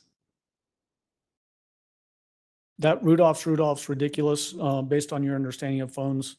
What do you indicate that to be? It's the autocorrect. She meant to say this is ridiculous, but it inserted Rudolph's twice. The next entry's at 12:50 a.m. to 12:52 a.m. What is that? It's a continuation. The defendant says hello, and Mr. Stauch says where? And the defendant says, where is everyone going to be? I want to sleep in our bed. Question mark, hello. Mr. Stauch says, I don't care. The defendant says, our dogs need to go out. You said to talk to you, and I asked, where is everyone going to be? I need to sleep. Mr. Stauch says, Landon is with Lena. Brandon is on the couch. Harley has her suite, and you get the bed. And then the defendant says, and your mom? And Mr. Stauch says, her and Becky are in G's room. I need the truth. And the defendant says, what time are they getting there? Is anyone going to say anything to me? Mr. Stauch says, nope, I need the truth. The next entry's at 12:53 a.m. What is that? The defendant attempts to call Mr. Stauch, but it doesn't connect.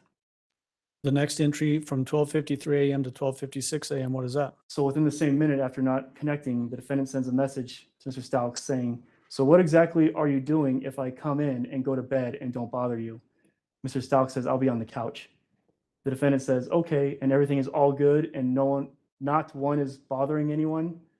Mr. Stauch says, you need to tell me the truth. The defendant says, see how you don't accept the truth so I can sleep? Mr. Stauch says, sleep all you want. I need the truth. The defendant says, where is everyone going to be while we are walking in? Mr. Stauch says, in bed, stop dodging. I need the truth. The defendant says, I'm asking you, is everyone in bed so we can come? Mr. Stauch says, yes, except for mom. She isn't here yet. Yes, except mom isn't here yet. Truth? Question mark. The defendant says, what time is she getting there? Mr. Stauch says 20.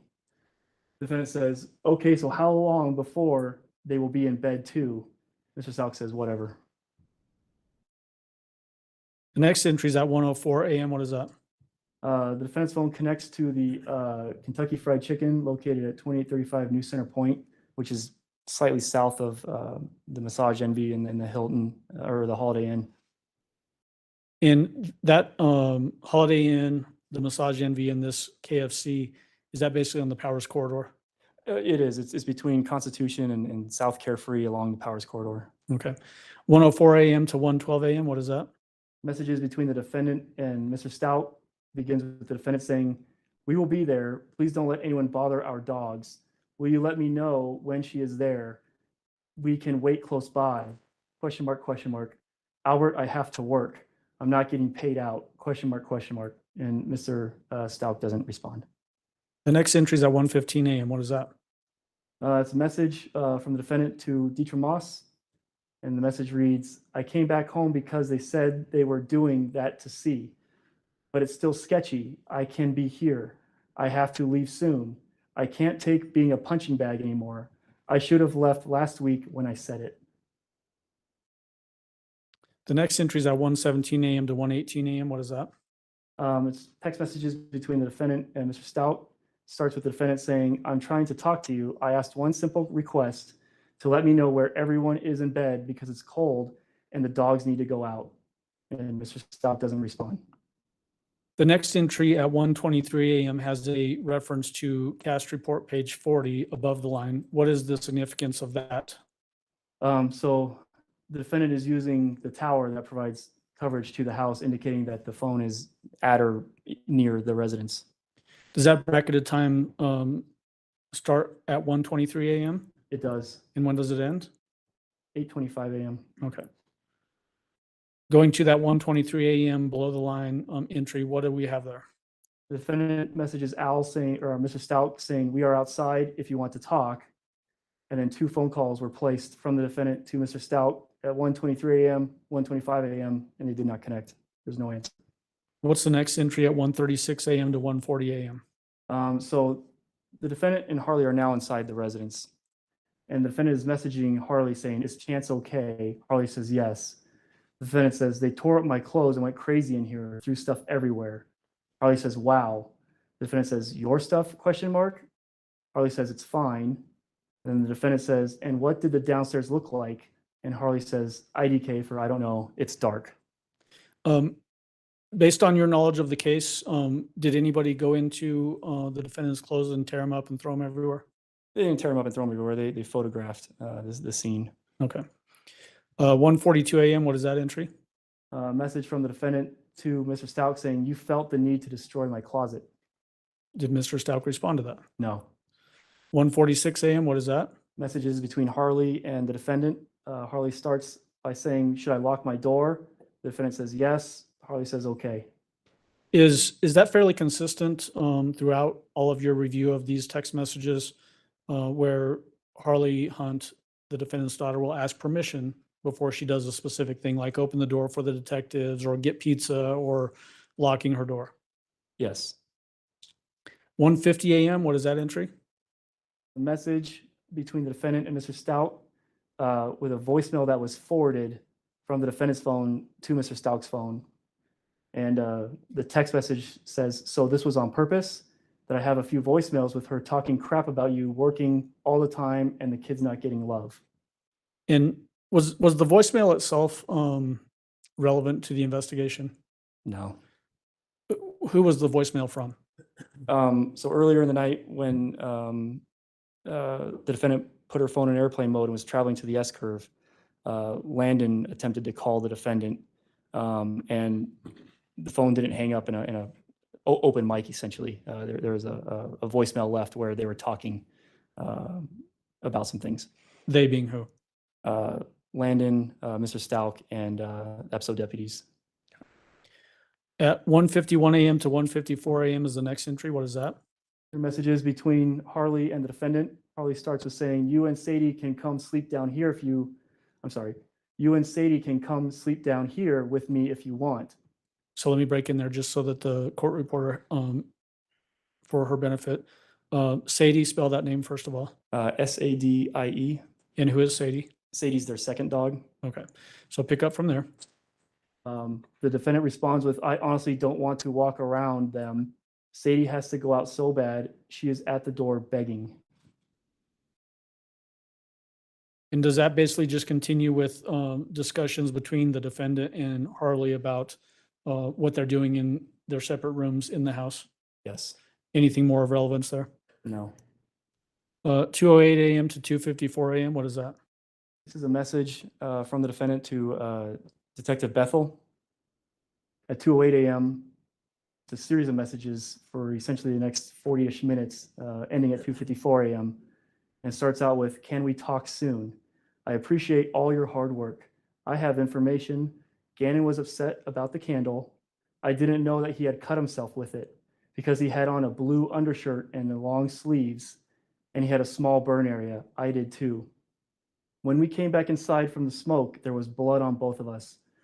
I didn't know what to do. I was scared I would get fussed out about it, and I didn't know if he should go to the doctor. I kept trying to add the candle thing, but Albert kept saying it was small and minor. I was scared the basement was smoky, and when I threw the covers on everything, we both had blood. You don't understand how hard it is to be a stepmom. I get judged for everything, and he was scared for being ground. So then the next day, this is where I need to talk to you. Okay, so let's unpack that first of all. The candle that was referenced in this and as it relates to the burn, was that candle actually recovered from the trash can on the outside of the house? It was. Was any glass broken? No. In your mind, did it make sense that there would be a reference to Gannon being cut by a candle with no broken glass? It does not. And is this the first reference that we have to there being blood involved in whatever happened to Gannon? It is. Okay, pick up from there with what is responded to that long text from Detective Bethel. So Detective Bethel replies with, okay, can you come in to talk? And the defendant says, yes, I'm sorry I wasn't ever hiding anything from you. You don't understand the pressure I get put under about not doing enough. Could you trust in me and let me meet you in the morning? I am so tired. I still haven't slept yet, ? And Detective Bethel says, we can talk in the morning. Is there anything I should know since we are still looking tonight? And the defendant says, I did not hurt Gannon. I did not put him in harm's way. And this is the first time also, with blood that we're mentioning that Gannon might be hurt. And so Detective Bethel asks, is he hurt? And the defendant says, I don't think he is because I keep keeping. But I really need your help to make sure everyone knows I would never hurt him and did not in any way. So let me break in and unpack that a little bit. The first reference to Gannon potentially being hurt is introduced by who? The defendant. Okay. And during this whole recitation of text messages, does the defendant continue to refer to herself as I? Numerous times. I, just numerous times. Okay. To that last text message that you just read about the defendant saying, and did not in any way, read from there with the Detective Bethel conversation. Detective Bethel responds with, what time can you come in today after you sleep? The defendant responds with, I don't want you upset with me for all your hard work and everyone else's. And I ask that you please protect our house and us from anyone that may be dangerous for me giving extra info. And corrects herself by saying to us, and as soon as I wake. And then Detective Bethel says, what information do you have? I can't protect anyone from anything if I don't know what it is. Come in at 10 a.m. at the OTS, 27 East Vermajo Avenue. The defendant replies with, okay, I will be there. Can you please not get me for not giving all the details that I knew to you at first? I know people do it a lot and it gets frustrating for you, but I'm a victim as well and didn't want to be forced to take a test at some doctor's office. And Detective Bethel says, we can talk more about that when you come in. The defendant says, do you have to release person info? And corrects herself saying personal, as in, do you have to release personal info to the media and online, like as in with me? Say, for example, a friend of mine had an abusive spouse, so she had to cover up everything, asking for a friend. And then Deputy Bethel or Detective Bethel says, I don't release information. And the defendant says, as in she is working, but is off having quiet time. Okay, thank you. My husband wouldn't ever looked at me the same knowing what happened to me, and I couldn't tell you in front of him. And I know he would act in a violent manner. Thank you. See you tomorrow. I mean today. Detective Bethel says, okay, see you soon. We will talk later today. Please get some sleep. And the defendant says, and so I don't forget, let me add this on here so I can remember to tell you. Gannon and I were working together because Albert always works. So I will explain things that you may have had concerns about. But we were and had a plan because even though she wasn't the best, it was more than what Albert did because he was working or sleeping and didn't spend any time with them. KK. That was a long text string. Do you need to wet your whistle at all? Yes, please. The next entry is at 2:56 a.m. What is that entry? Oh, it's 2:56 in the morning. And the defendant sends this message to a 360 number with a picture of a SkyWest, like in the beginning stages of an application with SkyWest. And along with the picture, the defendant said, I never sent you what I had received. Does that have any relation to the investigation? No. Does it coincide with what we're going to get to later about her making plans to move out of the state? It does in that aspect. Okay. 3:20 a.m. What is that information? A message was drafted at 3:20 a.m. but never sent to the defendant's mom, Deborah Locklear. And it reads, no, just upset because they keep freaking out on me and everyone in his family acts like I know where he is and won't tell. And then no response from the defendant's mom. And you said that was unsent. It was unsent. Yep. So that makes sense. There's no response. Okay. Sorry. That's okay. 7:04 a.m. is the next entry. What is that? So several hours have passed now. And so it's 7:04 a.m. And the defendant receives a message from a 910 area code number saying, hey, Tisha, how are y'all doing? And the defendant responds, oh, sorry, I'm at home. I'm doing okay. As it relates to the person that sent that text message, do you know who that person is? We do, but I don't remember at this time. Okay. Is the identity of that person relevant to the investigation? It's not. Okay. 7:19 a.m. to 7:24 a.m. What is that? Messages between the defendant and Mr. Stout, starting with the defendant saying, my chargers are in your car. Can I please have them? Mr. Stout says, sure. The defendant says, could you get it? I don't have any battery and Sadie needs to go out really bad. Mr. Stout says, no. The defendant says, please, I'm not trying to cause any trouble. Mr. Stout says, I need the truth. The defendant says, I already did what you asked. You are the one who would not wake up. Mr. Stout says, wake up. I haven't slept in days, and that's manipulative to say you told me when I was sleeping. The defendant then says, I wasn't knocking you about sleeping. I'm sorry. I was saying I did what you asked and you were tired. Mr. Stout says, what I asked you to tell me the truth. The defendant then says, Albert, I'm not getting yelled at by a bunch of people. I told you I would speak to you in person. I went in there and said, hey, are you ready now last night? And you told me no. Mr. Stout replied with, I was asleep. Let me in now and tell me. And the defendant says the door is unlocked. So the beginning portion of this text string, when it's talking about my chargers, what's the reference there? Her cell phone charger. In your mind, does this indicate that she's got a good understanding of place and time and circumstance, meaning that she knows that her phone is potentially depleting in battery? Yes. 7:50 a.m. to 7:59 a.m. What is that? Message from the defendant to Mr. Stauch's phone saying, can you please come here? Can you please take Sadie out? Can you tell Landon to come here? Can you please take Sadie out? Please, I'm ashamed. Did Mr. Stauch respond to that? No. The next entry is at 8:15 a.m. What is that? So about 16 minutes after this message, Mr. Stout calls the sheriff's office and reports that the defendant is at the house and someone raped her and kidnapped Gannon. Is this the first reference very explicitly that there was a report of a rape by the defendant? It is. She alluded to it at like 2 a.m. with Detective Bethel, but didn't say rape. She mentioned that, she couldn't tell because her husband wouldn't look at her the same, but this is where the first time we see the rape story come out. Okay. The next entry is 8:25 a.m. What is that? It's a message from the defendant to Harley saying, please come get Sadie. My phone is about to die. Did Did Harley Hunt respond to that text? She did not. The next entry is at 8:35 a.m. What is that?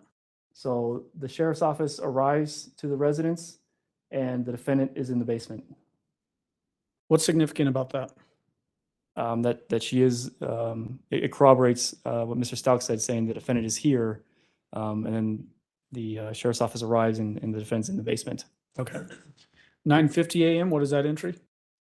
So at 9:50 a.m., Harley and the defendant get in Harley's Jetta, and Harley has to work, but they make a stop real quick to the airport, to where instead of going in and returning the keys or at the counter, the rental counter, the defendant hands the keys to a worker on the sidewalk, and then they drive away in the Jetta.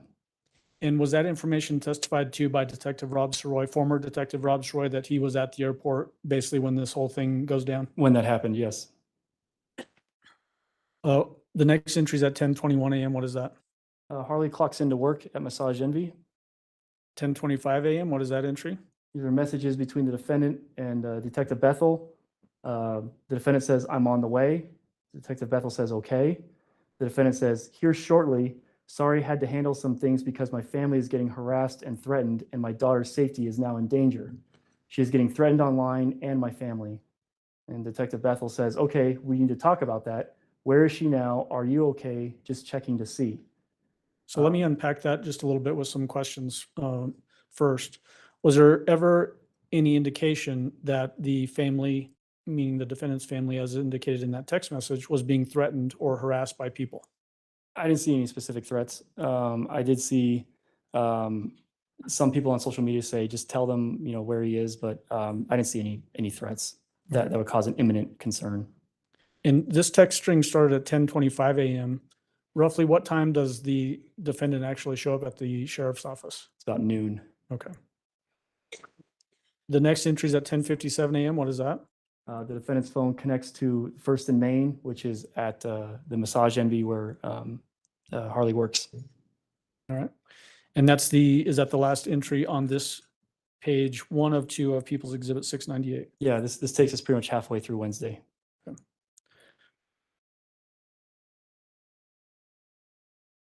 Getting into People's Exhibit 698, page 2 of 2. Again, what are the sources of information for this portion of the timeline? Sources are Mr. Stauch's phone download, the defendant's download, and Harley's download. But Mr. Stauch's not communicating over text anymore with the defendant. And then we have the FBI cast report.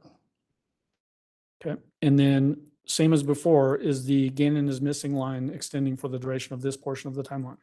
Yes, Gannon is still missing.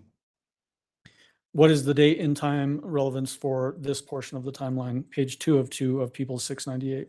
So it's still Wednesday, January 29th, and we're looking from 11 a.m. until midnight. All right. For reference purposes, from 11 a.m. to 11:51 a.m., you've got a line going above the line pointing to cast report page 41, which is the FBI report. Why is that portion of the cast report relevant for that time frame? So we still have Tiguan telematics data, and we still have the defendant's cell phone call detail record data with the hour and sector, and we still have the GPS off the Life 360 app on the defendant's phone. And we see all, both the vehicle and the phone leave the Massage Envy area and travel to the office of the sheriff, the El Paso County Sheriff's Office. Does this corroborate essentially the arrival time of the defendant at the sheriff's office on January 29th? It does. Starting at the 11 a.m. to 11:02 a.m., what is that information on the timeline? This picks back up with the defendant messaging Detective Bethel saying, "Resend the address, please. I found it." Detective Bethel responds with, "Okay, how long until you're here?" Defendant says 10.8 miles. Detective Bethel says, "Okay, great." 11:03 a.m., what is that entry? After that text exchange, the defendant calls her sister, Amy Lowry, AIMEELOWRY, for 19 minutes and 36 seconds. 11:26 a.m., what is that entry? Detective Bethel reaches out to the defendant asking, "Where are you? Would you like a coffee or soda?" And the defendant doesn't respond for about 10 minutes. The next entry at 11:36 a.m. to 11:40 a.m., what is that? In response to the coffee or soda, the defendant says died, diet, parking, thank you. What's the continuation of that conversation between Detective Bethel and the defendant? Detective Bethel says, okay, where are you parked? Do we need to make sure a meter gets fed or do I need to validate parking? The defendant says, I'm not sure. That's what I'm trying to figure out where to go. And then Detective Bethel says, you can park in the garage behind the building and I will validate for you. By indications of the investigation, did the defendant in fact park in the garage at the sheriff's office? Yes, she did. The next entry at 11:57 a.m. to 11:58 a.m., what is that entry? The defendant asks Detective Bethel, what's the name again? Detective Bethel responds, Office of the Sheriff. The defendant says, I'm here. They said you would be out shoring, and then corrects herself and says shortly. And then we heard testimony from other detectives about the vehicle showing up and it appeared to have been washed and was still wet. Does that corroborate with this information, the defendant showing up and the vehicle was wet at that time? It was, and that's when we seized the vehicle. The next entry is at 12 p.m. What is that? The defendant does the interview with the El Paso County Sheriff's Office under Exhibit 337, and that's when we seize the defendant's phone. Okay. And then, so does that essentially then, as the investigation progresses from that point forward, do we get any Tiguan telematics data after that point? No, we seized it and we're searching it and we're taking it apart to get the telematics data. And then as it relates to her phone call detail records and that sort of thing, any data from the phone going from the end of that interview at roughly 4 p.m. on the 29th forward until she's arrested, do we have any data for that particular phone? No, we seized the phone to download it, and so there's no more call detail records with this phone number. There's no more Life 360 GPS hits with this phone. And so now the defendant is without a car and a phone. Okay.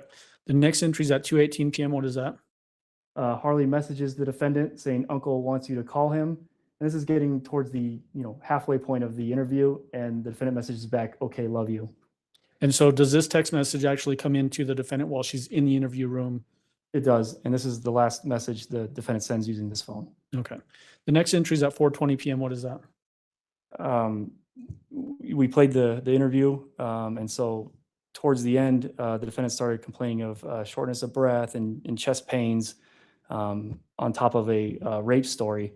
And so the defendant is transported from the sheriff's office to Memorial Hospital. The next entry is at 5:30 p.m. What is that? Harley clocks out of work. The next entry is from at 7:52 a.m. You have a squiggly line in front of the 7. What does that squiggly line mean, first of all? So that's approximately. So it's going to be around 7:52 p.m. The defendant left Memorial Hospital. Why do we have an approximate time there as opposed to before when we've had very specific times? We don't have the phone anymore with the Life 360 GPS or the towers or anything like that. So it's just based on witnesses and their account. Does this coincide with the testimony that we had from forensic nurse examiner Amanda Van Nest about the defendant leaving from the hospital before completing the examination? This part, yes, when the defendant left the hospital. The next entry is at 8:31 p.m. What is that? 8:31, we heard testimony through Janine Sanchez that she went with Harley and picked up the defendant at the Taco Bell. And then they went and stayed the night at Ms. Sanchez's residence. That Taco Bell, what's the address of that, first of all? The Taco Bell is 390 North Union. Is that in fairly close proximity to the hospital, Memorial Hospital? It's very close. It's within walking distance. And then the next timed entry that we have is at 8:48 p.m. What is that? 8:48. So the defendant's phone is no longer in play. So now we have Harley's phone.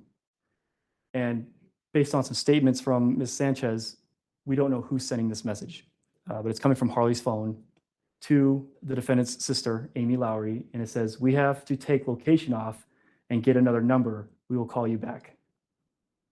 The next entry at 9:16 a.m. to 9:16 p.m. to 9:19 p.m. What is that entry?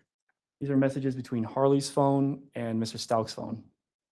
And why are the symbols here for these portions of coming from Harley's phone different than they've been before, where you can actually see Harley's picture inside of them?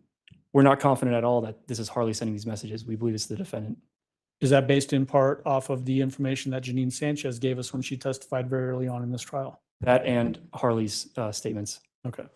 So the 9:16 PM to 9:19 PM, tell us about that entry. Harley's phone messages Mr. Stauch saying, I need to be able to get all my belongings tomorrow with my grandma so that I have a place to live with my family, please. Mr. Stauch says, call me. Then the reply is, no, I don't want to. I do not want to live there. I just need to know that I can do that privately with my grandma present. Mr. Stauch says, okay, whatever you need, I will support you. You taking Chance and Sadie, those are the two dogs. And the response is, will that be okay to load up all of my things alone? And Mr. Stauch replies with, Harley, I will be there to help you. Obviously, I want you to stay, and you know that, but I understand your feelings. And the response is, I need their supplies too. They were left with no way to go out, and I feel I will give them a better care. Mr. Stauch says, not true. The deputies took them out and fed them. I made sure if that and went home once to check. I think he meant I made sure of that and went home once to check. The next entry is at 9:19 PM to 9:24 PM. What is that? This is just a continuation. The response to Mr. Stauch was, they need love, not just going out. Mr. Stauch says, we all do. The response is, again, is it okay that my grandma and I load up my things? Mr. Stauch says, yes, and I will be there to help and support you. The response is, I asked you, could we be alone? I do not want you things. Mr. Stauch says, I will not bother you, but I have a responsibility to you, and that isn't changing. And the response to Mr. Stauch is, I will get my cell changed tomorrow. Thank you. My family would like to be with me, and I'm asking that you understand that and let me get them. I want my mom's things too, because we wear a lot of the same things, and I have all my memory boxes. What day can I get everything alone? Mr. Stauch replies with, is Mama not coming home? Do you know something? Because we know nothing. And the response is, that's funny because the lady showed me your thread. Based on the context of this text exchange from Mr. Stauch to Harley Hunt's phone, in your mind, does it appear that Mr. Stauch thinks he's talking to Harley Hunt? It appears Mr. Stauch thinks he's talking to the defendant. Okay. And then 9:25 PM to 9:33 PM, what is that entry? Just a continuation. The response to Mr. Stauch is, please tell me I can get my things privately so my family can spend their money on a ticket and a rental truck. I have to tell them. Mr. Stauch says, tell them what? The response is, I asked, could I arrange a time to come privately with my family to get belongings? Mr. Stauch says, tell who? And then the response is, my grandma. And Mr. Stauch says, anyone can come, but I will be there, and a cop can be there too. And the response is, no one would take anything of yours. And Mr. Stauch says, Harley, I'm not worried about that. I have a responsibility here, and this is the right way. The next entry is 9:30 PM to 9:33 PM. Tell the jury about that entry. This concludes this conversation and the day. Harley and the defendant and Ms. Sanchez are all at Ms. Sanchez's residence. And this is the last of the messages between Harley's phone and Mr. Stauch's phone for Wednesday. It begins with, okay, could it be just you and no one else? Mr. Stauch replies, yes. And the response is, and no one wants to talk, so we ask that as well. Mr. Stauch says, okay. And the response is, thank you, I will let you know when. Mr. Stauch says, okay, still can't find Gannon, BTW, which is for by the way. And is that the last entry on this timeline, page 2 of People's Exhibit 698? It is. Okay. And Your Honor, Good time. that's what I was just going to say. All right, ladies and gentlemen, we will take our afternoon recess. If I can have everyone back in the jury room at 3:25, we should be able to start on time at that point. Again, don't discuss case among yourselves. Don't discuss case with anyone else. Don't do your own independent research about any aspect of the case. And with that, we'll see you back at 3:25. All rise for the jury, please.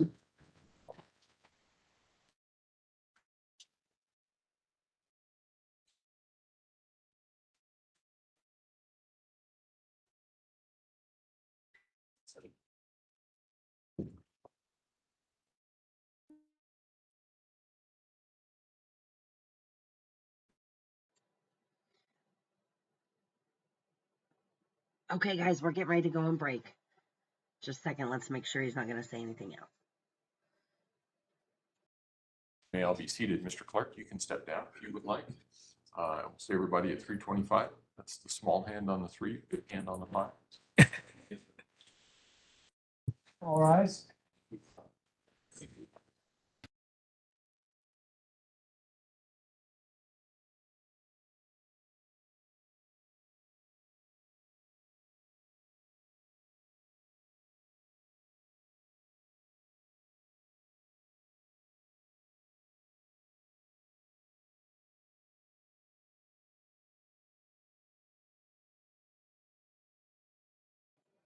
Okay, we're good. So I stopped taking notes there after a little bit. Hi. Hello. I stopped taking notes there for a little bit because it was just a lot of texting, back and forth and stuff. So a couple things that I found quite interesting was the fact that, hold on. Let me get to where I was at.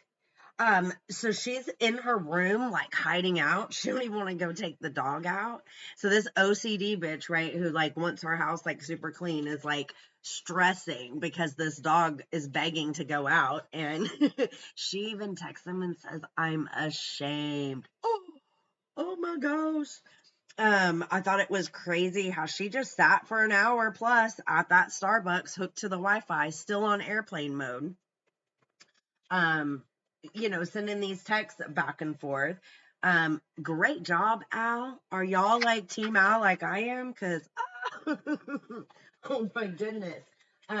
Gail says, no way, that was Harley. Yeah, you damn right that wasn't Harley. That was her asking. And it's funny because I wish the prosecution would like hammer this part in, because the fact that she kept saying my grandma, I think that's Letecia like trying to press that it was Harley, like by the way, you're not talking to me, you're talking to Harley, kind of thing.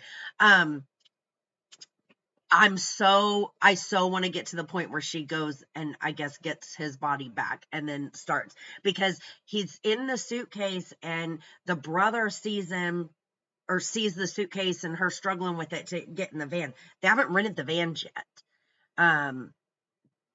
It's and no one's really calling her out, but she's acting like everybody's calling her out, right? Anyone she talks to, she's just like, "Oh, we're being harassed and everybody's just yelling at me and freaking out on me," and none of that was happening. Actually, it was her freaking out and just so she knew she had done so wrong, and she couldn't go to that house and confront Landon. She couldn't be in front of Landon and know what she had did to her kid. I fully believe that. Yes, I'm understanding, Gail, that that's where he's at following this timeline. I took pretty detailed notes at the very beginning of the timeline, but once it got to a lot of the texting and the stuff back and forth, it was a lot to kind of write down. But we were talking down in the comments, guys, about where he was when they came to search, or not search, but when they first came, when he was reported missing. Remember, he was reported as a runaway, so it's a little bit different than a missing child. If you followed the Summer Wells case, the dispatch audio, they tell the people going to the house, they tell them, they say, make sure you search the house. Even if they said they did it, you make sure you search the house, because this was a missing child and this was a younger child. So at 11 years old, and her saying he wasn't here, he hasn't been here since 4:00 when he went down to his friend's house.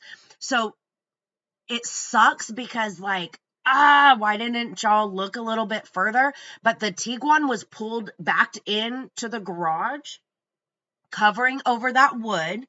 And I think he was either in the trunk of the car in the suitcase. Trigger warning, guys, this whole case.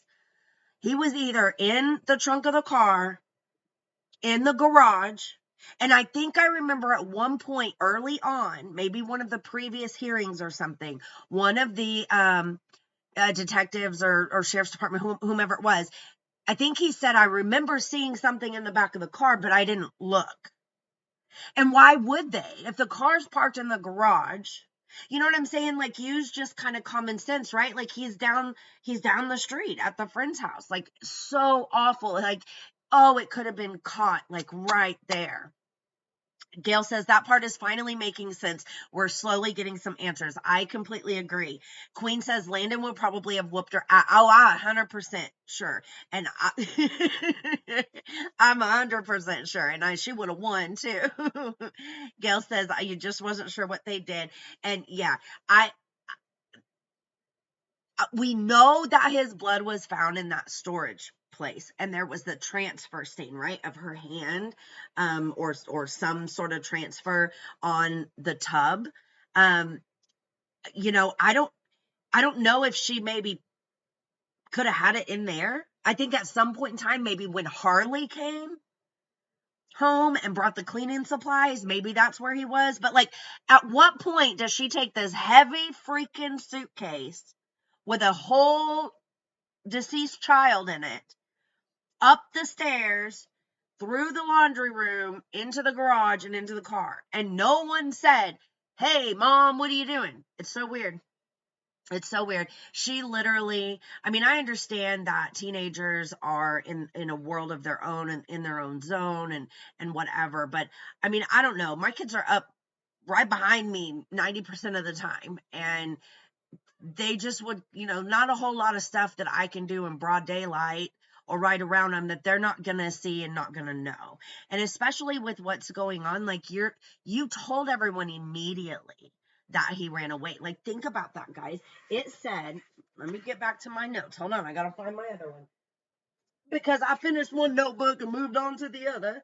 Yes, Queen, someone helped her. You for damn sure about that. Okay, here we go. Right here. 226.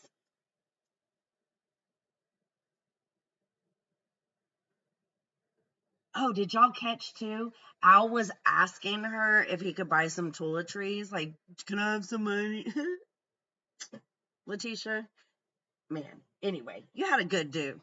You had a great freaking life. Why'd you do this, man? Why did you ruin everyone's life around you? Okay, 226, I think, is when they got home. She didn't read anything until 2:45. At 3:15 is when Lena gets home. 2:20 is when they show up. They believe she killed him between 2:20 and 3:15. 2:26, I think, and like 3:15. At 3:31, Al is calling and is not getting a hold of her. 3:30, she called Al and talked to him for like 3 minutes. And then Al texts Gannon. That's not read until 7:40 at night. 4:11, Al to Letecia. He's like, I need to get headphones. How much money? Blah, blah, blah. 4:15, Harley clocks out. So that she had an hour from 3:15 when Lena got home until 4:15 when Harley clocked out. 4:19, Harley says, hey, I just got off work. She's like, yay. Yeah, she is. But at the same sense, she's like, oh, yay, my helper, my person that I can make do whatever I want is on her way. 4:37, Harley arrives home. 4:50 is a FaceTime, 0 duration. And then Harley and Lena leave the house, go in the Jetta, and go to get, at 4:52, she gets a text, carpet powder, trash bags, and baking soda. So she had some time right there where nobody was home. Because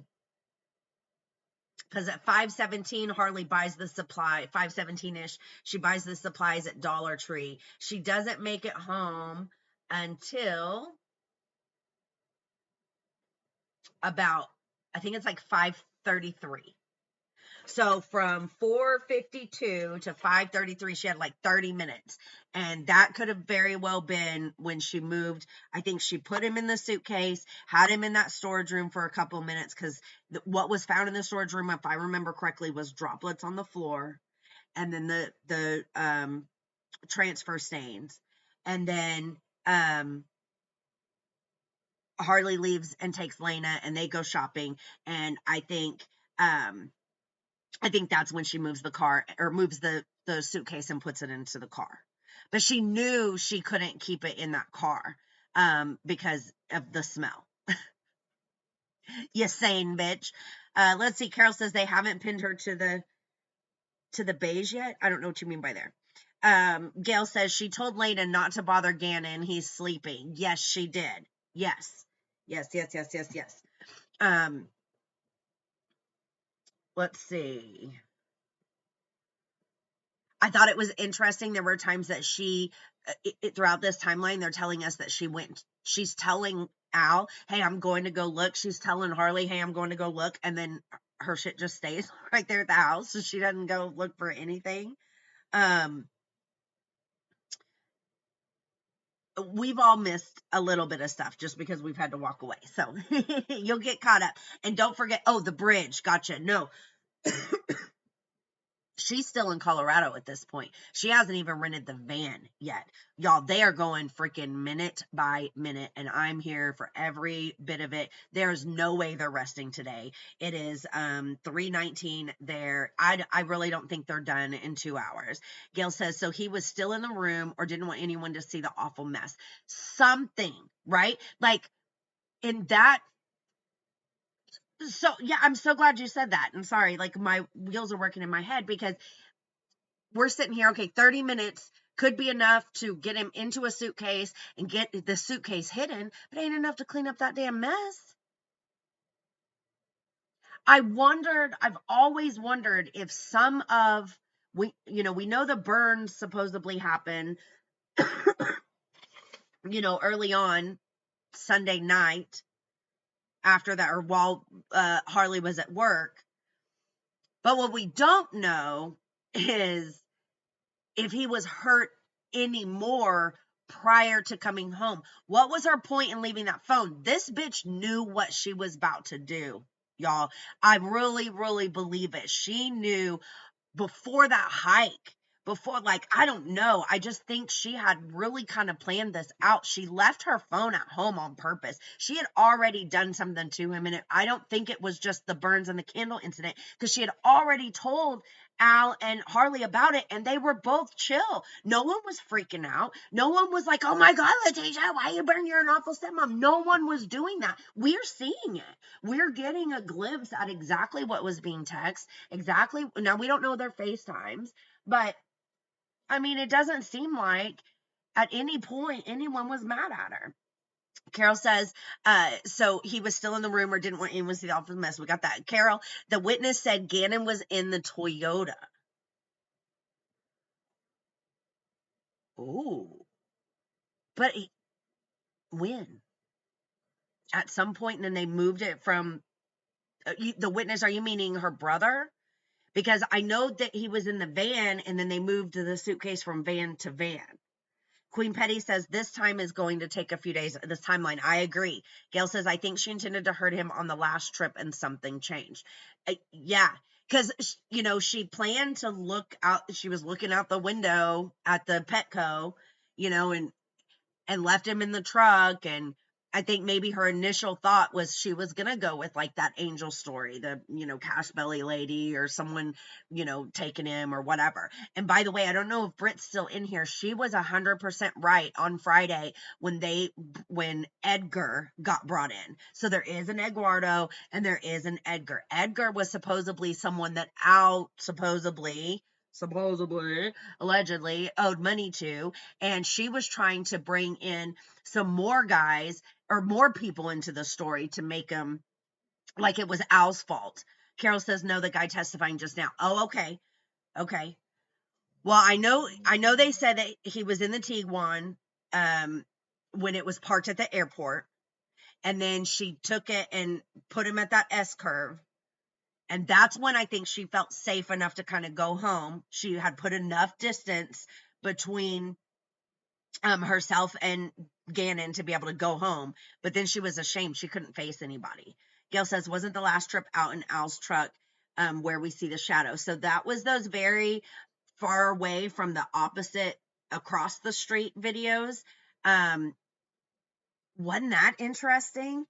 She just came out and stood there and like stood in the driveway, like, I don't know. And then there were people out walking, and it's just crazy to think like her poor neighbors and stuff, like all of this stuff is happening and you have no freaking clue. Imagine what your neighbors are doing.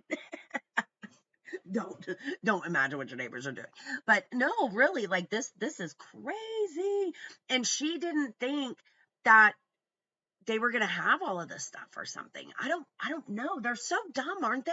Like literally the searches that they have and stuff are crazy. And then who was that she sent part of her little Sky West application to? That's weird. I don't know. She does some weird stuff. And it said that first trip to Petco, she actually bought the clothes. So she never did explain why she went a second time. And then why is all the times, I'm a little confused because they keep saying Gannon's phone is contacting Landon. But early on, they say that her Apple Watch is connected to Gannon's phone. So is she talking through her watch or like physically on Gannon's phone? Because if it's on Gannon's phone, like you're a total bia, you know? Gail says, so that's why they say, huh? When they see the shadow, that's when they said they saw him in the Toyota. That's when he says that they saw him in the Toyota, is when they see the shadow. Huh. I don't think they had a Toyota at that point because they have the Nissan Frontier truck. I think it's Frontier.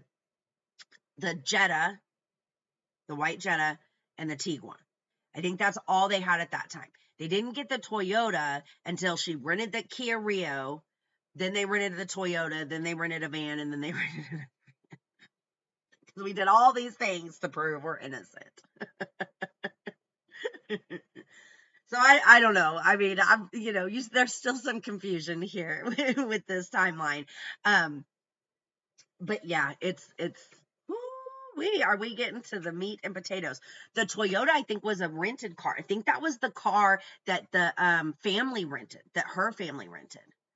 Her mom had rented the car, or maybe mom rented a van. We're about to find out. We are definitely about to find out. They did a lot of FaceTime calls, back and forth. That was kind of interesting. I would love to know what was said there. I think he meant that, yeah, he was Court in will the call Toyota 20 after CR he 1358, People versus Um, Letecia Stauch. Record should reflect the here jury's we not go, present in guys. the courtroom. Smash that like Is there button if anything you we need haven't to already. address at this point in time? Prosecution? No, Your Honor. Defense? Okay. All right, let's go ahead and bring the jury in.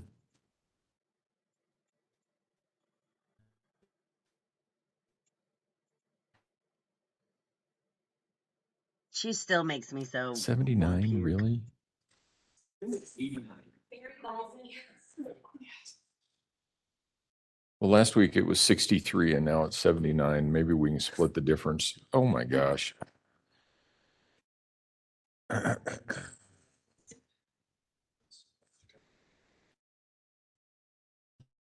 64 one day.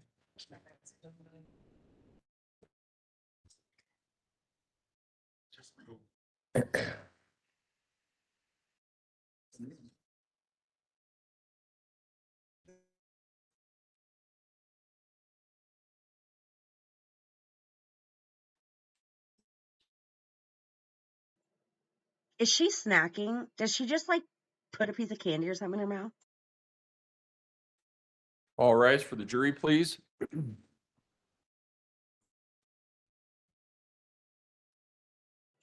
Just rolling her eyes. There's Al. Let me show you.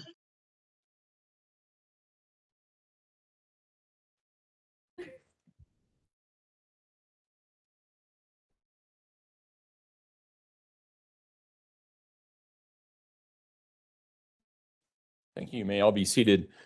Court will recall 20 CR 1358, People versus Letecia Stauch. Record should reflect the jury has returned to the courtroom.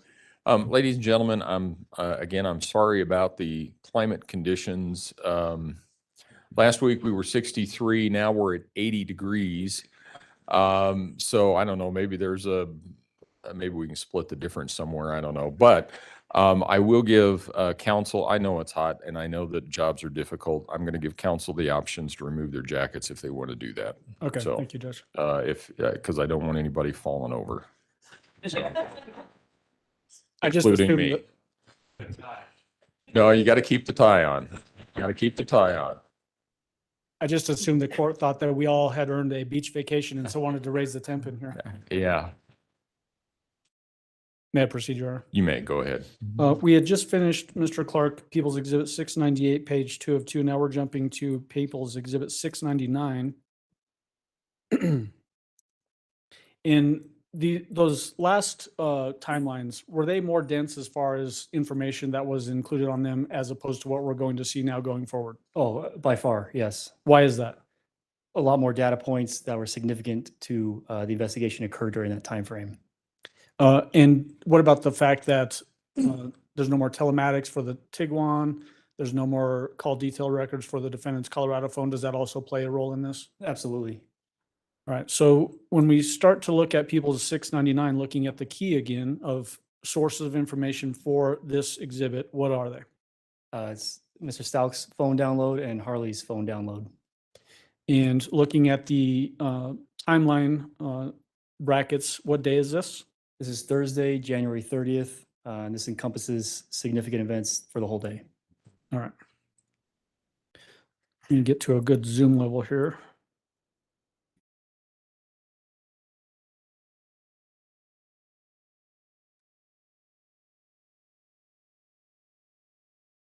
All right. So the first entry on this, there's no time listed there. Why is that? So the defendant and Harley are still at the Sanchez residence. That's where they stayed the night. And then the first entry with the time is at 4:38 a.m. What is that information? That's Harley quitting her job at Massage NB. So it's a message from Harley's phone to her supervisor at 4:38 a.m. that reads, "I wanted to say that I thank you for being supportive and for our time at work. I know I provided an initial date that was for me leaving for BMT, which is basic military training. At this time, Harley was supposed to go into the Air Force. But due to safety concerns with my family situation, I need to take care of myself and make sure I am safe at this time. I hope you understand that this was an extenuating circumstance and hope that I can leave the company with a great relationship and future references. Thank you." When we think back to the testimony from Harley Hunt, who, by indications of the investigation, actually penned that text message? This message was authored by the defendant. And I should have asked at the beginning, but the blue line indicating Gannon is missing, does it extend for the total period of this particular day as well? Does. Gannon is still missing. 7:57 a.m. to 8:57 a.m. is the next timed entry. What is that entry? These are more messages between Harley's phone and Mr. Stout. And it starts with, "My life was threatened on social media and told how people are looking for me. My grandma had threatened. I do understand the pain and scaredness, but my mom did not do anything to harm Gannon. You should know that. I can come this afternoon to get my things." Mr. Stout replies with, "None of that is by me. You are always safe with me and you know that." And the response is, "Not by you, but you could stop it." Mr. Stout replies with, "Social media is stupid. You should be with me. Your grandma and them should not have gone on there either. Call me." And the response to Mr. Stout was, "I did and you didn't answer." And Mr. Stout says, "No, I just called you and went straight to voicemail. VM. Harley, you are 17 and you are my responsibility. I know you are scared and confused about all this, but I'm making this very clear. I'm asking you and Amy to come see me. I need to verify your safety. If you leave without seeing me first, I will fear for your safety and have to report it to police as missing runaway. If your mom signed consent, like you said, I must see it ASAP and have a copy, and it must specify who you're allowed to leave with. This is the issue I was trying to avoid by sending you to safety yesterday, but you chose to not do that." Either way, maintain constant contact with me and keep me informed of your location. I will not come and try to bother you, but I have to know you are safe at all times. Love you. Break in there just so we can make the record clear. You referenced Amy, spell that Amy's name, Aimee. and who is that in reference to? That's Amy Lowry, the defendant's sister. Okay. And then picking up there after that text from Mr. Stauch to Harley Hunt's phone, what is the response to that? The response is, I'm not scared. Why would you do this when I don't want to be around you? Be with Landon. You turned on my mom. I want to be with my grandma, my uncle, and my aunt. I'm not your child, nor will ever be. And then Mr. Stauch responded with, I disagree, but I respect your opinion. I have to visually confirm your safety. After that, if you decide to leave with your family, we will work through that. Where can we meet? I'm about to go to Lena's school so we can meet there or close to the house. The response was, you promised I could get my things with my family, and you said no one would be there but you. And Mr. Stauch responded with, yes, but you are not working with me. And for context purposes, when we're talking about this Thursday, January 30th, does this coincide with, or what day did it occur when the defendant and Harley went back to 6627 Mandan Drive to get things out of the house? That's going to be the next day. That's on Okay. Friday. Is that what they're referencing here in these text messages, though? Efforts to go to the house to get those things? They want to be alone. They don't want to be bothered by anybody or asked any questions. They just want to show up and take their belongings and leave. And so that the record is clear, they being who? The defendant. Okay. The next timed entry is at 8:57 a.m. and stretches to 10:37 a.m. What are we looking at there? This is Harley's phone. It's a continuation of the conversation with Mr. Stauch. And it starts with, I'm not. You will do me like you did mom. Please stop. You have your car. Give it to Landon. I paid for it all this time. Stop trying to force me to do something. And let me break in there just for reference purposes. The car that's being referenced there, what is being discussed? It's the Volkswagen Jetta. The Volkswagen Jetta assigned to Harley Hunt? That's her primary vehicle, yes. Okay. And then pick up there.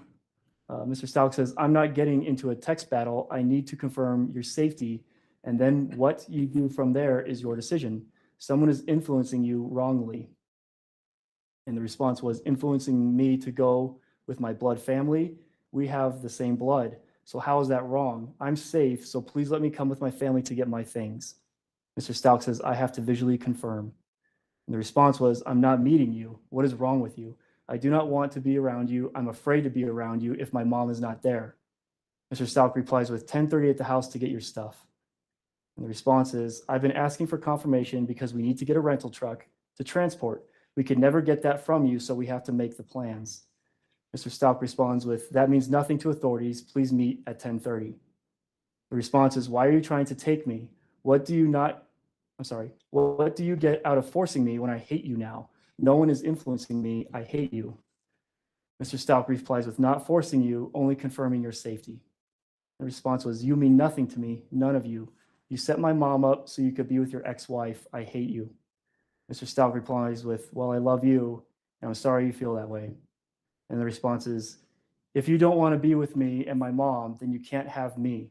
She is the best mom ever, and she would not harm anyone. You are doing this for control. Mom's attorney is coming to get her things. He will have an order. And just for context purposes, based on your knowledge of the investigation, who do you believe to be operating Harley Hunt's phone at that time? I believe this to be the defendant. The next entry is at 11:06 a.m. What is that? So the defendant's family arrives in Colorado. They arrive to Denver International Airport, and they rent, specifically her aunt, Brenda Acquard, rents a 2020 Nissan Altima. During the period that this Nissan Altima is in play as being rented by Aunt Acquard, did the defendant have some access to this car by herself? She did. Okay. The next entry is at 1:24 p.m. What is that? This is when the defendant and Harley go to the Marshalls located at 1760 East Woodman Road. And that's where the Volkswagen Jetta and Harley's phone were seized by the Paso County Sheriff's Office. Does that then now diminish even further points of data going forward now that Harley Hunt's phone is also seized? It does. None of the original data points that we've seen up to this point are in play anymore. We've seized 2 cars and 2 phones.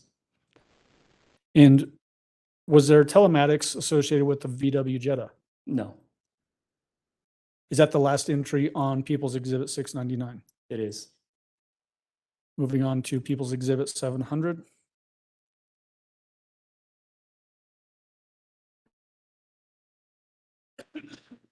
And while I'm zooming in on this, these same exhibits that we're looking at on the screen, are these printed out and on boards back on the back wall there, They are. giving the jury access to them back in the deliberation room at some point? Yes, Same exact things? same exact things. Looking at People's Exhibit number 700, what are the sources of information for this portion of the timeline? So we have FBI CAS data because you may recall Sergeant Roy Ditzler testifying that he placed a GPS tracker on the Altima later in the afternoon on this Friday. And then we also have some American Express financials, some transactions. And the period of time for this particular timeline, People's Exhibit 700 is what? Friday, January 31st, encompassing the entire day. Okay. And then does the Gannon is missing indicator line extend for the entirety of this day as well? Yes, Gannon is still missing. Starting at the first timed entry on the timeline at 9:44 a.m., what do we have there? So at 9:44 a.m., the family goes to the Enterprise located at 421 North Cheltenham Road. And by the family, that is the defendant and Harley, along with Aunt Brenda Awkward, mom Deb Lowry, and then brother Dakota Lowry.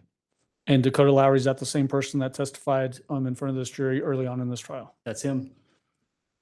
And they rent a 2019 Ford Transit van, and we'll refer to that as van number 1 for the next essentially 24 hours.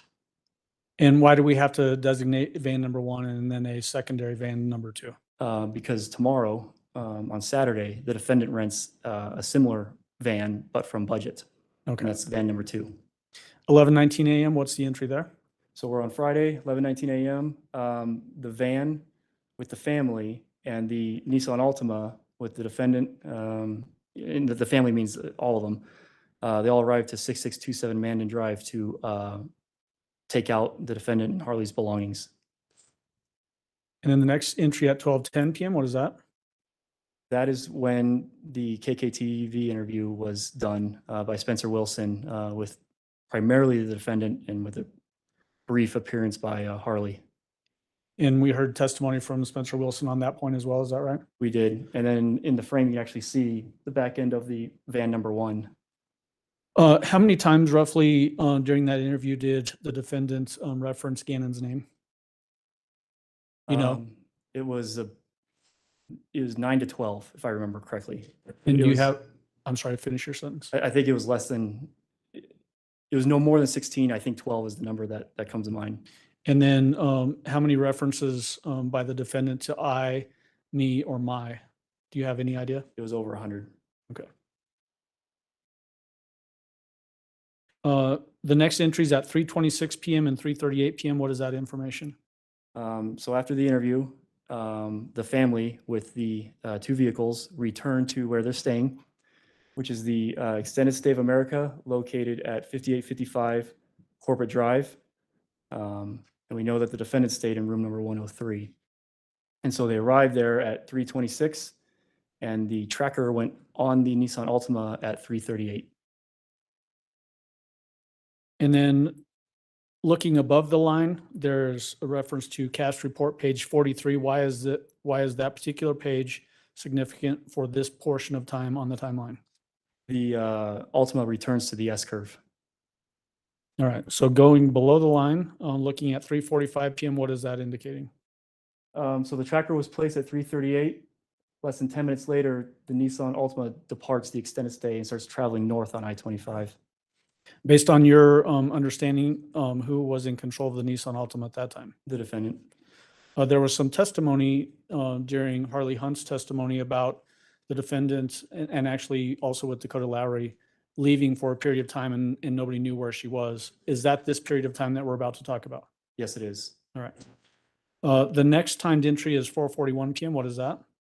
That's the Nissan Altima pinging with the GPS tracker at the S-curve. And what is the time brackets where this Nissan Altima goes up to southern Douglas County to that S curve and then returns back down?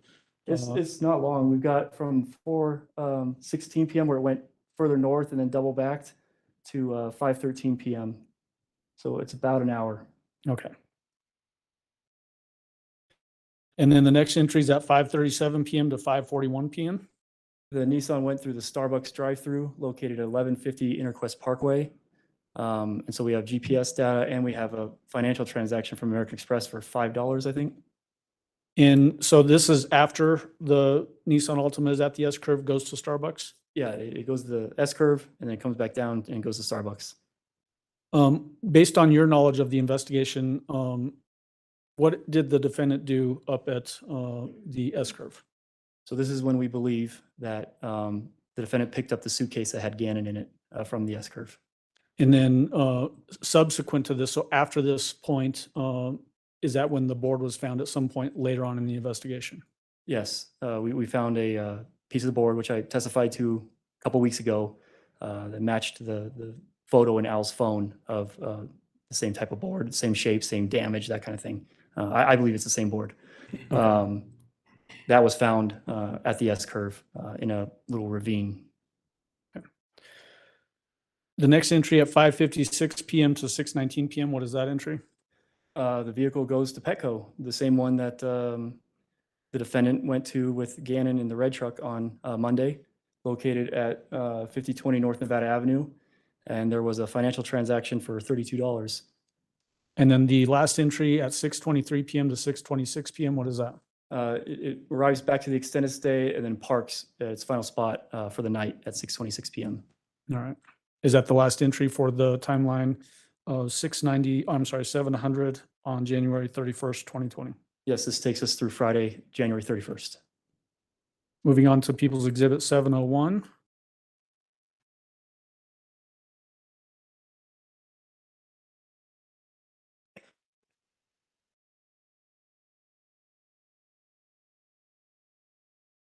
What are the sources of information for People's Exhibit 701?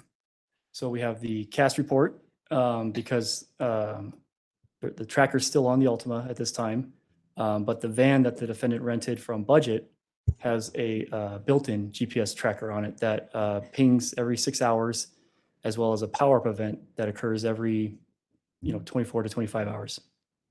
And then we also have USAA financials as well as American Express financials. The USA financials and the American Express financials, are those accounts associated to the defendant? To the Same for the other exhibits that have the same information on them? correct. The blue line indicating Gannon is missing, does that extend for the entirety of this timeline as well? Yes, Gannon is still missing, and this timeline covers the period of Saturday, February 1st through February 4th. Okay. Starting with the first timed entry, you have that squiggly line and then 8 a.m. What do you have? Why do you have the squiggly line there again? So the information that we have is that the van number one, with Dakota, Lowry, and the defendant in it, departs the extended stay right around 8 a.m. And Where did they go to? They drive to the Budget, which is located at 140 East Garden of the Gods Road, where the defendant rents a van number two for $679 using the American Express. Does that coincide with the testimony that we got from the person from Budget about that van rental and went through the receipt and all of that sort of thing? From him as well as her brother Dakota. Okay. And then I just want to have you point out visually the two different vans. Do they look different on the timeline? They do. So van number one has windows. Van number two does not have windows. This is more accurate depiction of what van number two looked like, the one that they drove to South Carolina. Okay.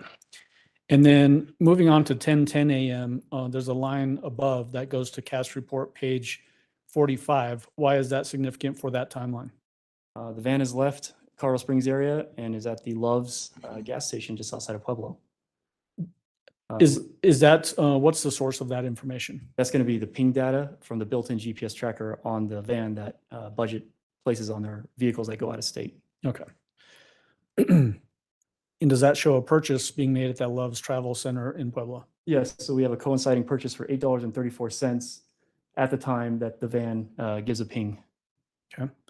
The next timed entry is 11:57 a.m. to 12:20 p.m. What is that entry? So this is when the defendant and Harley go to the Walmart located at 2921 Topol Drive in Trinidad, and the defendant purchases phone number 2. It's a prepaid Verizon wireless phone with a 407 area code, and there's a corresponding charge from the USA account for $89.03. There was testimony from the person that searched that van back in Rhode Island.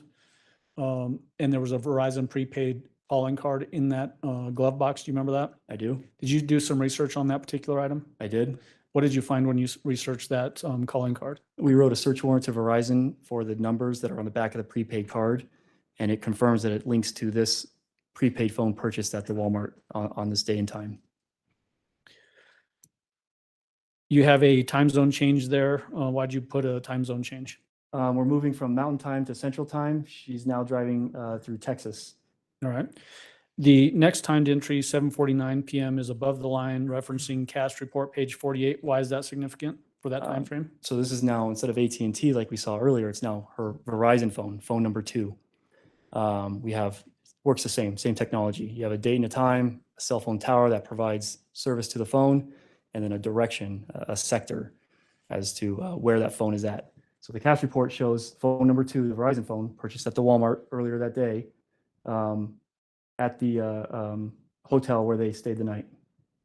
And then going forward now, are we going to have potentially 2 sources of data, both the GPS information from the van and then call detail records for this phone that was bought in Trinidad, Colorado? Yes, that's what will be in the cast report, and then we'll also have financials that'll be on the timeline. Okay. The entry at 11:10 p.m., what is that? So that's the 6-hour scheduled ping for the van, and it's in the parking lot of the Candlewood Suites, located at 18 Western Plaza Drive in Amarillo, Texas. And we have a corresponding charge a few hours earlier for $91. The next entry, I'm sorry, do we have a date change there? Yes, so they stay the night at this Candlewood Suites, and then the van sits at that Candlewood through the morning of Sunday, February 2nd of 2020, with the scheduled power up to 12 a.m. and then the 5:10, 11:10 a.m. Pings. Does this indicate that they're still potentially at the Candlewood Suites, have not started driving for that day? That's correct. Maybe slipped in or something like that? That's correct. It hasn't moved. 7:38 p.m. is that the next entry? It is. There's a $25 charge on the American Express. This time, Candlewood Suites, but in Decatur, Texas. 601 West Thompson Street is the Candlewood Suites, and then we have a corresponding 11:10 p.m. GPS ping. So they traveled from Amarillo to Decatur on February 2nd. Do they spend the night in Decatur, Texas into the morning and day of February 3rd? They do. What's the next timed entry at 3:14 a.m. to 5:10 a.m.? We have the power up event, and then we have the scheduled 6-hour ping alert, and the van is still at the Candlewood Suites in Decatur, Texas. And I should have asked you to clarify this, but on those van schedule alerts, you have in the line, it says stopped, stopped for those different references. Thanks. Why do you have that word stop there, and what does that mean? It means it's parked. We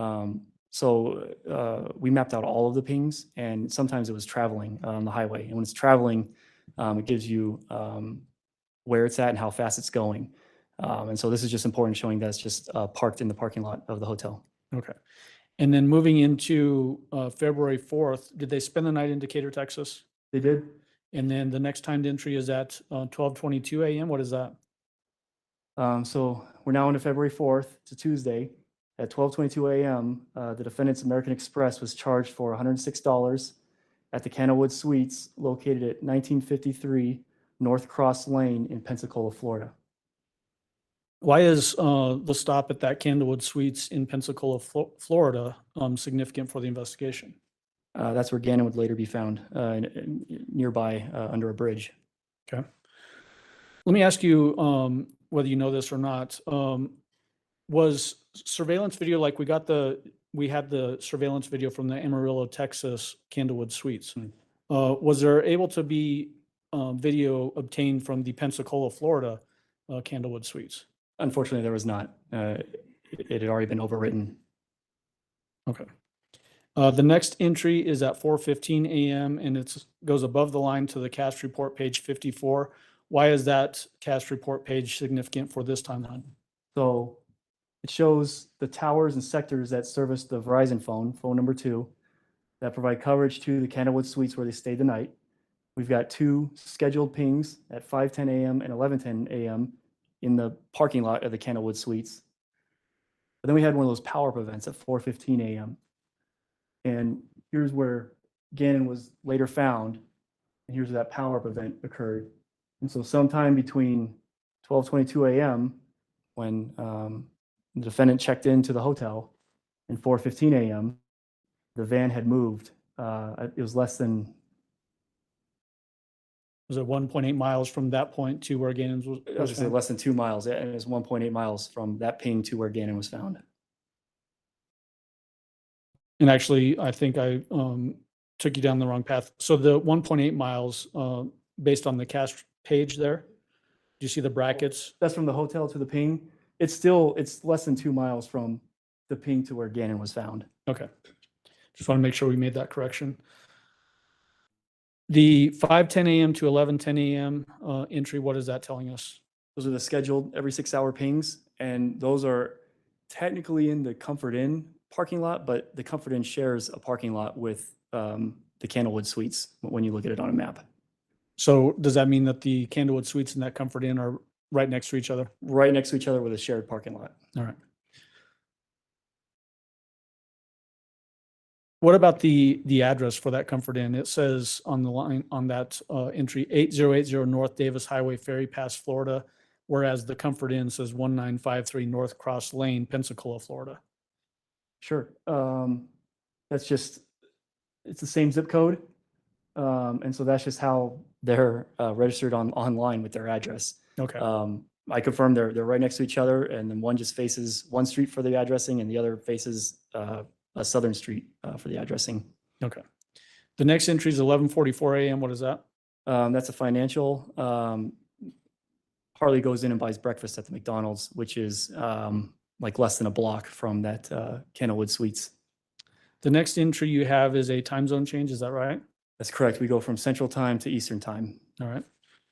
The next timed entry you have is at 11:32 p.m. and it points upwards to a cast report page 56. Excuse me, page 56. Why is that cast report page significant for this timeline? It corroborates what the van pings are saying with the call detail records, along with the financials, that the phones continue to travel down south and stays in the Orlando area. And does the financial show a check-in at an Orlando hotel? Yes, the Holiday Inn, 11:32 p.m. There was a $315.70 charge made to the Holiday Inn in Orlando, Florida.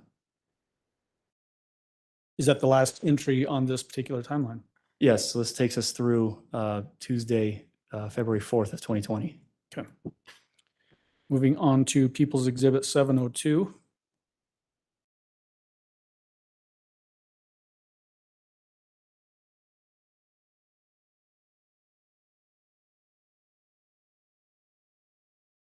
Again, for reference purposes, what are the sources of information for People's Exhibit 702?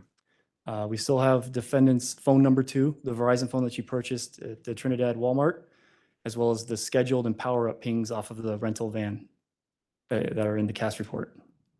And then what are the relevant time spans for this particular exhibit? So this goes from February 5th, which is a Wednesday, all the way till March 17th of 2020.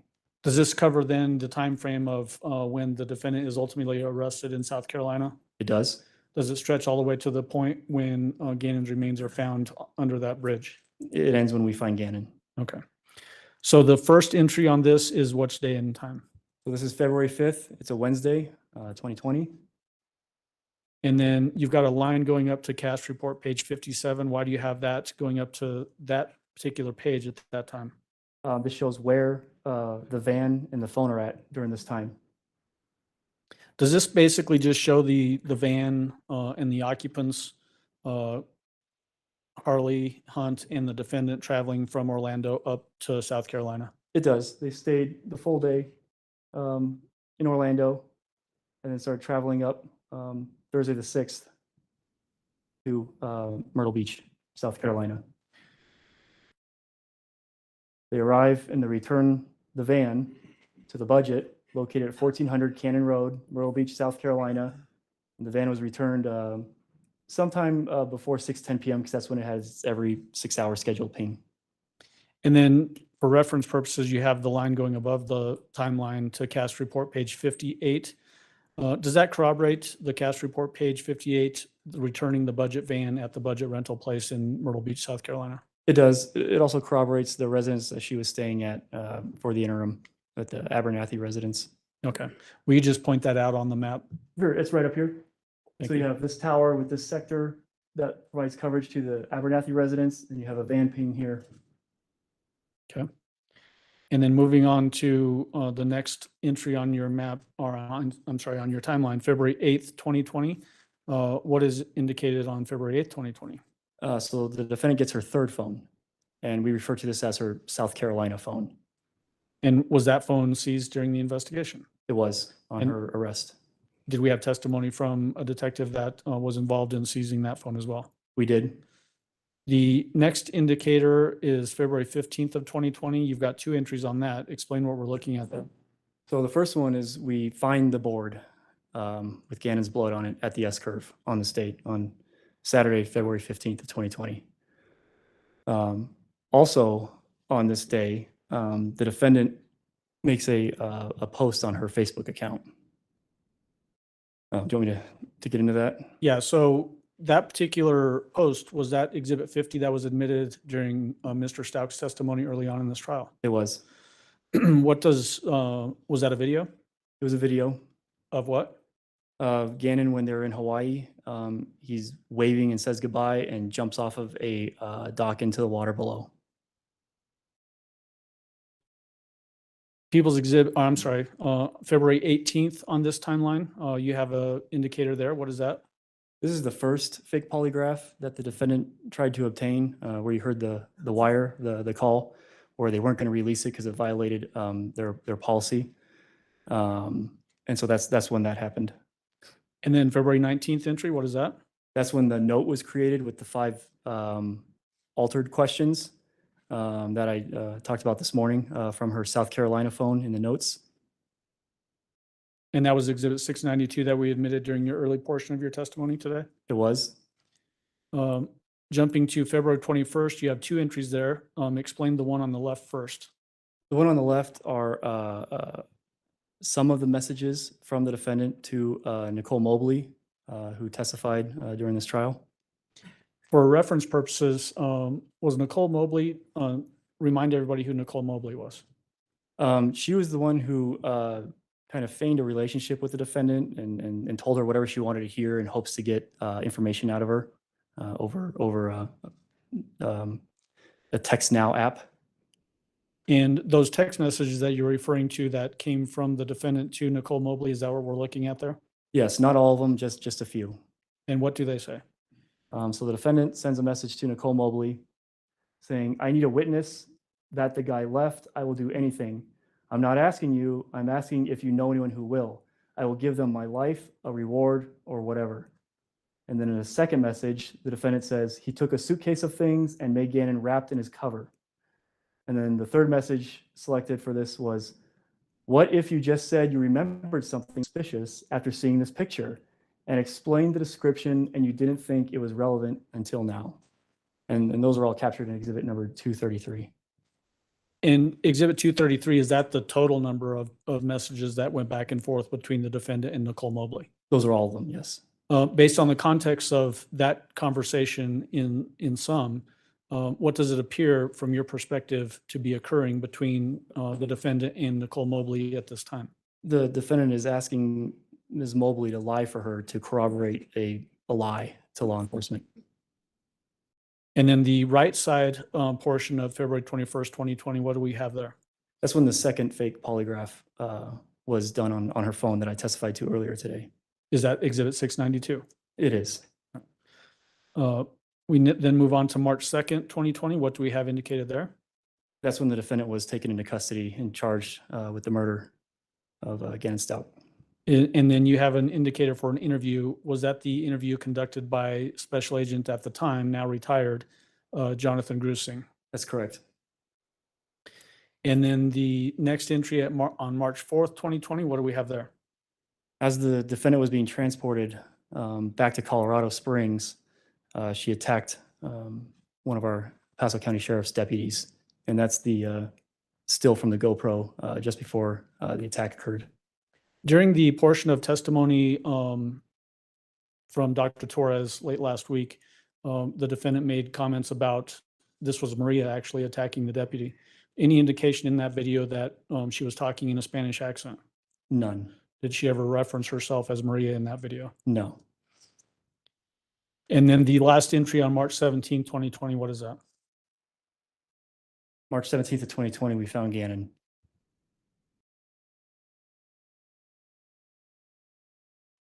All right. Your Honor, may I approach and set up the easel? We can turn the TV off.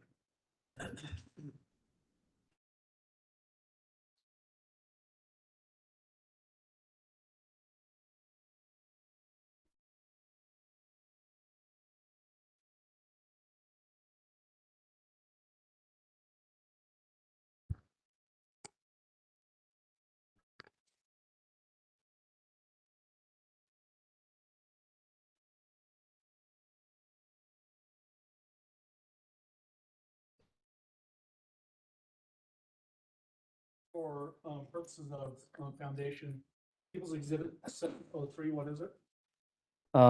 It's some of the defendant's Google searches on her Colorado phone number 1. And what is the date span of these searches?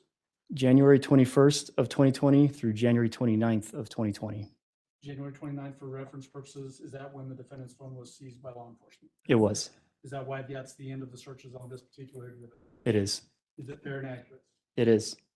And then as it relates to 722, 720, 721, and 722, what are these exhibits? These are Google searches from the defendant's South Carolina phone number 3. 720 spans February 19th of 2020 through February 23rd of 2020. Exhibit 721 spans February 24th, 2020 through February 26th, 2020. And then Exhibit 722 are searches conducted from February 27th, 2020 through March 1st of 2020. These all fair and accurate representations of searches that were found on the South Carolina seized phone. Yes, phone number 3, the South Carolina phone. This time I'd move for admission of these exhibits 720, 721, and 722 as it relates to the South Carolina phone. And then People's Exhibit 703 as it relates to the Colorado phone. Mr. Cook, No objection, Your Honor. Exhibit 703, 720, 721, 722 will be admitted. Go ahead. Thank you, Your Honor. And permission to publish 703 at this time? You may go.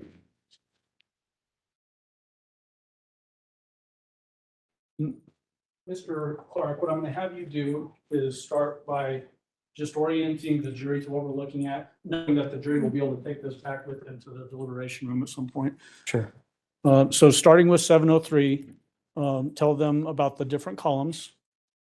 So on the far left, you have the date and the time that the search was made. And this is Colorado time because this is the Colorado phone. And so it's local time. And then on the right, you have the words typed for the actual search. And then are these, I guess, can you tell the difference when you look at the download of the phone, whether searches have been deleted or whether they're still active on the phone? Yes. So on this Colorado phone, there was just over 6,400 searches done during this time period of the phone download. She deleted about 4,500 of those. So we're left with about 2,000 searches that still have a date and a time component with the search. When you delete a search, the deleted search is still saved, but the metadata is stripped from it. So there's no date and time component. And so we don't know when the search was made. We just know that the search was made. And so just to keep it clean, we are only presenting the searches that we know when they were made. And then as it relates to the searches that were referenced in Special Agent at the time, now retired, Jonathan Grusing, there were searches that were referenced in his interview. Were those deleted searches that he was referring to? They were. And so does that mean that they didn't have date and time stamps for when those searches were actually conducted? That's correct. Do we know, though, that those searches were conducted prior to January 29th, 2020, when the defendant's phone was seized? They were, yes. And then as it relates to, you said, I think roughly 2,000 undeleted searches on her Colorado iPhone. Did all of them have any relevance to the investigation that we're talking about? Not all of them, no. The searches that we have on People's Exhibit 703, do they have relevance to this investigation? They do. Starting with the first entry, what I'd like to have you do is just tell us the date and time of that first entry. Sure. So the first one we selected, this goes in chronological order. And it's also important to note that all of these were searched at least once. So the first one was January 21st at 9:05 p.m. The defendant searched Landon Marie Hoyt. Is that Hyatt? I'm sorry, Hyatt, yeah. Yeah, and then just so the record is clear, spell the name. Landen, Marie is Marie, and Hyatt is Hiott. What is the next search? Same day, but at 9:10 p.m., so 5 minutes later, U-Haul truck rental. The next search? 9:12 p.m., U-Haul trucks rates Colorado Springs, Colorado to Orlando, Florida on January 22nd of 2020. There was a reference in text messages that we went through on the timeline where the defendant said, I should have left last week when I was, do you remember that search? I do. Does that coincide with what we're seeing here, that the defendant is searching for U-Haul trucks to go to Florida? Correct. And is this roughly a week prior to Gannon being missing? It is. The next entry, what is that? 9:14 p.m., another search was made, U-Haul truck rates Colorado Springs, Colorado to Orlando, Florida on February 6th, 2020. And so the actual date of that search, though, was that January 21st, 2020 also? It was made a couple minutes after the previous one for the rates on January 22nd. Are there two searches next that occurred on January 24th, 2020? Yes. Tell us the time of each one of those two searches. 7:32 p.m., jobs, employment in Myrtle Beach, South Carolina using Indeed.com. And then at 8:01 p.m., sometimes you just leave and take, and it's misspelled. It's spelled Notijig. I'm assuming that means take nothing. Is that based off the context of the search term? Yes. Are there then now a bunch of searches on the defendant's Colorado phone that occur on January 25th of 2020? Yes. Tell us the first one and what time that occurred and what it is. First one occurred at 8:48 a.m. and it's jobs, employment in Los Angeles, California using Indeed.com. What's the next one on January 25th? January 25th is 12:16 p.m. Now this is Saturday before Al flies to Oklahoma. So Saturday the 25th at 12:16 p.m., find real military singles was searched. Is there another search at 12:16 p.m. as well? There is military dating and singles at militarycupid.com. What's the next search on January 25th of 2020? 1:40 p.m., the search was parenting should be 4 people, not 1. What's the next search on January 25th, 2020 and what time? Also 1:40 p.m., I'm over doing all the work for my stepkids and their mom doesn't help. What's the next search on January 25th, 2020 and what time? It's at 1:48 p.m. and it reads, if you aren't involved in your kid's life, you are shitty. What's the next search on January 25th, 2020 and what time? 1:49 p.m., my husband's ex-wife does nothing for her lids. Based on context, what do you think that the lids actually meant? Should be kids. Okay. Is it a typo basically on the searcher's part? Yes. The next search on January 25th, 2020, what time and what did it say? 1:51 p.m., I wonder if my husband's ex-wife is sending me a Valentine's card since I, raise, her, kids. Does that coincide with what we talked about earlier with text messages from the defendants, originating from the defendant's phone, having periods instead of spaces sometimes? Yes, primarily happens in a lot of the searches with the periods in between. What is the next search on January 25th of 2020 and what time? 1:54 p.m. One day, some people will, period, wish they treated you differently. What is the next search on January 25th, 2020 and what time? 7:57 p.m. Find me a rich guy who, period, wants me to take care of his kids. What is the next search on January 25th, 2020 and what time? 7:58 p.m.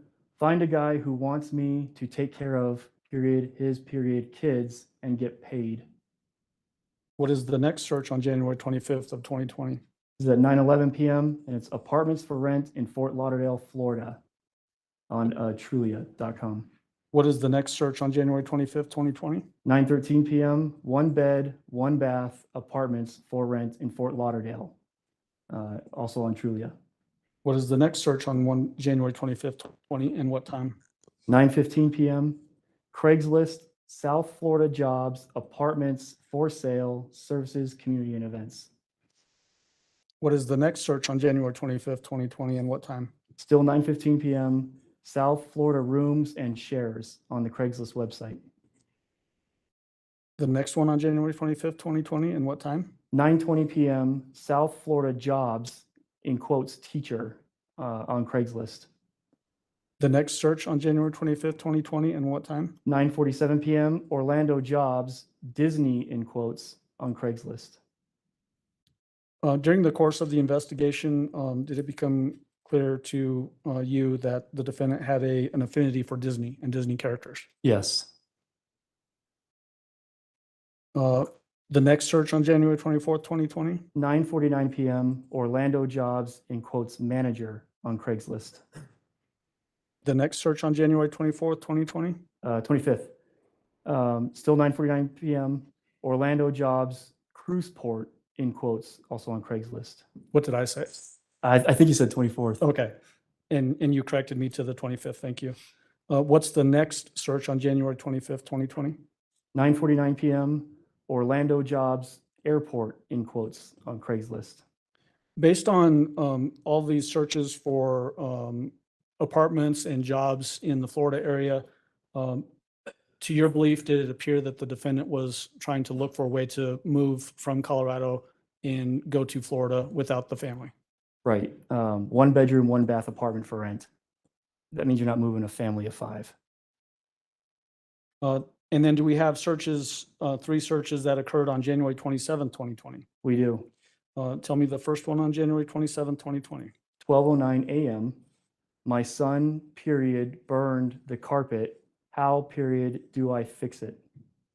Is there a period between the fix and the it? There is. I just couldn't see it from this angle. How do I fix, period, it? And then the next search on January 27th, 2020, what is it and what time? 1:03 a.m. Son sick. Can he stay, period, home? And then the next search on January 27th, 2020, what time? 2:42 a.m. Craigslist, Orlando, Florida, jobs, apartments, for sale, services, community, and events. And for context purposes, is January 27th, later that day, the day that the defendant went to Gannon as a runaway? Correct. We have then several searches on January 28th, 2020. Is that correct? There are, yes. What is the first one on January 28th, 2020? 4:15 a.m. What is the process for, period, our runaway child? And the next one on January 28th, 2020? 4:16 a.m. Police steps for our runaway. The next search on January 28th, 2020? 4:16 a.m. Police steps for, period, our missing child. The next search on January 28th, 2020? This was the 7:17 a.m. one, find cheap rental car deals on Priceline. Does this coincide essentially with the defendant renting that Kia Rio at the Colorado Springs Airport on this particular day? Correct. The next search on January 28th, 2020? At 8:17 a.m., $37 a day compact car. And then the final search on January 28th, 2020. 12:57 PM, can Nintendo find my Switch? And then now do we have two searches on January 29th? Correct. Tell us the first search on January 29th as it's relevant to this investigation. Both were at 2:34 AM. And the first one reads, I want immunity because it was gang related. And the second one is this GregHillAssociates.com. She read an article about be careful about being granted immunity and not testifying. And does that immunity theme come up in the recorded phone calls between the defendant and Mr. Stauch during those consensually recorded phone calls that we heard testimony from? Numerous times. All right. I'm going to switch out the exhibits and move on to People's Exhibit 720.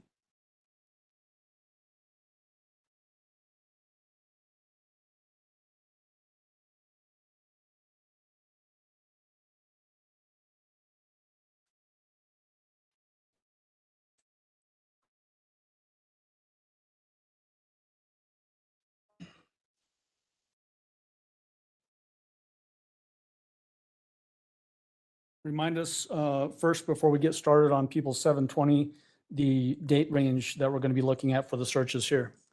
So OMG, this is can from y'all see phone number that? 3, the South Carolina phone. And it's from February 19th to February 23rd, 2020. There were just over 1,300 searches during this time period on her South Carolina phone. We were able to get that down to 377 unique searches. And out of those 377, we're going to show you 96 that are relevant to this case. All right. Do we have, it looks like 5 searches that are relevant to this investigation that occurred on February 19th of 2020? That's correct. Tell us the first search on February 19th, 2020 and what time? 1:22 PM, the defendant searched crime online. What is crime online? Do you know? It's the Nancy Grace show for nationwide exposure crimes. And was there a reference to the defendant being in contact with the Nancy Grace show during some of these recorded phone calls that we heard? Alleged. We don't have any proof that that the defendant spoke with Nancy Grace. What is the next search on February 19th of 2020? At 3:49 PM, Palmer, period, Harold, period, Colorado, period, Springs. Is Harold misspelled there? It is. It's HEARLD. What is Palmer Herald, Colorado Springs? It's the newspaper up in Palmer Lake area. So does that indicate to you that the defendant was searching for news in the Palmer Lake area, which would cover the area where the board was found? It was. This is during our search operations up there. The defendant was very interested in lots of local news, monitoring what our investigative tactics were at the time. And then what is the next search on February 19th, 2020? 7:22 PM, does text-free show location? What is text-free? That's the app that the defendant requested Nicole Mobley download so they could communicate with each other, and where the defendant sent those messages to Nicole Mobley.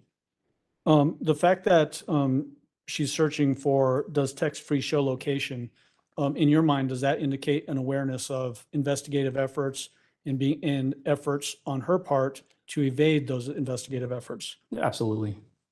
What is the next search on February 19th of 2020? 7:43 PM, how can I make my phone's IP period address hidden? Is address misspelled?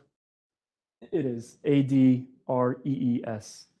Again, similar to that last question, does this also indicate to you that the defendant appears to have some knowledge that she's wanting to hide information from the investigation? That's correct. What is the next search on February 19th, 2020? 8:11 PM, the search was send a fake email. And then do we have 2 searches on February 20th, 2020? We do. What is the first search on February 20th of 2020? At 6:51 AM, how long will fingerprints stay on an object? What is the next search on February 20th, 2020? 8:49 PM, I need a fake ID that's legit. Then do we have a bunch of searches on February 21st, 2020 that are relevant for this investigation? We do. What is the first one on February 21st? 6:43 a.m. Children trafficking to period, Mexico period, from period, and it's misspelled Colorado. It's spelled COLOROSDO. And does this roughly coincide with references by the defendant in some of these recorded consensual phone calls that were recorded by the FBI, indicating that Gannon may have been trafficked to Mexico? Yes. What is the next search on February 21st, 2020? 6:54 a.m. I need a criminal polygraph. And the next one on February 21st, 2020? A few minutes later at 7:08 a.m., I need a fake criminal polygraph. The next one on February 21st, 2020? 7:21 a.m., fake polygraph test. The next one on February 21st, 2020? 7:35 a.m., can you get away with fake lie detector? And it's misspelled DETEXTOR website. These searches for needing a criminal polygraph, fake criminal polygraph, and can you get away with a fake lie detector test? Does this indicate in your mind that the defendant had some awareness of trying to evade the investigation in this case? Yes. What is the next search on February 21st, 2020? 9:52 a.m., Gannon Stauch, El Paso, period, searching in landfill. Was there in fact searches of landfills trying to locate Gannon's remains? There were. Was that publicized? Briefly, if I recall right. And then what is the next search on February 21st, 2020? 11:26 a.m., search efforts for Gannon Stauch. The next one on February 21st, 2020? 6:46 p.m., I need, and it is misspelled MEED, to change my look to hide. And the next search on February 21st, 2020? 6:47 p.m., face disguise. The next search on February 21st, 2020? 6:49 p.m., full face and then change, but it's misspelled CHAMGE. And the next search on February 21st, 2020? 6:51 p.m., first face transplant woman. The next search on February 21st, 2020? Also at 6:51 p.m., full face transplant. The next search on February 21st, 2020? 6:51 p.m., face, but it's misspelled FAVE, transplant near me. The next search on February 21st, 2020? 6:53 p.m., full face plastic surgery. The next search on February 21st, 2020? 6:56 p.m., full face plastic surgery, Atlanta. Those searches as it relates to this plastic surgery, face transplant, and that sort of thing, in your mind, did that indicate an effort to change her appearance to evade the investigation? Yes. What is the next search on February 21st, 2020? 7:23 p.m., need a guy who wants me to move in. The next search on February 21st, 2020?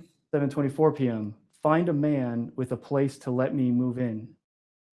And then do we have, let me see, 4 searches on February 22nd, 2020? Yes.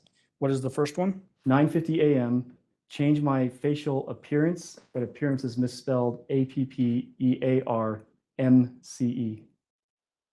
And the next search on February 22nd, 2020? Also at 9:50 a.m., drastic ways to change your appearance.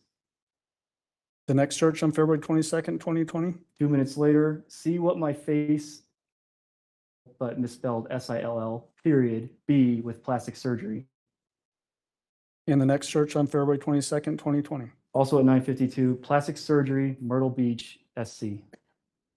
Did this indicate to you that the defendant is still indicating a willingness or want to change her appearance to evade the investigation? Yes, And then do we have 4 searches on February 23rd, 2020? we do. What is the first one? 3:08 a.m., Gannon Stauch found. Was he found on February 23rd? No. What's the next search on February 23rd, 2020? 8:24 a.m., replacement passport. The next search on February 23rd, 2020? 3:15 p.m., shock from period, watching someone get shot. Is someone misspelled? Yes, it's spelled SOME Is this the first indication that we have, well, let me back up a little bit. Gannon's body still had not been found by this time, right? Not yet. Is this the first indication that we have of consciousness by the defendant of Gannon being shot? Yes. And then the final search on February 23rd, 2020. 5:13 p.m. Face mask that looks real to disguise. Is that the last search on that exhibit? Yes. I'm going to switch them out and move on to 721.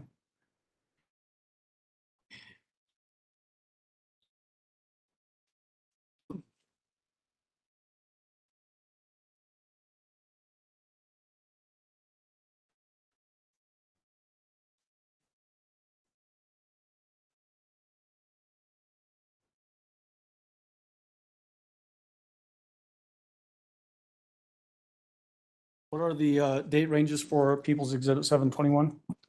So again, still from the South Carolina phone.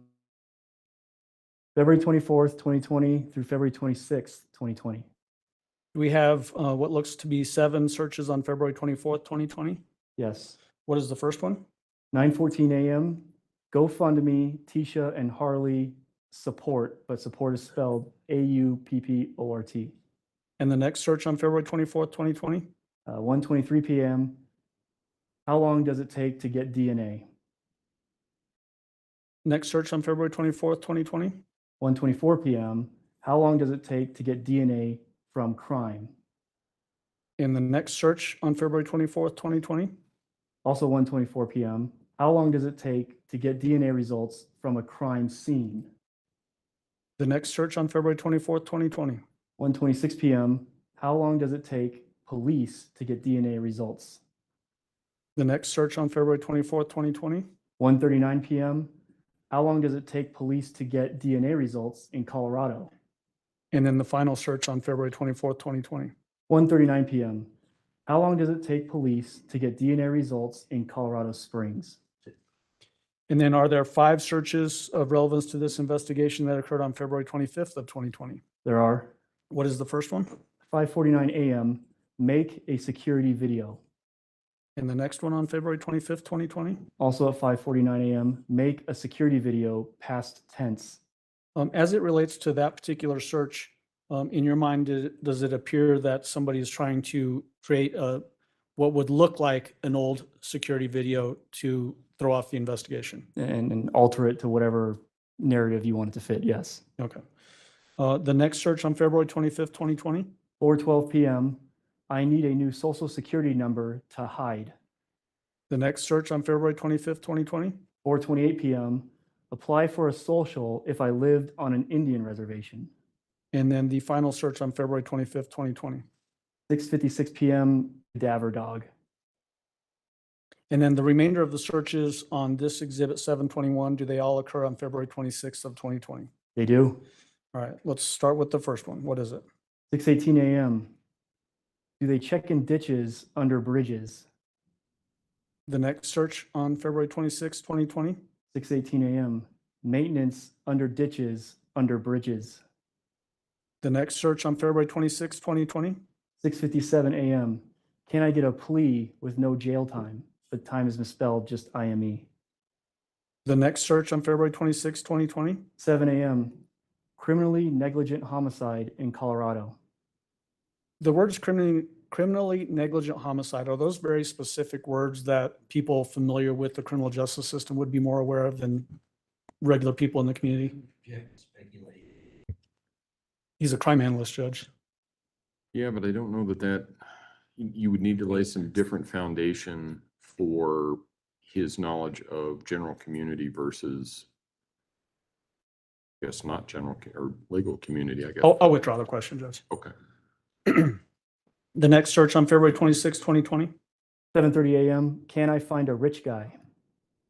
The next search on, I'm not sure what's so funny over here, Judge, but a lot of interruptions coming from my left. The next search on February 26th, 2020? 8:10 a.m. Can they trace Snapchat? The next search on February 26th, 2020? 8:30 a.m. Colorado closed cases. Is Colorado spelled correctly? No, it's misspelled COLROADO. The next search on February 26, 2020. Also at 8:30 a.m., Colorado misspelled Colroado, Springs misspelled Spring's, closed murder cases. The next search on February 26, 2020. 8:33 a.m., drug cartels in Colorado Springs.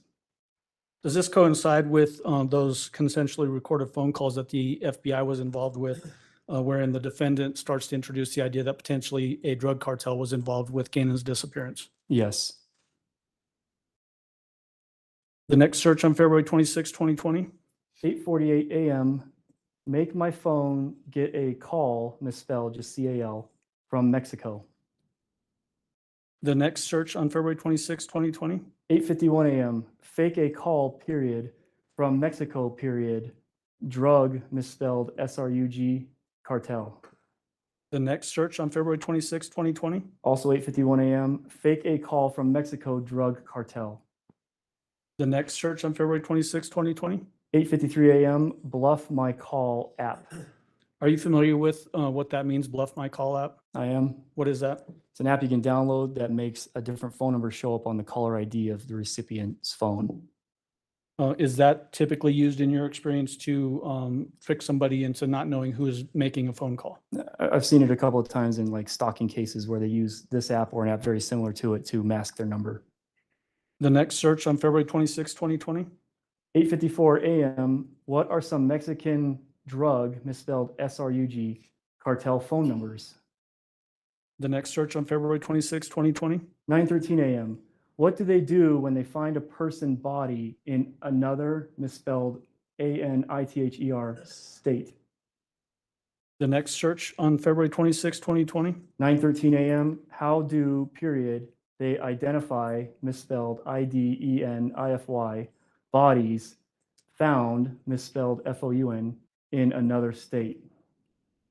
And the next search on February 26, 2020. 9:33 a.m., make a fake Snapchat video. The next search on February 26, 2020. 10:45 a.m., can the FBI go, period, to, period, Los Canos? What is Los Canos? I think it's a city in Mexico. The next search on February 26, 2020. 10:53 a.m., create a recording of someone's voice and change the words. And create is misspelled CREAT. The next search on February 26, 2020. 10:55 a.m., add someone's voice in a video. Is someone's misspelled? It is SOMEOMES. Does this indicate to you that whoever is doing these searches is trying to change a video Correct. to add voices that weren't necessarily caught on the video? Correct. The next search on February 26, 2020. 10:56 a.m., change someone's words in a video. The next search on February 26, 2020. 2:38 p.m., Bahamas marriage certificate. And the final search on February 26, 2020. 2:40 p.m., I need a fake marriage license. Is that the last search on People's Exhibit 721? It is. Let's switch them out and put up 722.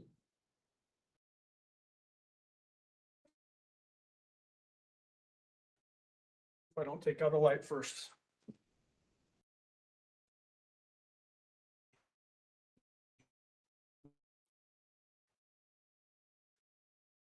What are the date ranges for People's 722? The date ranges are February 27th through March 1st. And this is still off of phone number 3, the South Carolina phone.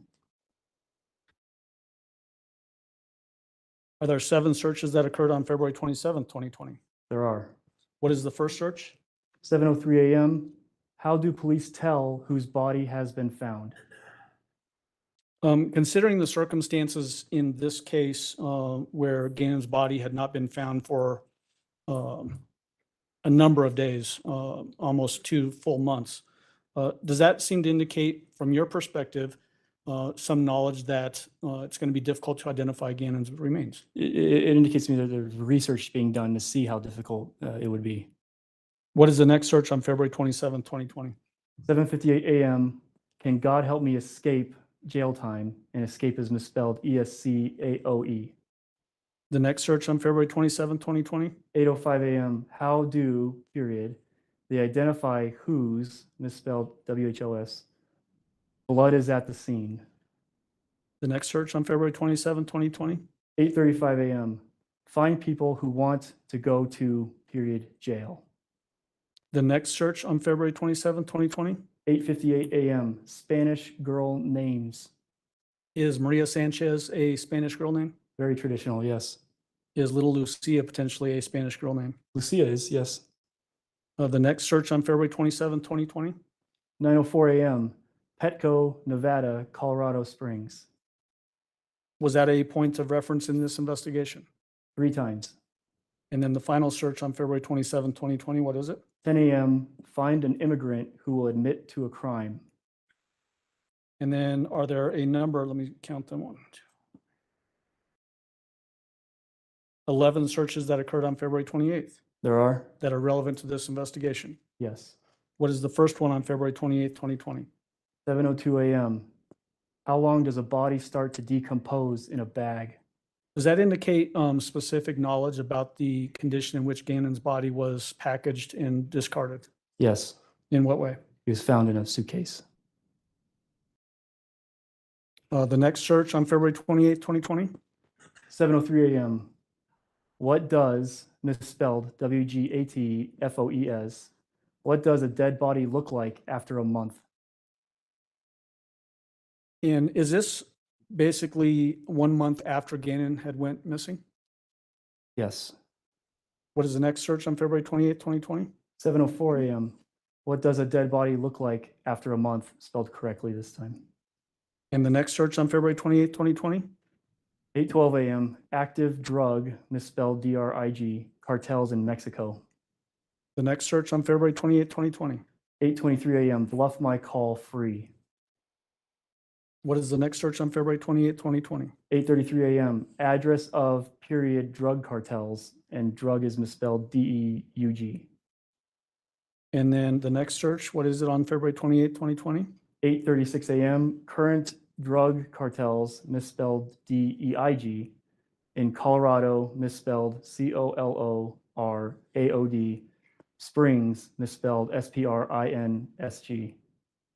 What is the next search on February 28th, 2020? 7:44 p.m. How period does the FBI find people, and people's misspelled PEOOPLE?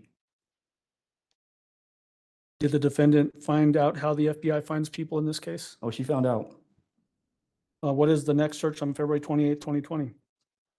7:49 p.m. How period does the FBI find fugitives? And the final search on February 28th, 2020? 7:49 p.m. Well, and there's 2 more. I'm sorry. How period does the FBI find fugitives? And then how fugitives avoid capture? Are those both at 7:49 p.m.? Correct. And then do we have now 3 searches that occurred on February 29th, 2020? We do. What is the first one? Casey Anthony, What time was that? 6:27 a.m. And just for reference sake, who is Casey Anthony? Casey Anthony was a wildly in the news case where Casey Anthony is a mom who stood trial for the murder of her young daughter, Kaylee. And then the next search on February 29th, 2020? 6:29 a.m. Casey Anthony and Patrick McKenna. Do you have any idea who Patrick McKenna is? I don't. Okay. And then this next and final search on February 29th, 2020 that is relevant to this investigation? 1:30 p.m. When does FBI take over a case? And then the final searches on this exhibit 722, do they all occur on March 1st, 2020 as it's relevant to this case? They do. What is the first one on March 1st, 2020? 3:58 p.m. How to make my fingerprints not scan. The next search on March 1st, 2020? 4:03 p.m. Fingerprint rubber. What is that a reference to based on the way you take that? Trying to get fake fingerprints, so your fingerprints can't be identified. Okay. And then the final search on March 1st, 2020. 4:03 p.m. Fingerprint rubber to make fingerprint. May I have just a moment?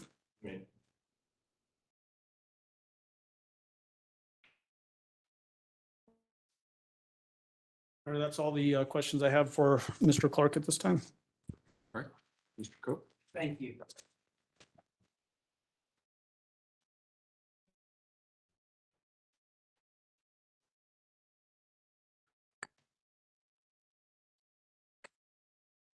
Good afternoon. Good afternoon, Mr. Cook.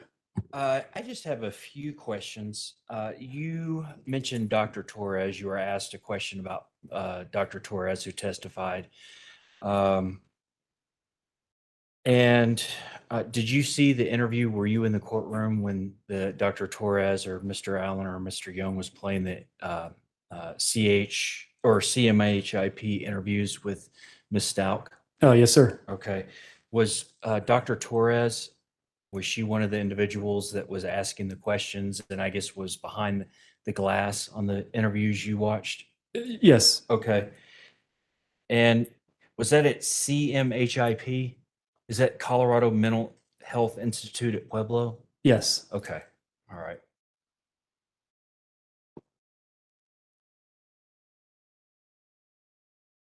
And was Miss Stauch shackled in that video that you, as far as you could tell? She was. Okay. And is CMHIP, is that a facility? Is that a lockdown facility? I mean, people just don't come and go as they please. It's a lockdown facility. I would expect it to be, but I've never been there, so Okay. I don't know. All right.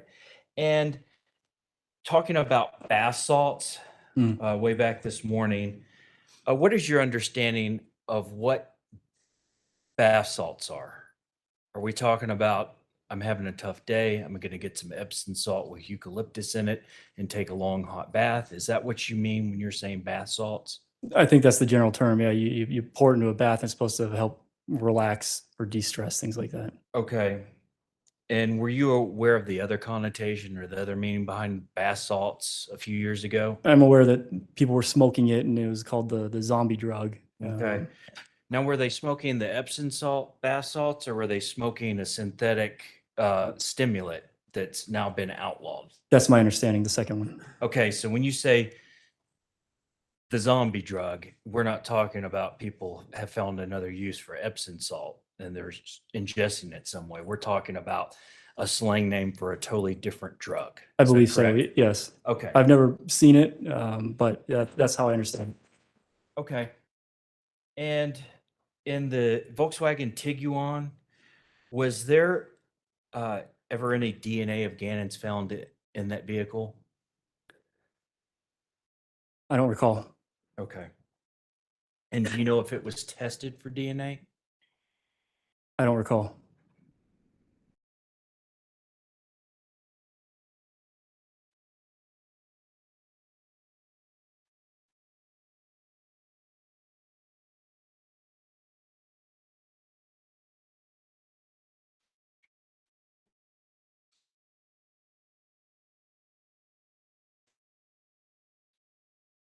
And the exhibits we've just been looking at on the boards, and I was looking on my computer.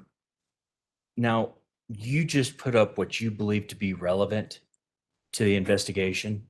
Yes. Okay, so if there were, hundreds or thousands of different messages or searches being done, how many? Let's see. Can I approach the witness, Your Honor? You may. On February 27th, I could not see these. Oh, sure. On February 27th, if we've got 1, 2, 3, 4, 5, 6, 7. If we've got 7 searches that were done on February 27th, 2020, that were relevant to the investigation. Like on the 28th, there were probably 10 or 12 or 13. So let's say an average of 10 searches a day that were relevant. How many of those do you think were irrelevant? Sure. So from the South Carolina phone, there were just over 1,300 total searches. Okay. We narrowed that down to 377 unique searches. And out of that, we presented 96 searches. So whatever 96 divided by 377 is, that's your percentage. Okay. Which is what? I don't know. It's too late in the day for me. Yes, sir. Do complex arithmetic. So there was a lot of stuff that absolutely did not relate to this. The vast majority of the searches or the information you got was not related to this investigation, correct? Sure. Out of the 377, we selected 96 to present. Just a second. Mr. Clark.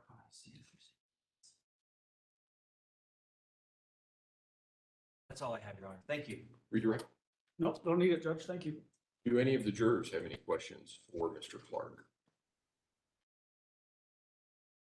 Looks like we have one coming. Counsel approach, please.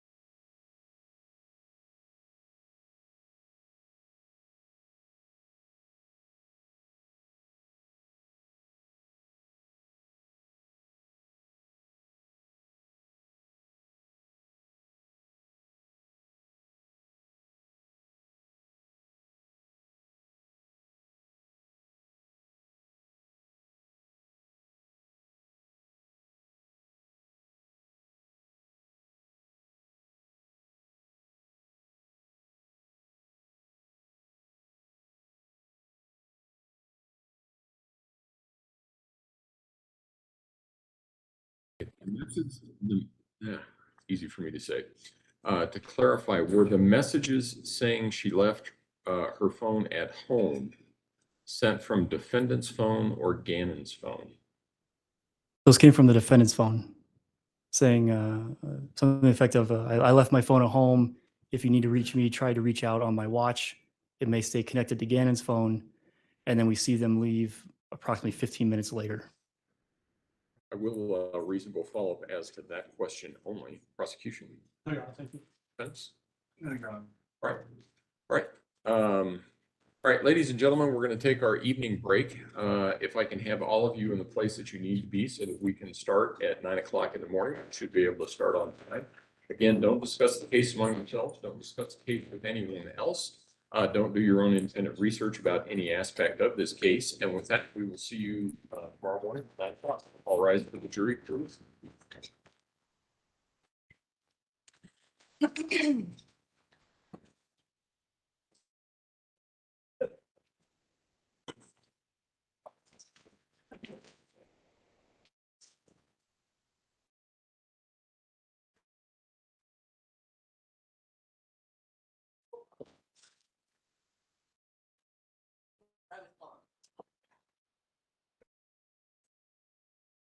Thank you. May all be seated. Record proof that the jury has left the courtroom. Mr. Clark, you can go ahead and step down now. Thank you, sir. Counsel and Deputy Robinson, approach, please.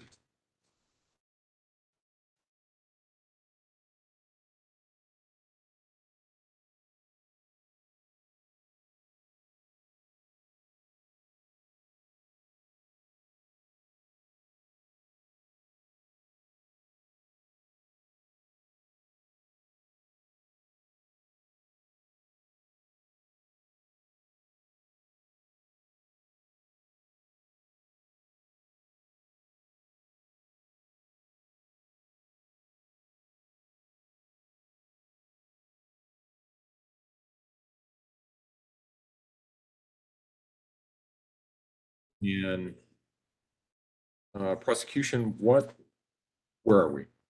So basically, Judge, we're prepared to rest. We obviously need to do that in front of the jury. Right. What I'd like to do before we do that, Judge, we can either do it this evening before we leave for the night or tomorrow morning, is just do an audit on the exhibits that were admitted to make sure that we're all squared away as far as that goes. So I'd leave it to your preference whether you want to do that today or tomorrow. I will give the list again to Ms. Gratiano. I think she's the one that's doing the heavy lifting on your side. So I will give that to her. And we can check it tomorrow morning and see where we are before we start tomorrow, and go from there. So you would rest. You have your witness, Dr. Lewis, ready to go first thing in the morning? Dr. Niederhauser Oh, first. okay. Dr. Lewis right? Okay, and she's going to be bound by the 2E regulations. Is that what the issue is that she's got? Niederhauser's, yeah. Or, I'm sorry, Niederhauser, Yeah. right? Okay, yeah, she shouldn't be very long then, I would think. Okay. Okay, then we will see everybody tomorrow morning at 9 o'clock and see where we are. So before we go to that, Judge, I think Mr. Young wants to make for the record on the Dr. Lewis situation that came up from earlier this Yes, morning. go ahead. Thanks, Judge. I did get an email from Mr. Tellini. I just want to read it into the record and give the court an idea of what this email is. Okay. Obviously, I don't consider it to be a report, but it reads as follows. Dr. Lewis and I visited with Ms. Stauch yesterday for around 3 hours. The conversation consisted primarily just going over her version of events. There was also talk about a softball injury Ms. Stauch suffered in high school, where she suffered a concussion and had her teeth knocked out. Obviously, that goes directly to the issues that we're going to be discussing. And I don't know how I can effectively cross-examine her on a 3-hour interview that she had with Stauch about the events related to this case when I have no idea what she said. So I would just ask the court to admonish the witness before she testifies that she's not allowed to render any opinions that she may have gathered from this 3-hour interview with Mr. Tellini and Ms. Stauch. Mr. Tellini did give me a hard drive. I forget the amount of time and I was quite tempted to record some of it. I think I got 40 minutes of it recorded before.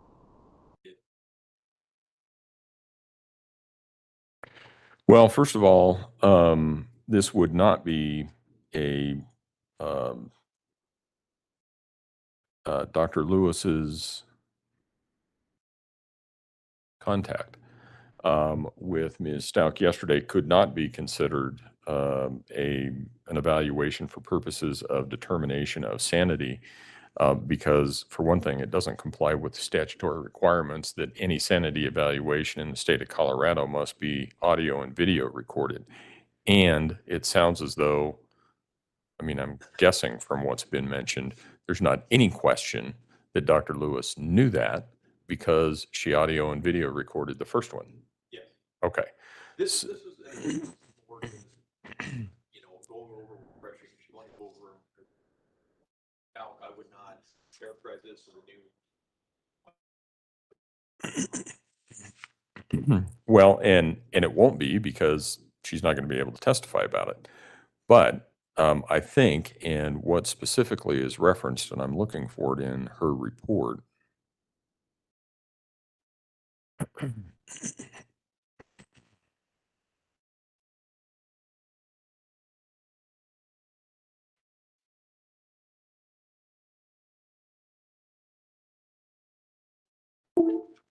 Unless you can find me somewhere in one of her reports, and I have both of them.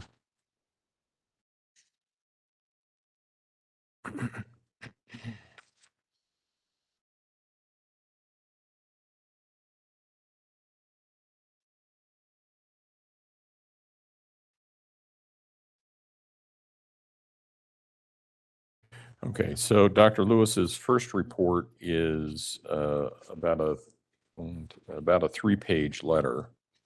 Dr. Lewis's second report is a 6-page letter, well, 7 if you include the signature. But unless you can show me somewhere in there that she references, was told, or had some information about some sort of softball incident where she sustained a concussion and had her teeth knocked out, she won't be talking about it tomorrow either. Well, it's contained in the state hospital.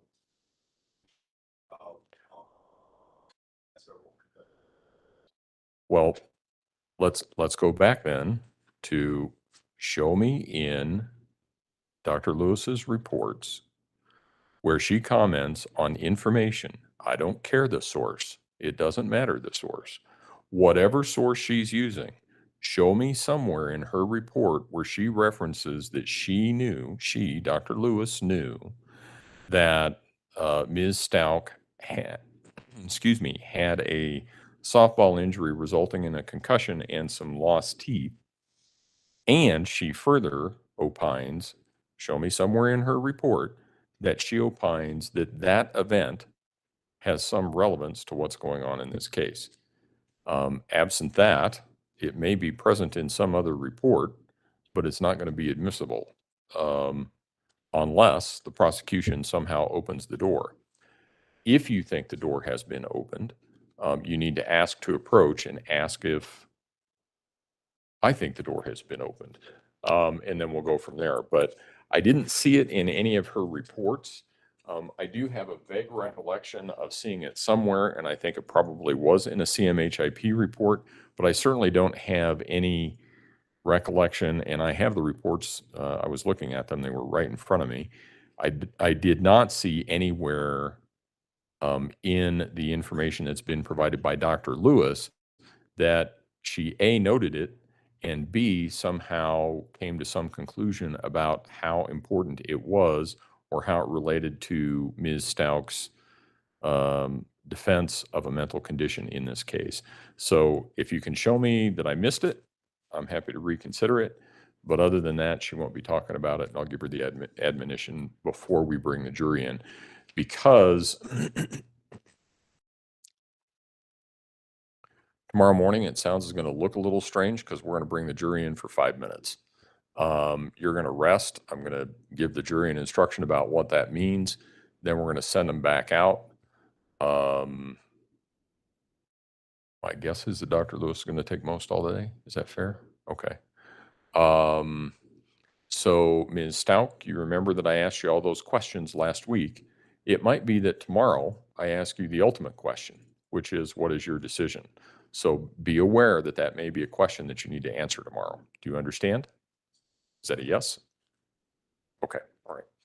All right, then with that, Ms. Gratiano, I will leave this with you, and we can talk about it in the morning. I think we're all pretty close because we did that matchup. It was either last week or the week before, and we weren't off by much. So I think we should be okay, but it shouldn't take too very long. So with that, court will be in recess. All rise.